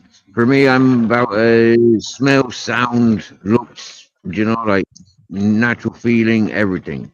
Yeah. So, for example, there's a certain characteristics I don't like as well, yeah. So that goes with looks, yeah. But then that also goes with smells because certain characteristics have certain smells with them. So for me, and looks as well, right? So looks and smells, and then there's also the sound as well. Now, prime example, opioid users. Yeah, most people that sound like they've been on the opioids. Yeah, they've got a signature sound. Yeah, same as crackheads. Yeah, they got a signature sound about them. Now, amphetamine, yeah, it's got a particular smell about yeah, the users that like amphetamine. There's a typical smell about them, right? Same with alcohol. Yeah, there's a familiar smell that goes with them. After long term, yeah, with certain things is physical appearances, yeah, characteristics that shine up with certain things. So for me, recognizing them, I don't, yeah, I try and ignore them, move away from them, stay away from them. So when it comes to listening to people's, smelling somebody's, sitting with somebody in real time, I can pick up a lot. Yeah, but on this YouTube, we don't know who the fuck or how the fuck we talking, hmm? Or where we're talking with them to. Oh, you mean it's And all visual? yeah, yeah, yeah. And it's the same. I've always seen the same as these internet dating apps. It's the same as buying a bride. You know, like I couldn't justify buying a bride because what if I don't like the smell of her? What if I don't like the taste of her as I'm kissing her? Yeah. And things like that. What if I But don't like look, the way she sits? these internet Yeah. dating apps, right? How they work is you kind of you have a photograph of somebody and you have a photograph of you and la di da. They all work in different ways. Yeah, some of them are fuck within 5 minutes. Yeah, fuck availables. Do you get me? Well, Yeah. no. Uh, How it normally works and is you go and have a coffee with someone. You go and meet someone in a public place where they don't feel threatened, where you can show you to them and them to you. You can talk, there's and if you're different types. attracted to them, Look, there is a I've got friends. Mate, I've got friends that have been through various variety of all the dating apps. Yeah, I've got friends that have done it. Yeah, and there is a variety. There's a difference for everyone's. Yeah. Mm. I'm You're dating. I'm You're referring to the dating. traditional kind of ones, nothing kinky, just totally normal. Boy meets Mm, girl, go out on a dinner, and mm. if you get along, you might do a bit more, that kind of thing. Yeah, I don't think I could do that. Oh I well, don't think I don't think I could be playing with somebody, communicating. That would be like a long distance relationship. You get me? Yeah, pen pal. Yeah, well look, the- like I just said on your chat earlier, I have to if I want to go on a date with a woman, I've got to go to at least Granada or to the coast because between Granada and the coast up here in the mountains, there nobody available. There aren't many single women in Augusta. I mean, a lot of freaks. there's man, listen, bro. You haven't got a clue about work either. There is shitloads of single women around here. Yeah, There's a load of them. yeah. Ooh, they. There might well be, but they might not be very suitable. I tell you, there's not many stunners around. Oh. No, well, stunners. That both of these women I've just met recently aren't necessarily stunners. I'm not a stunner myself. You have to go with like you have to play in your own league. You can't play in League Division 1 if you're a League Division 4 guy. You know what I mean? Listen, bro. Listen, in the world where I comes from, yeah, the same planet as you were born, there ain't no fucking leagues, yeah. That natural fucking attraction is, it can't be positioned, it can't be programmed. Yeah, I Mm. understand that, Steve, but you have to remember that there are attractive people and there are ugly people, and there are people everywhere in between those two extremes. Yeah. Yep, that's right. Sometimes when I look in the eyes of some of these really ugly women, I see some of the most beautiful persons. You get me, yeah? And sometimes when I looking at this, wow, that's a fucking magazine, fucking calendar type girl. You get me, yeah? And But it's on the like fucking inside, hell, she's a cunt. prettiest minger ever. Yeah, Yeah. she stinks. And she fucking, you know, like, yeah, can't walk. She fucking, you know, like, gangly fucking legs. Yeah. Mm. I see something funny yesterday, man. This couple, this Barbie looking one, she walking up with her two dogs. She's munching a packet of crisps. Her husband stood next to her, or her fancy man stood next to her, or pimp, or whatever you want to call him. He stood next to her, and he there munching a bag of crisps. Next thing, me and Grizzles, we's on the other side of the road. Their dogs both escaped to come and bark and hunt down Grizzles, the image, and she couldn't hold either of them, and she just continued munching her crisps like, oh, this is just normal behavior.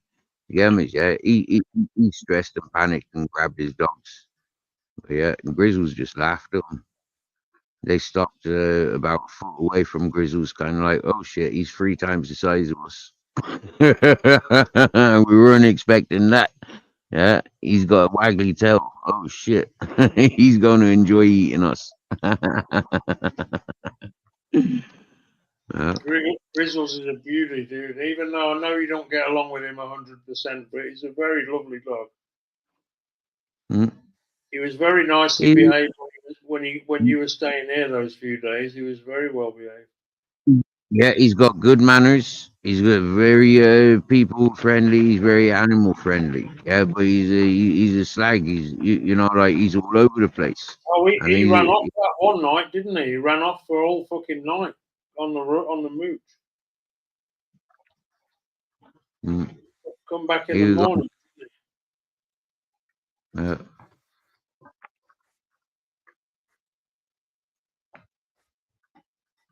But that's what he grew up doing on his mountain. He was a free spirit, you get me, yeah. And he was like one of the prized dogs, you know, like one of the favored. He was one, you know, like one of the family dogs, and so he had the best of the two worlds, you know. It's like Unfortunately, asking a big brown bear not to go out roaming in the forest. You know, you just can't tell a big brown bear what to do. yeah.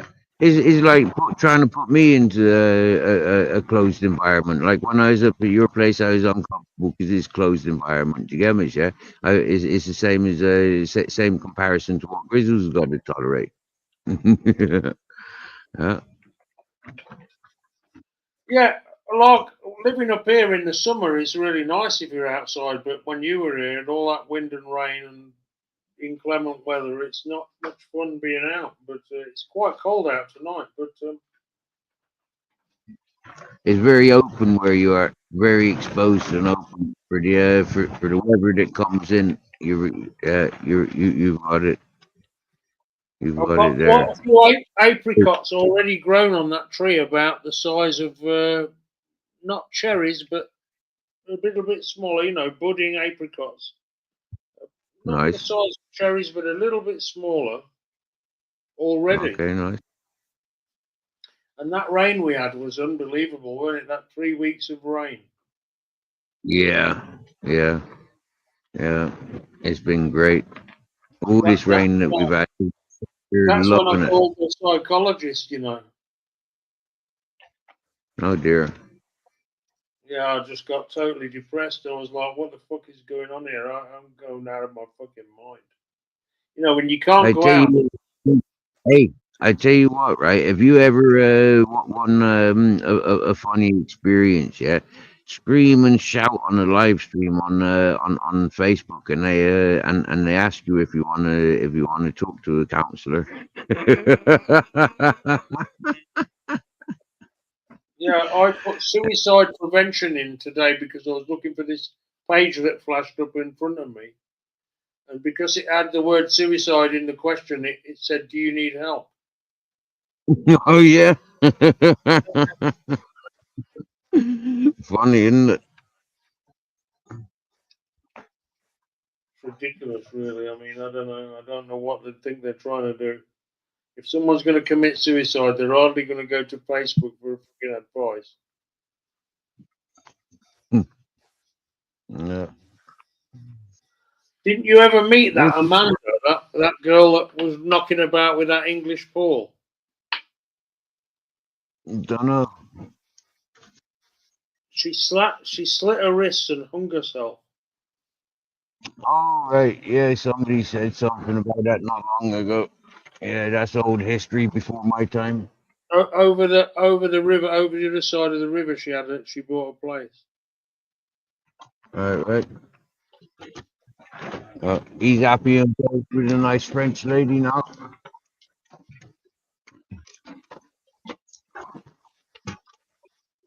Yeah. It's not really his fault. I think he should have been a bit more responsible with that girl. But I mean, I can't judge him. I don't know what the circumstances were. They're all adults. Do you get me? Yeah, they're all adults and they're all involved with what they want to be involved in. And happy days to them. That's what I says. Yeah. If they goes doing what they doing, it's like right? Yeah. You're exactly right, Steve. You're exactly right.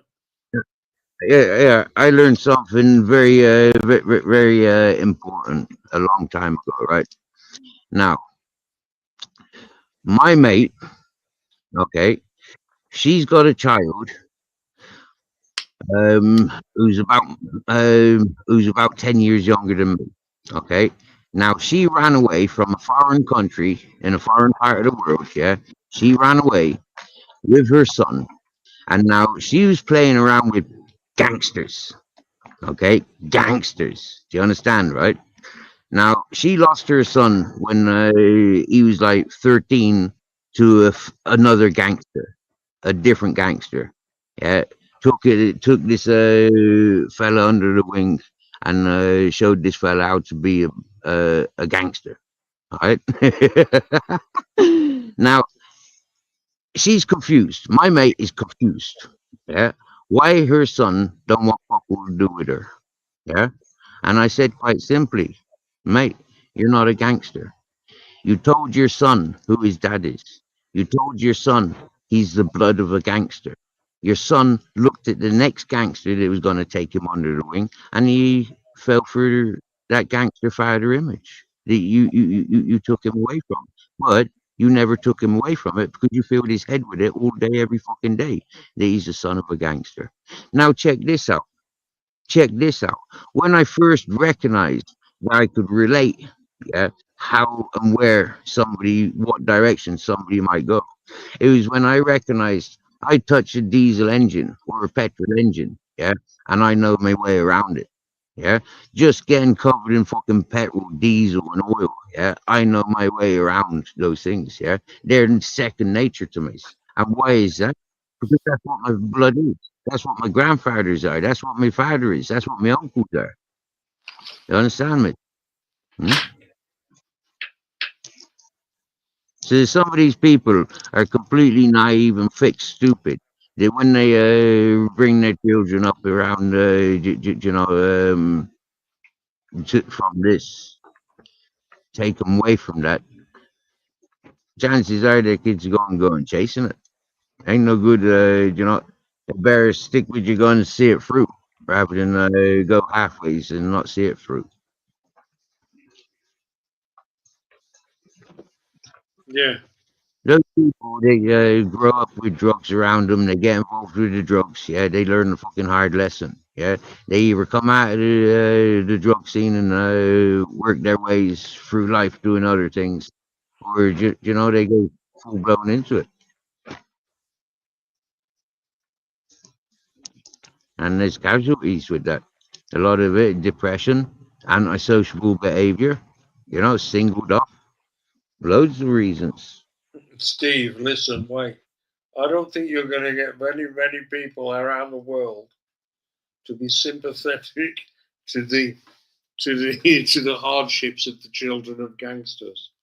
Unfortunately, Mate, yes, they are. You have a look at these English channels, fucking, want to talk shit about me. You have a look at where they congregate and what sort of shit they're encouraging all day, every day. Yeah, they're protecting the criminals. They're protecting and encouraging those sort of circles and histories. Do you know what I see from time to time on Facebook, right? There's a channel on there. I don't know who this fella is, right? But he's an Irish fella, and I think he's a gypsy, but I'm not totally certain. And he's really a really good-natured, smiling fella, and he's really nice. You must have seen him, but I don't know who he is. And he goes on there and he tells a few stories, and he's just laughing and smiling. I'll tell you what, he says, and my boy here, and he's a really handsome fella, and he dresses proper. I'm sure if you've been on Facebook, you must have seen him. I don't know who he is. I don't do Facebook, mate. Yeah, No. Facebook I left behind. Like, I never really got into Facebook. Like, all I used to do with Facebook is upload stuff and pay attention to what my friends are doing. You're YouTubing. If you're on YouTube, you're on YouTube, and if you're on Facebook, if I'm on YouTube, right, I know what I'm looking for on YouTube. I'm watching George Galloway. I'm watching. Who's the other bloke that I listen to on YouTube? Alexis Sale. George Galloway is on Wednesday and Sunday. Alexis Sale's on a Saturday morning. The other bloke's on a podcast on what's his name, or what do you call it? So, and then you'll come up whenever you go live. I get a notification going, Steve Mirror is live, just like I do from a couple of other channels. And but you're actually broadcasting, so you haven't got time to go on Facebook while you're doing that, you know. And the computer can't do two things at once, can it? Really? Well, I've got my mobile phone that can't do not really do two things at once. Yeah, that's what I mean. If you're scrolling with a mobile phone, you can't be doing StreamYard and then go and look on Facebook or anything, because it can't handle it, can it?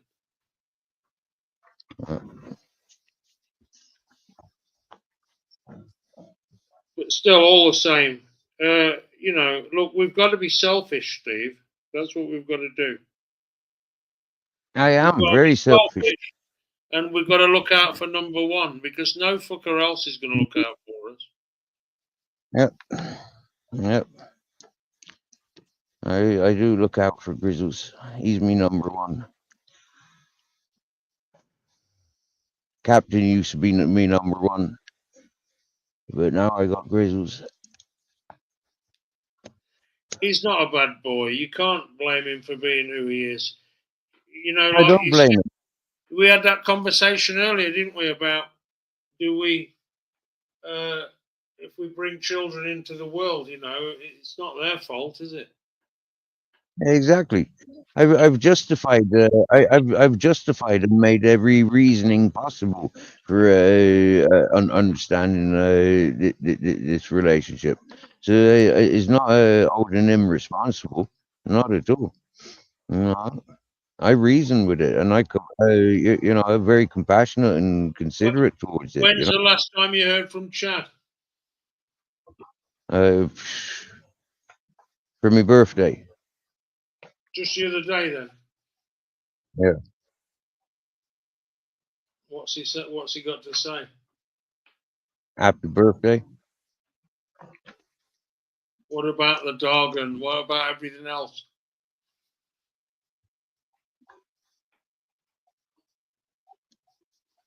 That's not for here. I understand. He must feel bad, obviously. I would feel terrible, I tell you.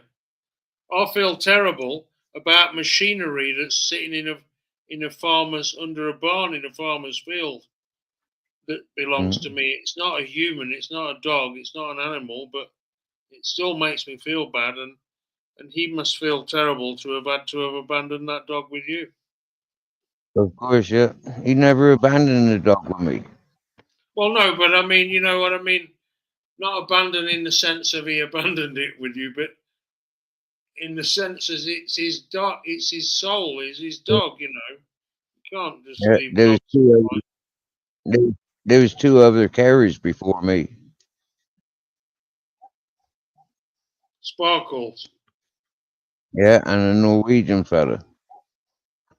Yeah, Sparkles first, and then he got bullied away by the Norwegian fella. I don't know why this fucking Chad didn't get in touch with me, dude. I tried calling him. That fucking Sparkles is a dickhead, I tell you. Even Antonio said that Chad wanted to invest in a bar or open a business or something. But still, there you go. Yep. And too many people doing their own thing and not enough people working together. Everybody wanting to be king of their castle, but nobody being team orientated. That's what I see around these places. Yeah, well, it's not easy from any point of view, is it? For everybody to understand everybody. When I was in that epic community, I was like a recruitment center. Yeah, lots and lots of people got work from relaxing at my place. Everybody had a gift and talent, and everybody was of in interest. And a lot of people had proper work coming from just sitting in my company.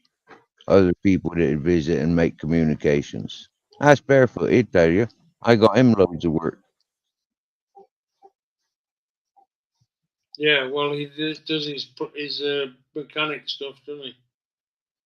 Hmm? Yeah. He's a good mechanic, so they say. Undoubtedly.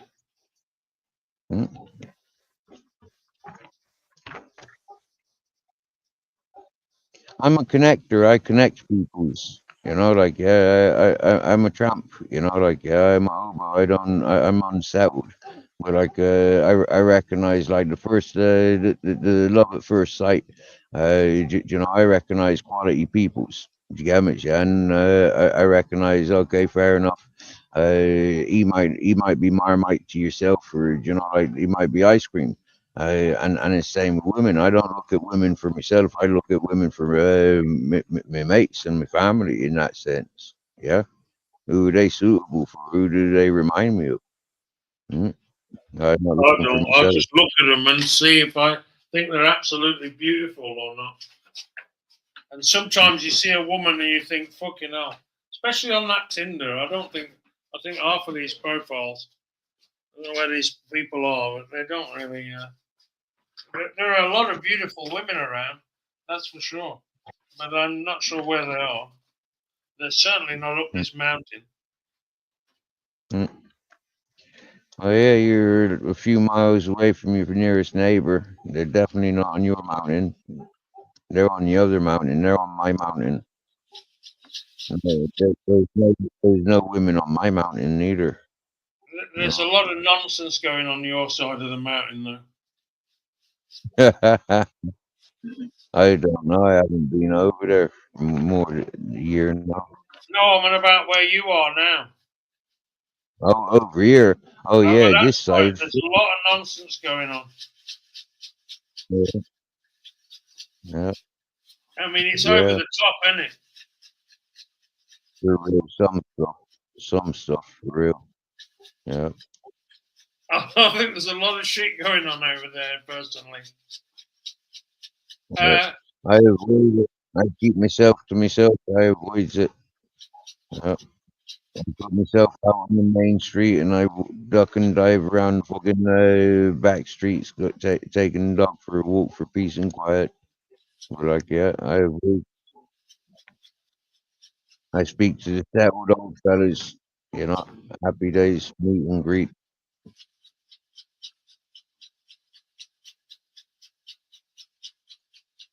I wonder where Roger's gone.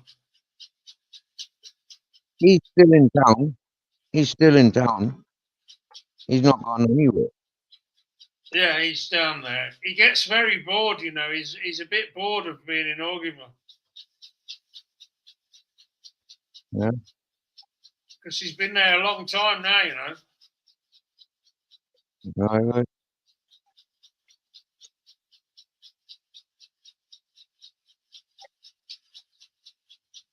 I've not got bored yet. I like the placidness and the opportunity of all the adventures that's around here that I've not had yet. But like I'm not adventure seeking at the moment. I don't know, will I get that buzz back? But yeah, not feeling adventurous. No, neither is this weed I've been shaking. There's fucking nothing coming off it at all.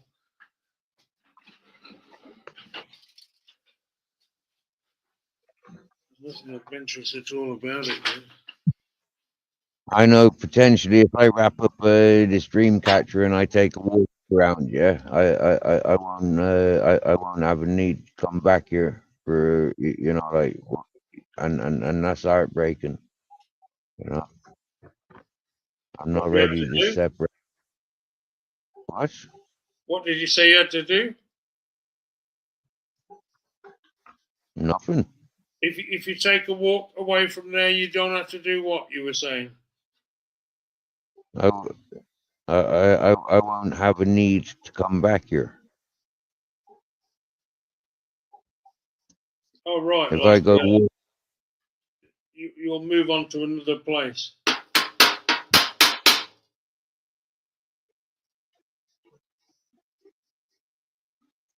Excuse me a second, Steve.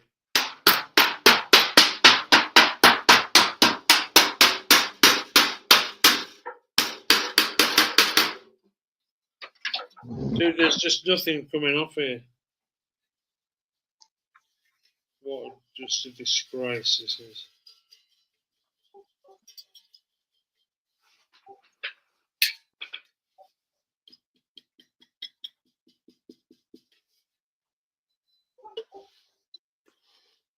when I left this ways in 2020, I never wanted to come back this ways. You get me, sure? And so being back this ways and all that keeps happening is like fucking hell. Yeah. So I know Where would you like to go? wherever my feet take me.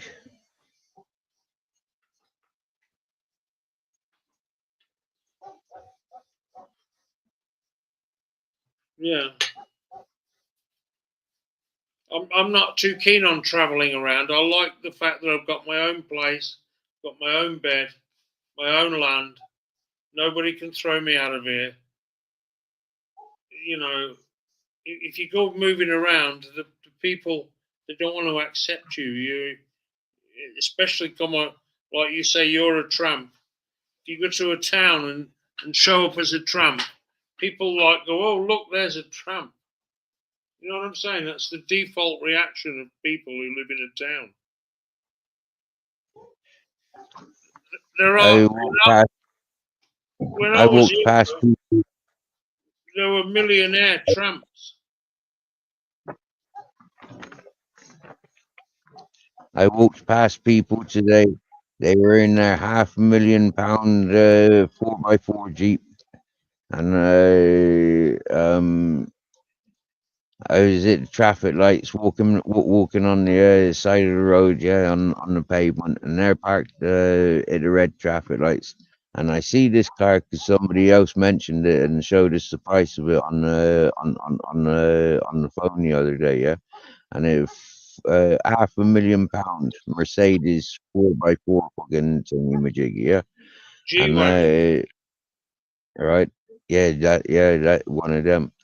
And and I go past them, yeah, smiling at them, fiddling my fingers like that, like pointing at the car, saying, implying that the car is worth a lot of money, and the people are smiling in the seats, you know. And I swear down now, yeah, both of them had fake teeth. Yeah, both of them had fake teeth. The woman was fully makeup. Yeah, there wasn't a natural thing looking about them. And the vehicle that they're driving in the environment where we are is like, okay, so you know, like They were designer people. Extreme designer. But because they're of age, do you get me? Yeah, like they're older than you or right? Yeah, they're in their 60s. This couple, so potentially, you know, like they're in retirement. As you know, like yeah, he may have been some top-notch fucking politician or some shit like that. Who knows? Do you get me? Yeah, or some yeah, whatever.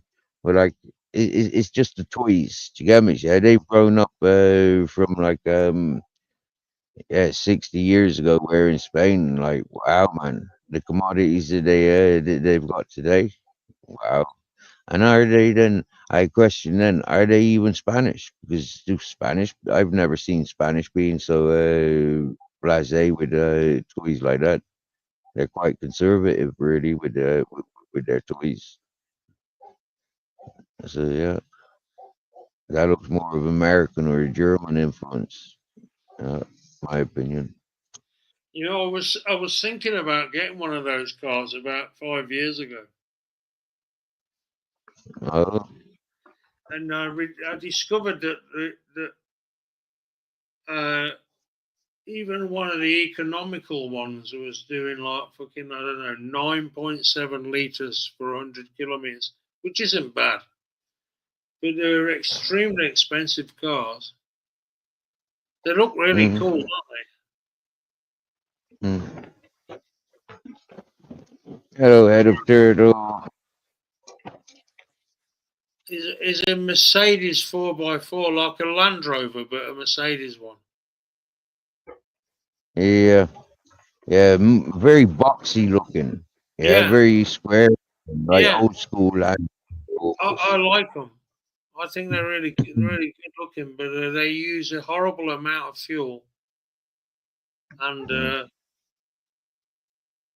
you know that Land Rover I had was really kind of quite economical, really, or maybe I was living in a dream world. I can't remember, but I only ever used to put like 20 euros in it, and mm, it would last quite a while. And driving up the mountain with it full of okay. full of cow food, you know. Yeah, yeah. Who's that Purple Aki? Purple Blackie and head of turtle. Yep. Hello, Purple Welcome. Aki. Do you want me to play you a song, Purple Aki? I'd like to Of play course you he a does. song. Go on then. Play us a song then. Oh, now you've put me on the spot, Steve. I've got to think about which one it's going to be. Oh no, I thought you were going wanted to play Purple Blackie a song. I want to hear this song that you want to play Purple Blackie. Let me take you by the hand and lead you through the streets of London. I'll show you something that'll make you change your mind. And how can you tell me you're lonely and say for you that the sun doesn't shine? Oh, let me take you by the hand and lead you through the streets of London. I'll show you something that'll make you change your mind. Is that all right, Purple Aki? Without the guitar, I can get the guitar though. So yeah, I've seen Barefoot a couple of times, you know, and we've been to see that fellow with the amplifiers, and he collects guitars. And you could quite get to know him. He's a nice bloke.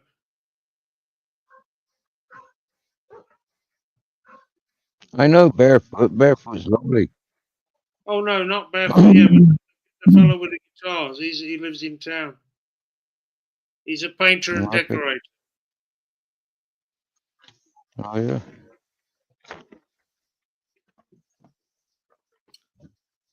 Yeah, he's a nice fellow.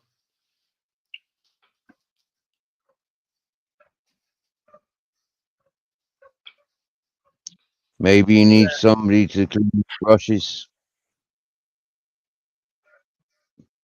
To clean his brushes. Mm. I don't know. fancy being a decorator. I don't. I've never wanted to be a painting decorator. Pull Dude, that fucking it, arm motion indoors. Fuck that. it's one of the I most don't. fucking boring jobs you could ever imagine to have. Mm-mm-mm. That'd be worse than working in a production factory, you know, on a fucking conveyor belt. I wouldn't like it. I wouldn't like jobs like that.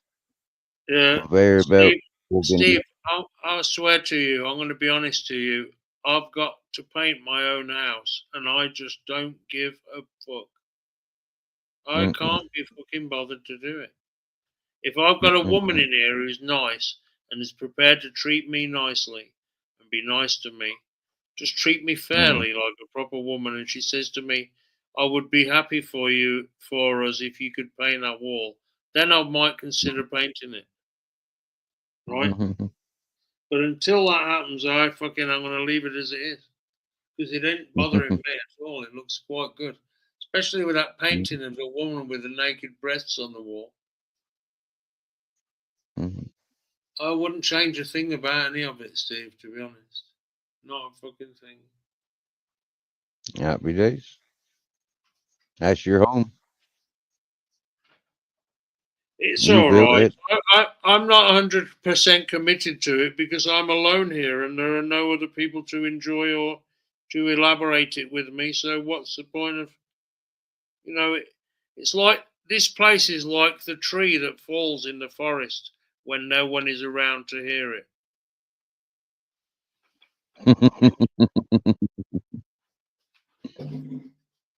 Did you get that? Yeah, of course they did. Yeah.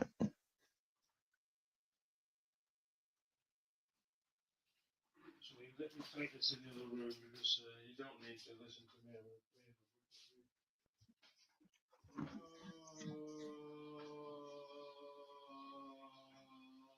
He's pissing in the bucket.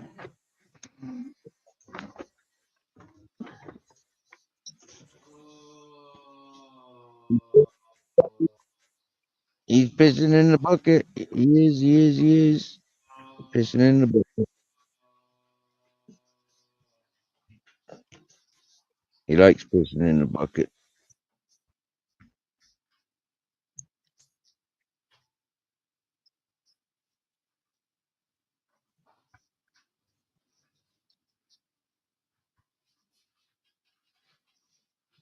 Oh,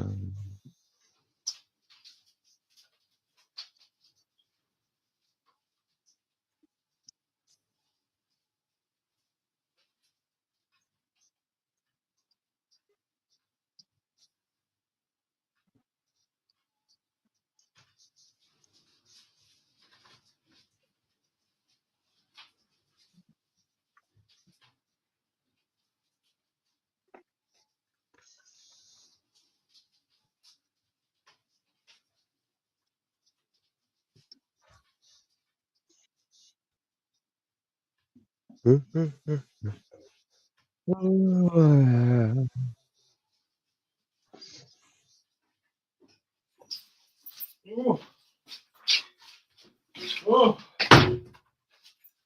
howling out there.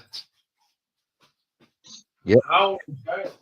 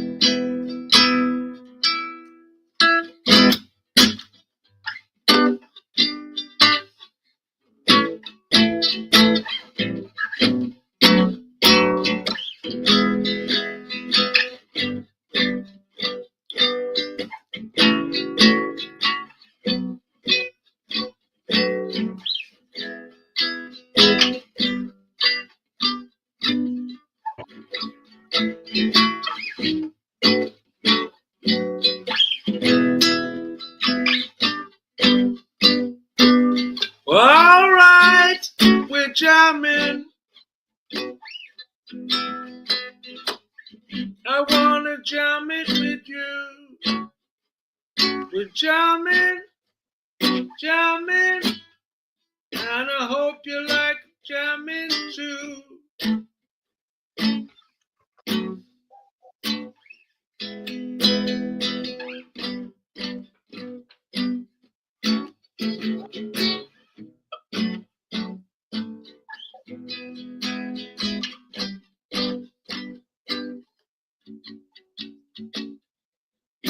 Oh, holy Mount Zion, holy Mount Zion, just seated in Mount Zion, in roots of creation, yeah, we're jamming,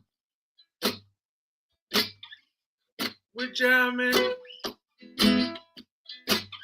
I wanna jam it with you.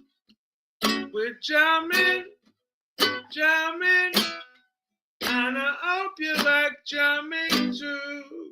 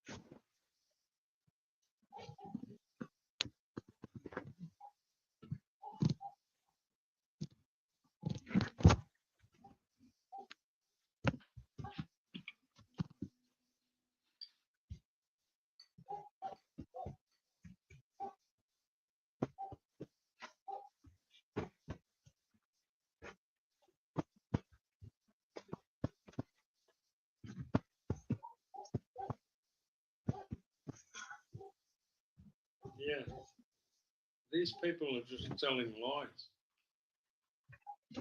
Hmm? Every time you look for the Bob Marley jamming lyrics on the internet, they try to give you some other thing that isn't actually the real thing. And because I was around and I remember how that song goes, you know that that's not the real lyrics.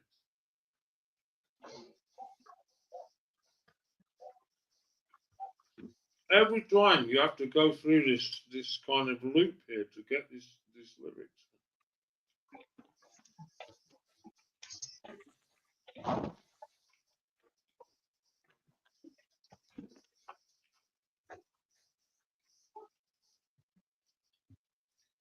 This is it. Here we go. Yeah. This is how it goes.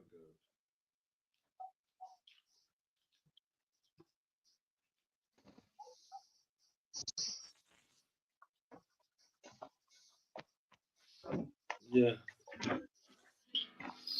And you have to move everything to do that, you see, but never mind.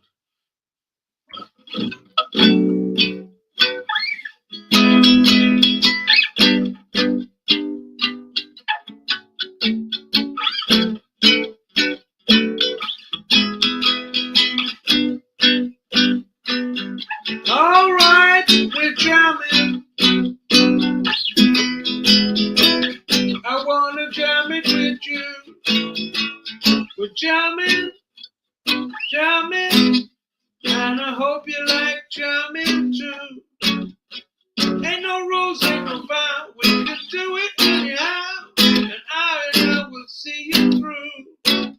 'Cause every day we pay the price with the love and sacrifice. We're jamming till the jamming's through. We're jamming, jamming, living alone. We're jamming, jamming, and we're jamming right straight from you.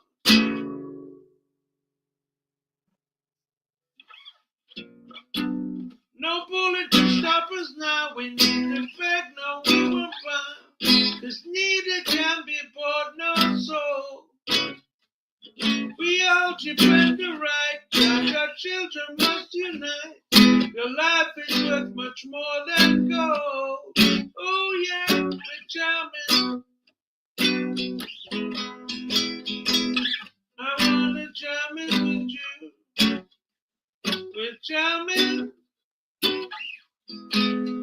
And I hope you like jamming too. We're jamming, we're jamming, we're jamming, we're jamming, we're jamming, we're jamming. I wanna jam with you now. Jamming, we're jamming, and I hope you like jamming too. We're jamming, we're jamming, we're jamming, we're jamming, we're jamming, we're jamming. I wanna jam with you now. We're jamming, and I hope you like jamming too. We're jamming, we're jamming, we're jamming, we're jamming, we're jamming, we're jamming. I wanna jam with you now. We're jamming, and I hope you like jamming too. No bullet can stop us now. We neither beg, no, we won't bow. Neither can be bought our soul.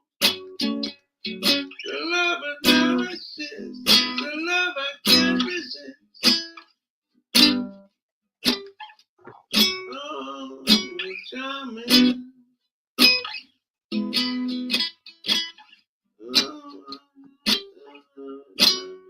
Yeah.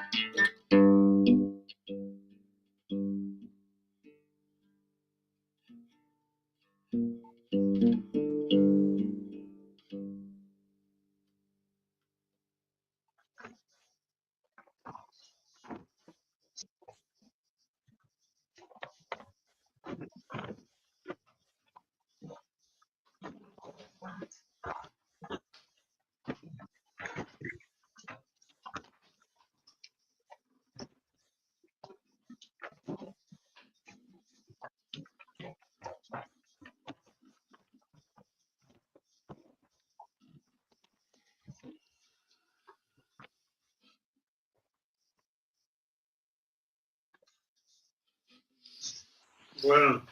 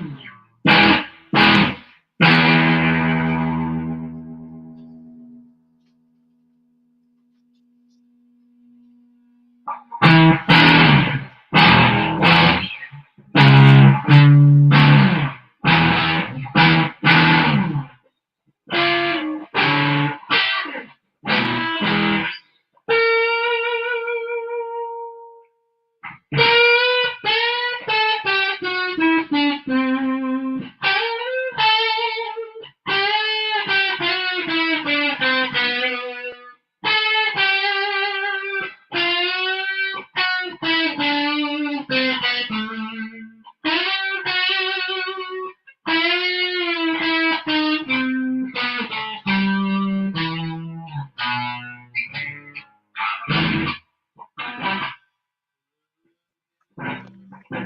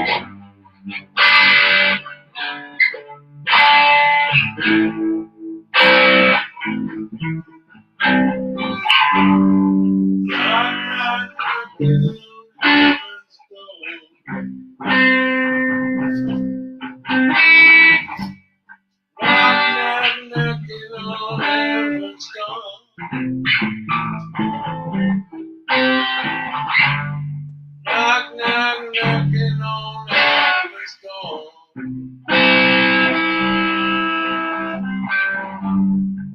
Mama, take these guns from me.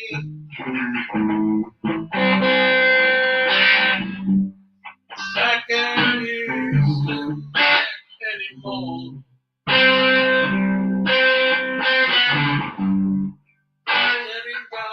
Getting back to see. Feel like I'm knocking on heaven's door.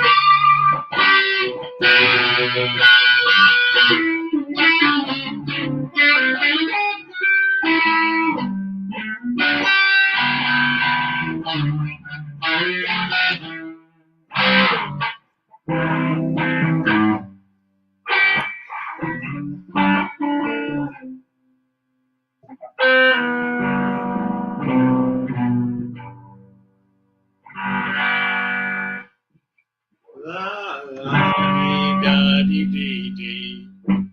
La la dee da dee da da. La dee dee dee dee dee dee. Dee dee dee dee. La dee dee da dee da da. La dee dee dee dee dee. La dee dee dee dee. Now the devil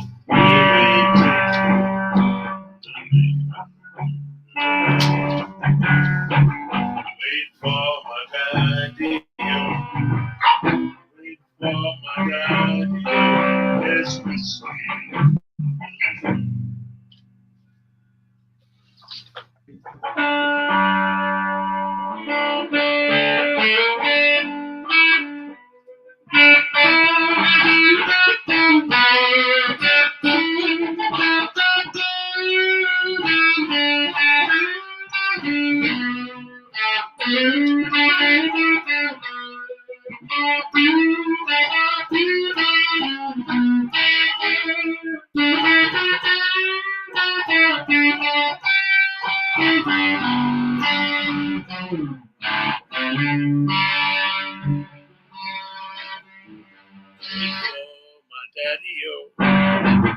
Wait for my daddy-o, there's whiskey in the tea.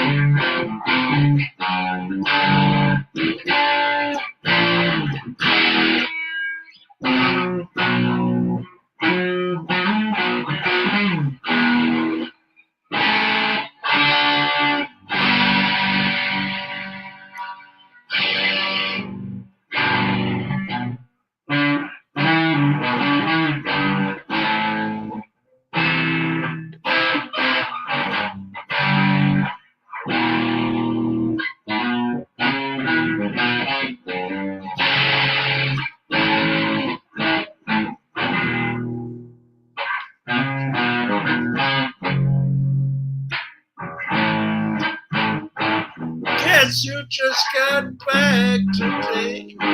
Haven't been a while since little bit away. Haven't changed, haven't much to say.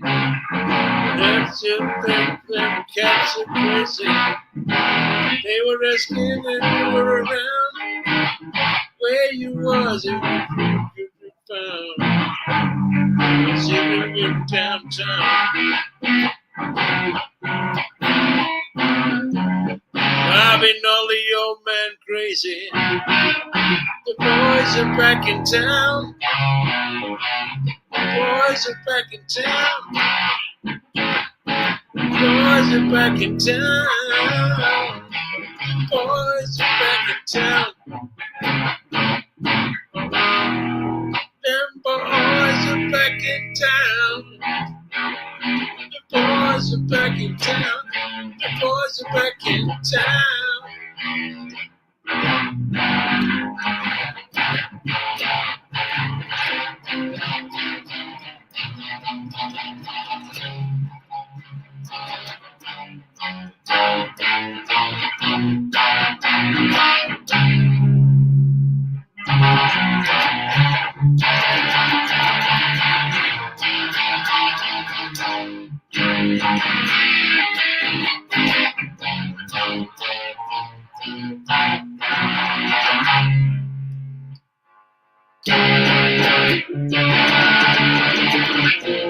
Just like the world around.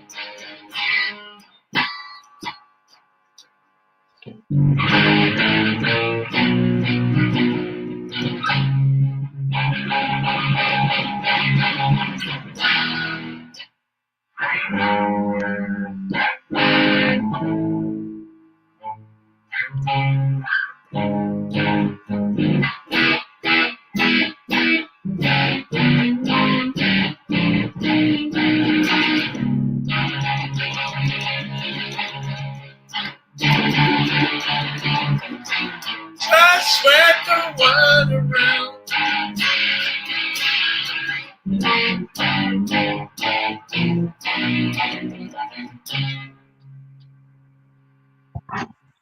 The boys are back. The boys are back. The boys are back. The boys are back.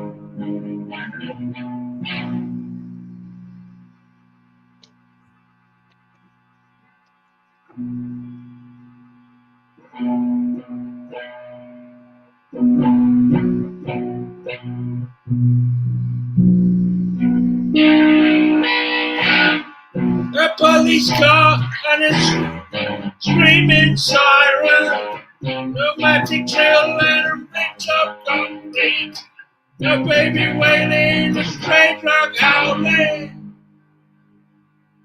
a screeching brakes and a landline blinking, and that's entertainment. That's entertainment.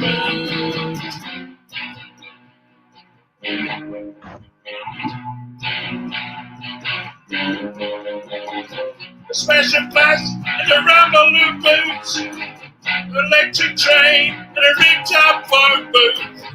Thanks, but it wasn't private Tom Kennett. What's going out and a kick in the ball? I said that's entertainment. That's entertainment.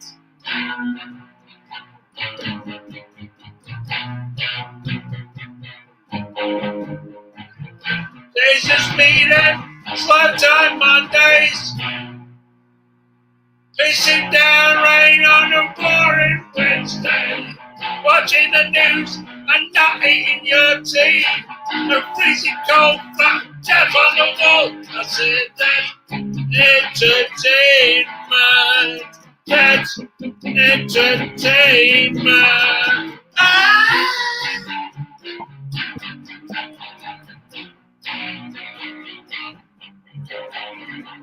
Waking up at 6 a.m. on a cold one morning. Opening the windows and breathing in petrol. I'm back to bed, sitting in the backyard, watching the telly and thinking about your holidays. That's entertainment. That's entertainment.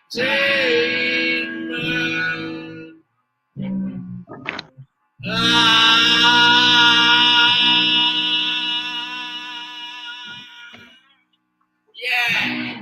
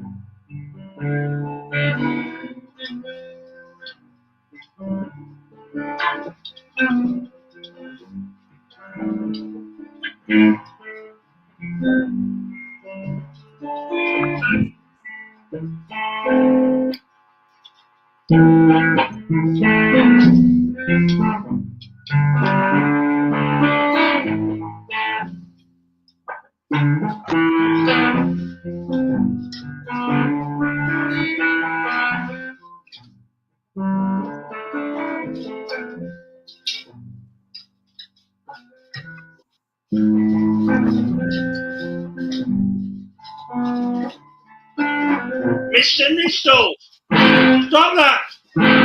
Hey! Stop that!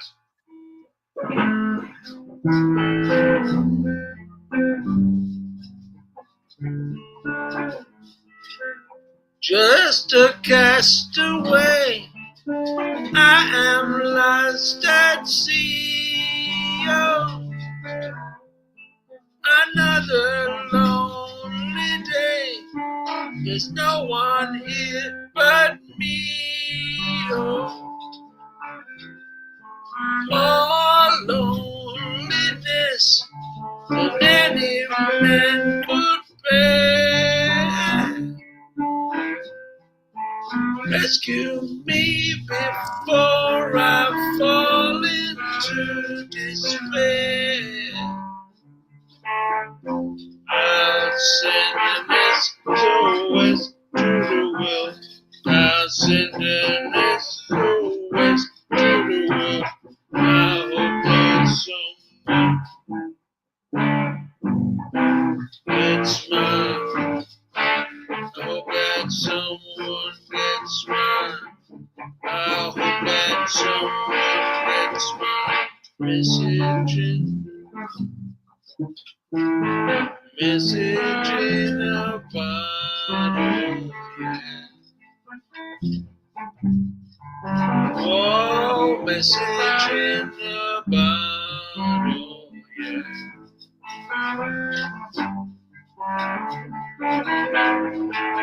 A year has passed since I wrote my note.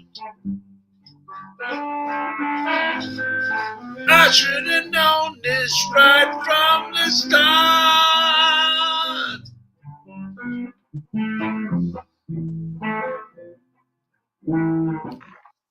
I should have known this right from the start.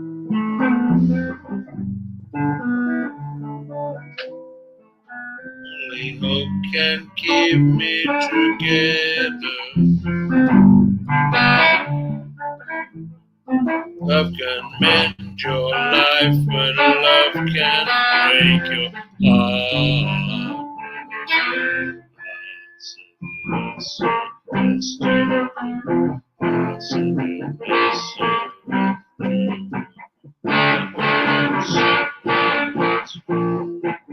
I hope that someone gets mine.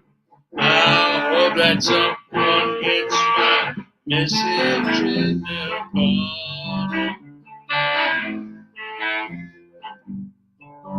Oh, message in the bottle.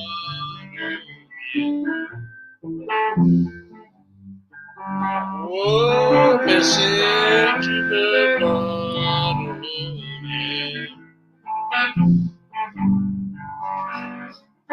Message in the bottle.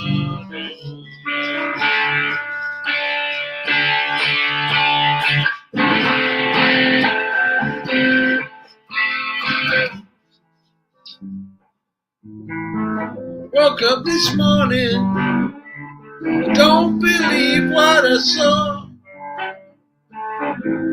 100 million bottles washed upon my shore.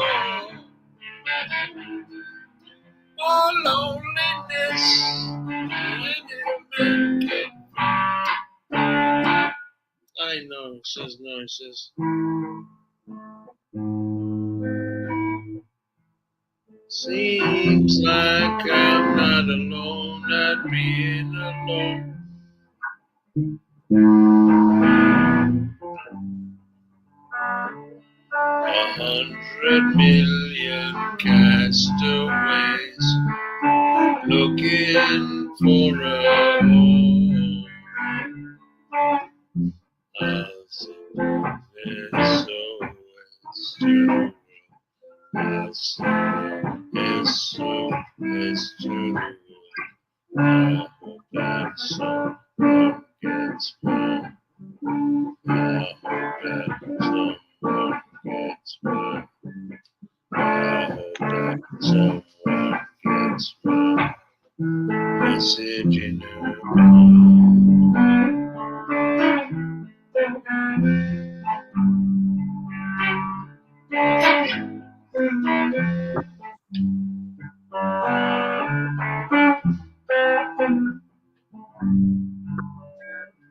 I'm sending out an SOS.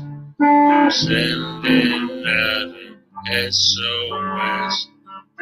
Sending out an SOS. Sending out an SOS.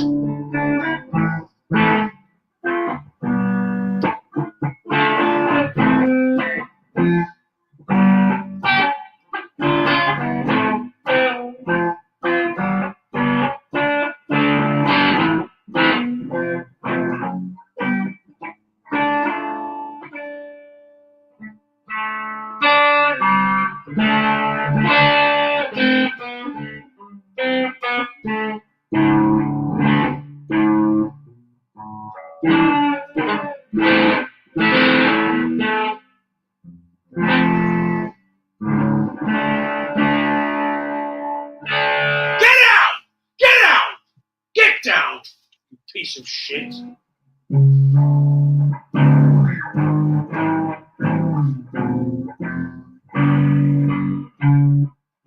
Get out.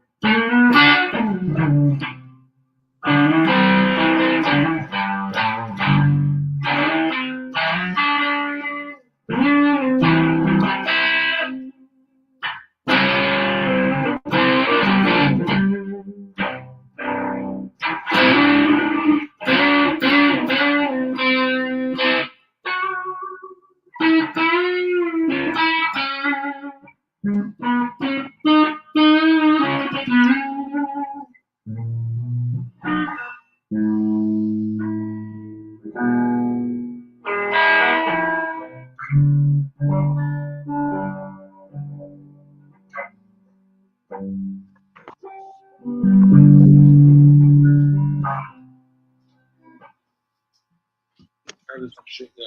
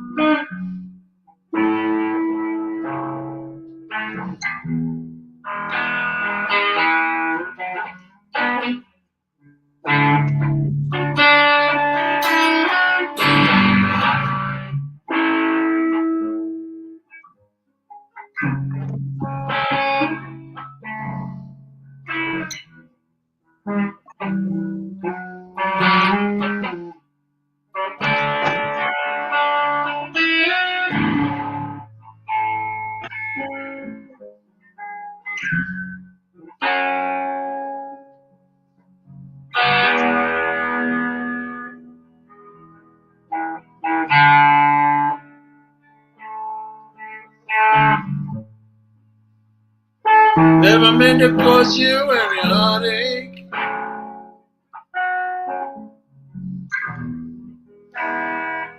Never meant to cause you any pain.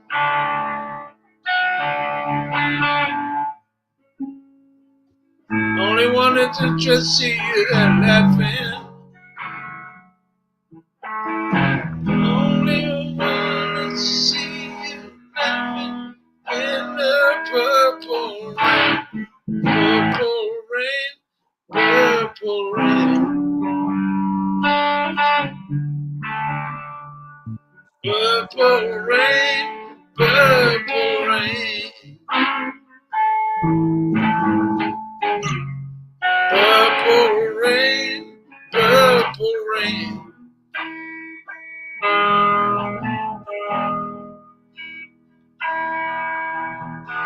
Only wanna see you dancing in that purple.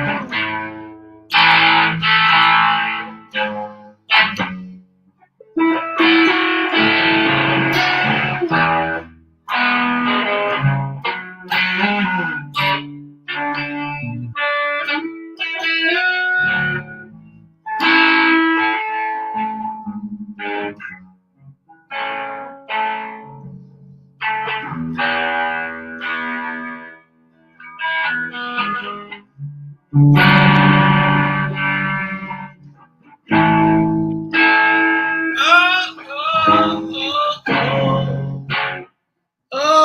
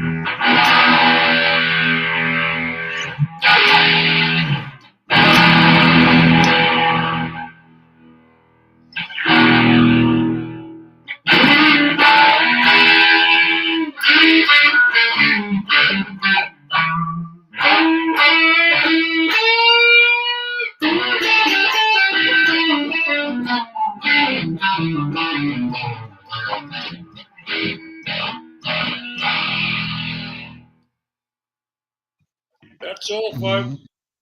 That's your lot. Take it or leave it.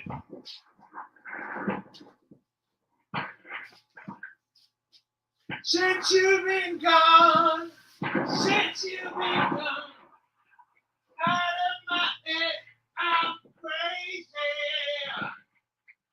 Whoa, whoa, whoa. Since you've been gone. Woo. La-dee-dee-dee, same dreams every night. La-dee-dee-dee-dee-dee. Hello, my little fun.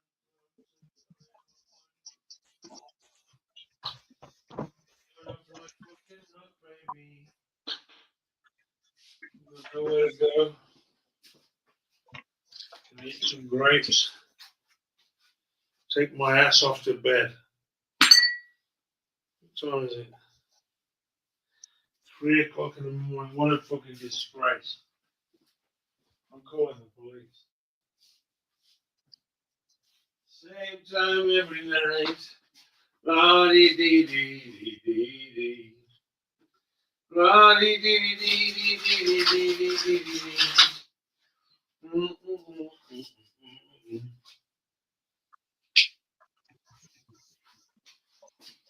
Tim Draycott sucks off dogs.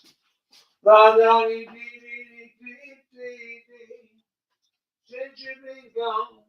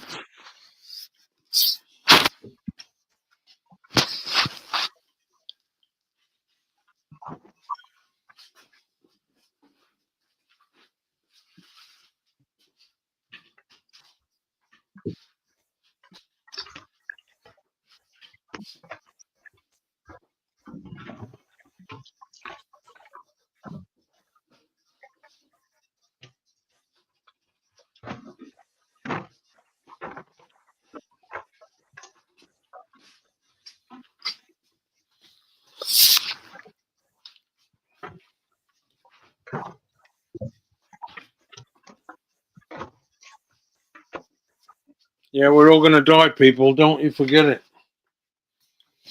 Don't forget that we're all going to die. Look at the state of me. Look fucking awful. Something to say to that psychologist next week. What's going on out here?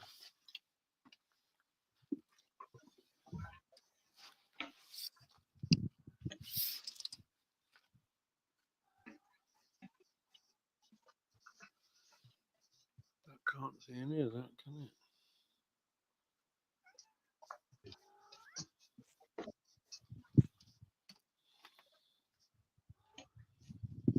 I can see that, but I can't see anything over there. It's extremely dark out there, isn't it?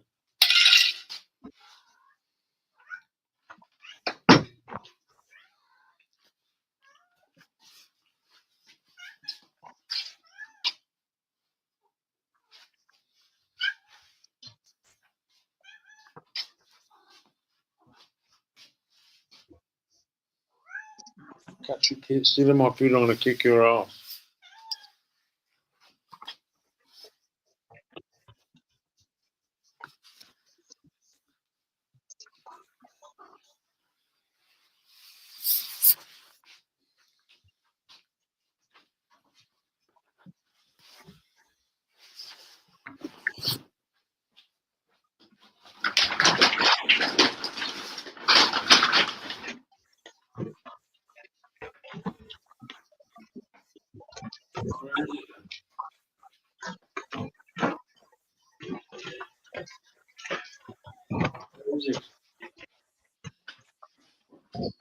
Yeah, I'll me all you want, but you don't tell me where that cup is, I can't give you any food.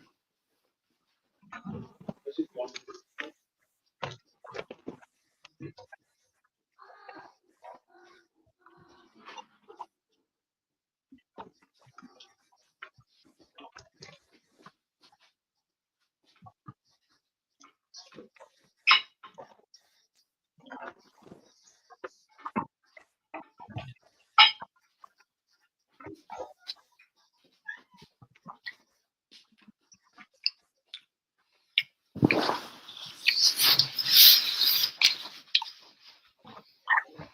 Mm.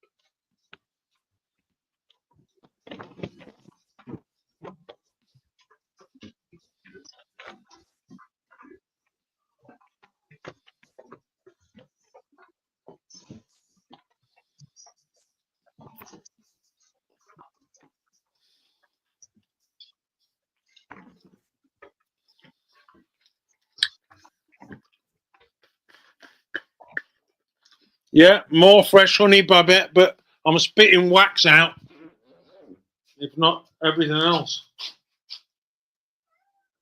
I don't know where it is, Mr. Nistles. Where did you put it?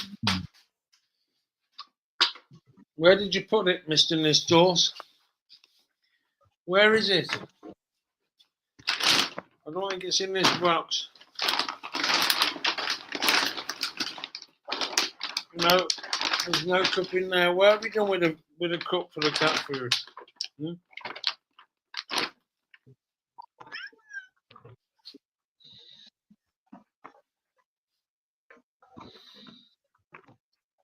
Why is that looking at me all the time? I'm not. Oh, that's old, isn't it? That's old video.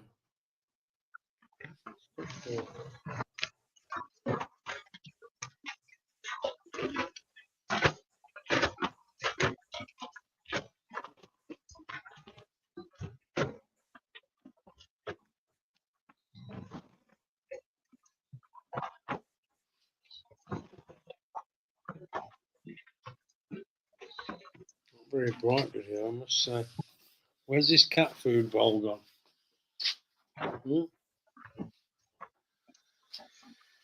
Where in heaven's name have I put that? Let's have some more of this fresh honey, Babette. Look at that. Look at it. Can you see that?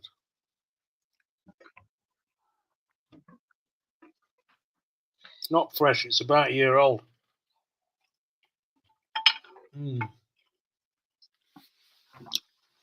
But it's still in the comb, so it's still fresh, you know, somehow.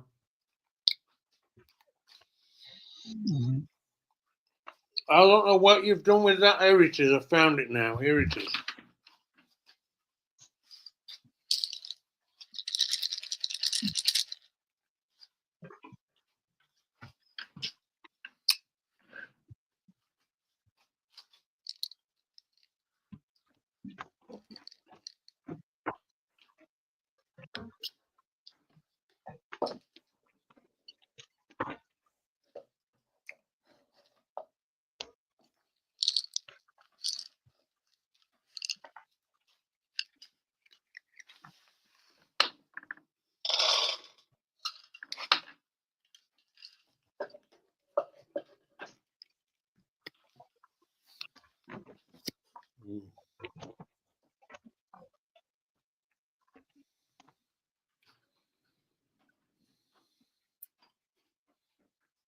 What's going on here anyway? Hang on a minute, Babette. Let me read all this information. What's going on here? Why won't it let me move?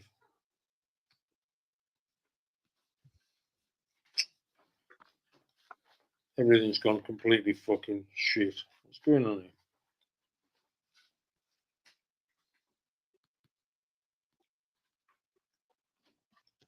Oh, okay, I've got it now.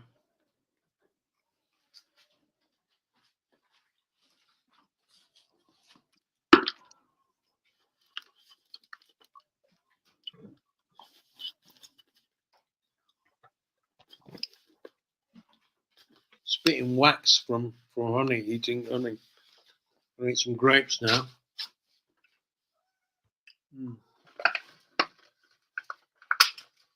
Not very keen on eating wax. 2 grapes, is that it? What a mess.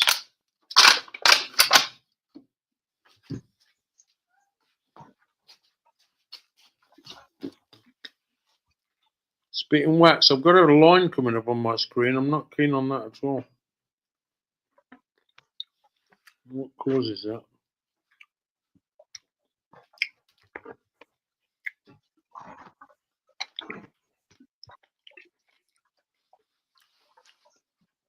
What a conspiracy this is.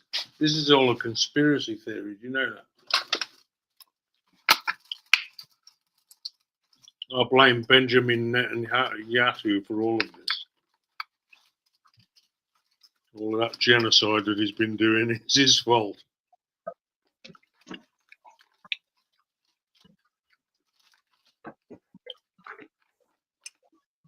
Genocidal is what it is. You watch how quickly this channel gets shut down now, just because I said that, because I'm quite drunk at 3 o'clock in the morning.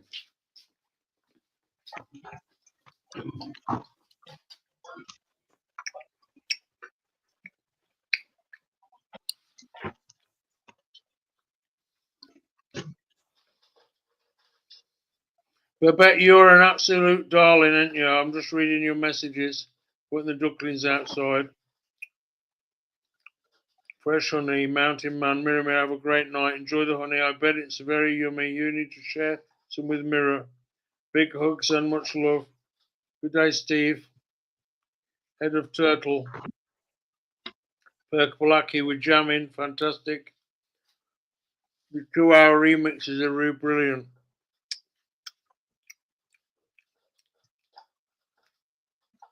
Perkapalaki's got the muscles coming on.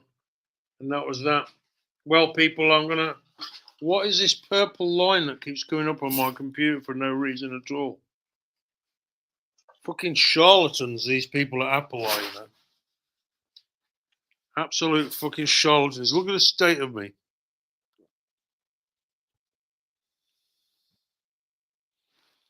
Something's back to front about this computer. You can go right around. Look at my face.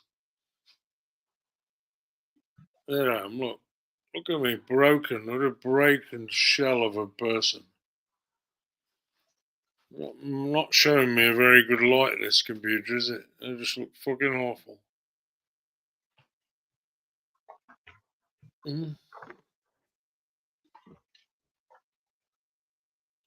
Fucking rotten, isn't it? All of it. Right, I'm going now. Anyway, people, I've had a nice night. Nice to see you. My computer seems to be broken. Look at that flashing thing for. Bang the computer. Does it make any difference? No. Turn it off. Good night, people. Night, Steve. Good night, everyone. Why is that fucking purple line doing that? I mean, you can't do anything these days, do you? First it was that green fucking fog, and now it's a purple line flashing. Bloody Apple. Charlatans. Fuck off back to China.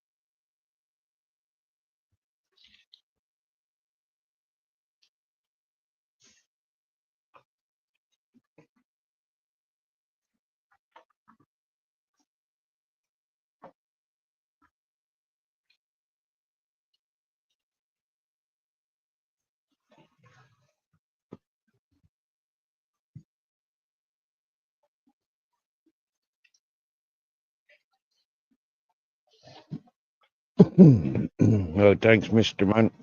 Mountain Man. It is a nice bit of guitar music.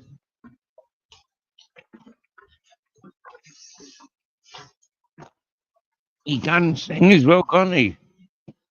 Surprising what a good singing voice Mountain Man's got there.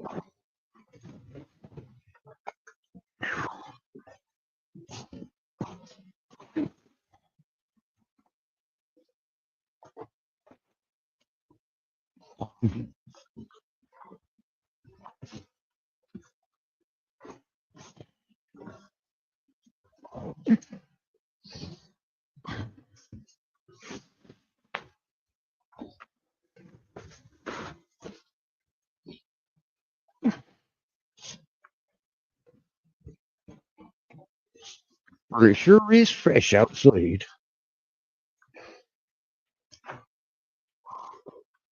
Mm. Mm.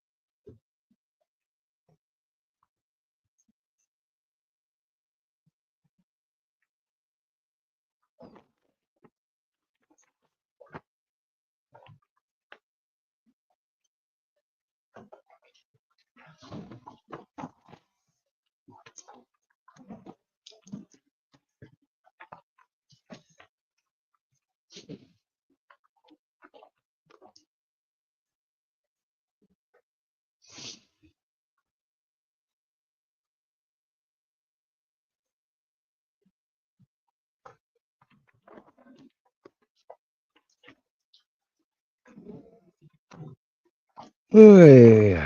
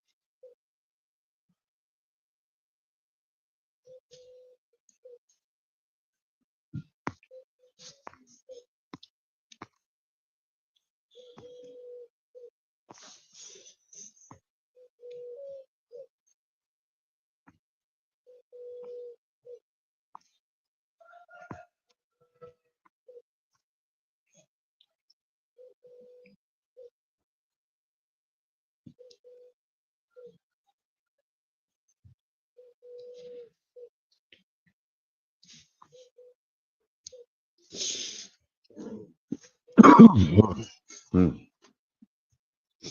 Good morning, people.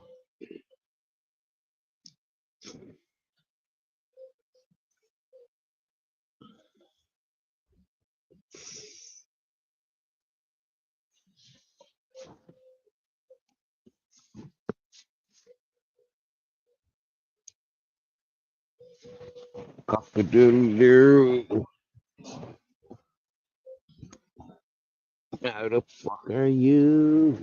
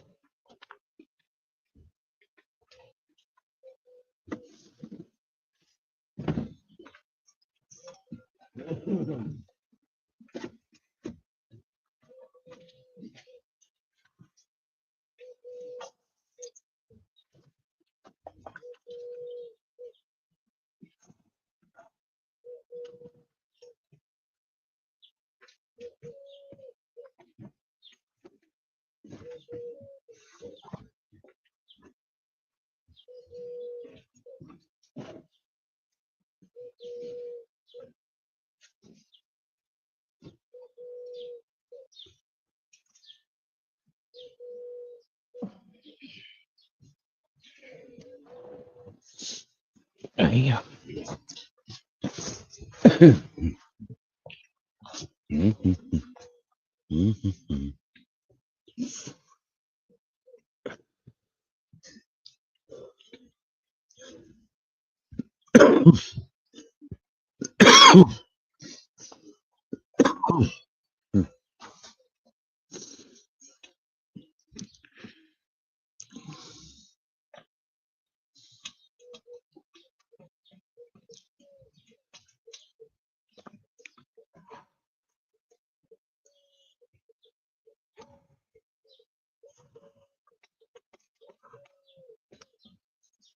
Oh, yeah.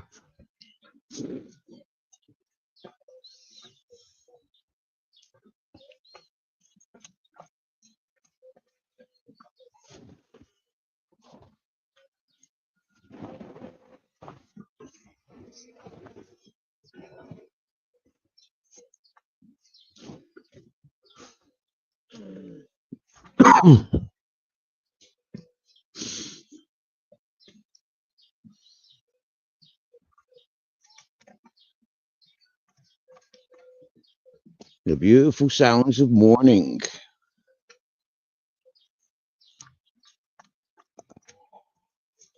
Fucking get lush. Mm. It's Sunday and there's no hangover. Like brilliant. Mm.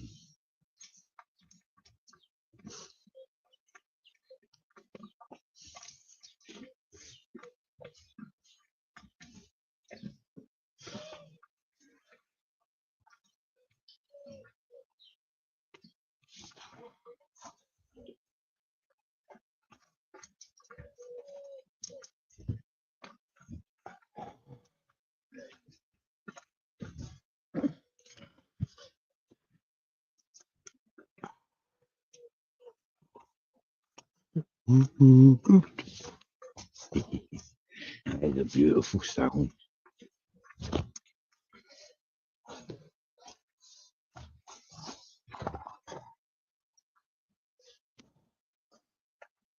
Oh,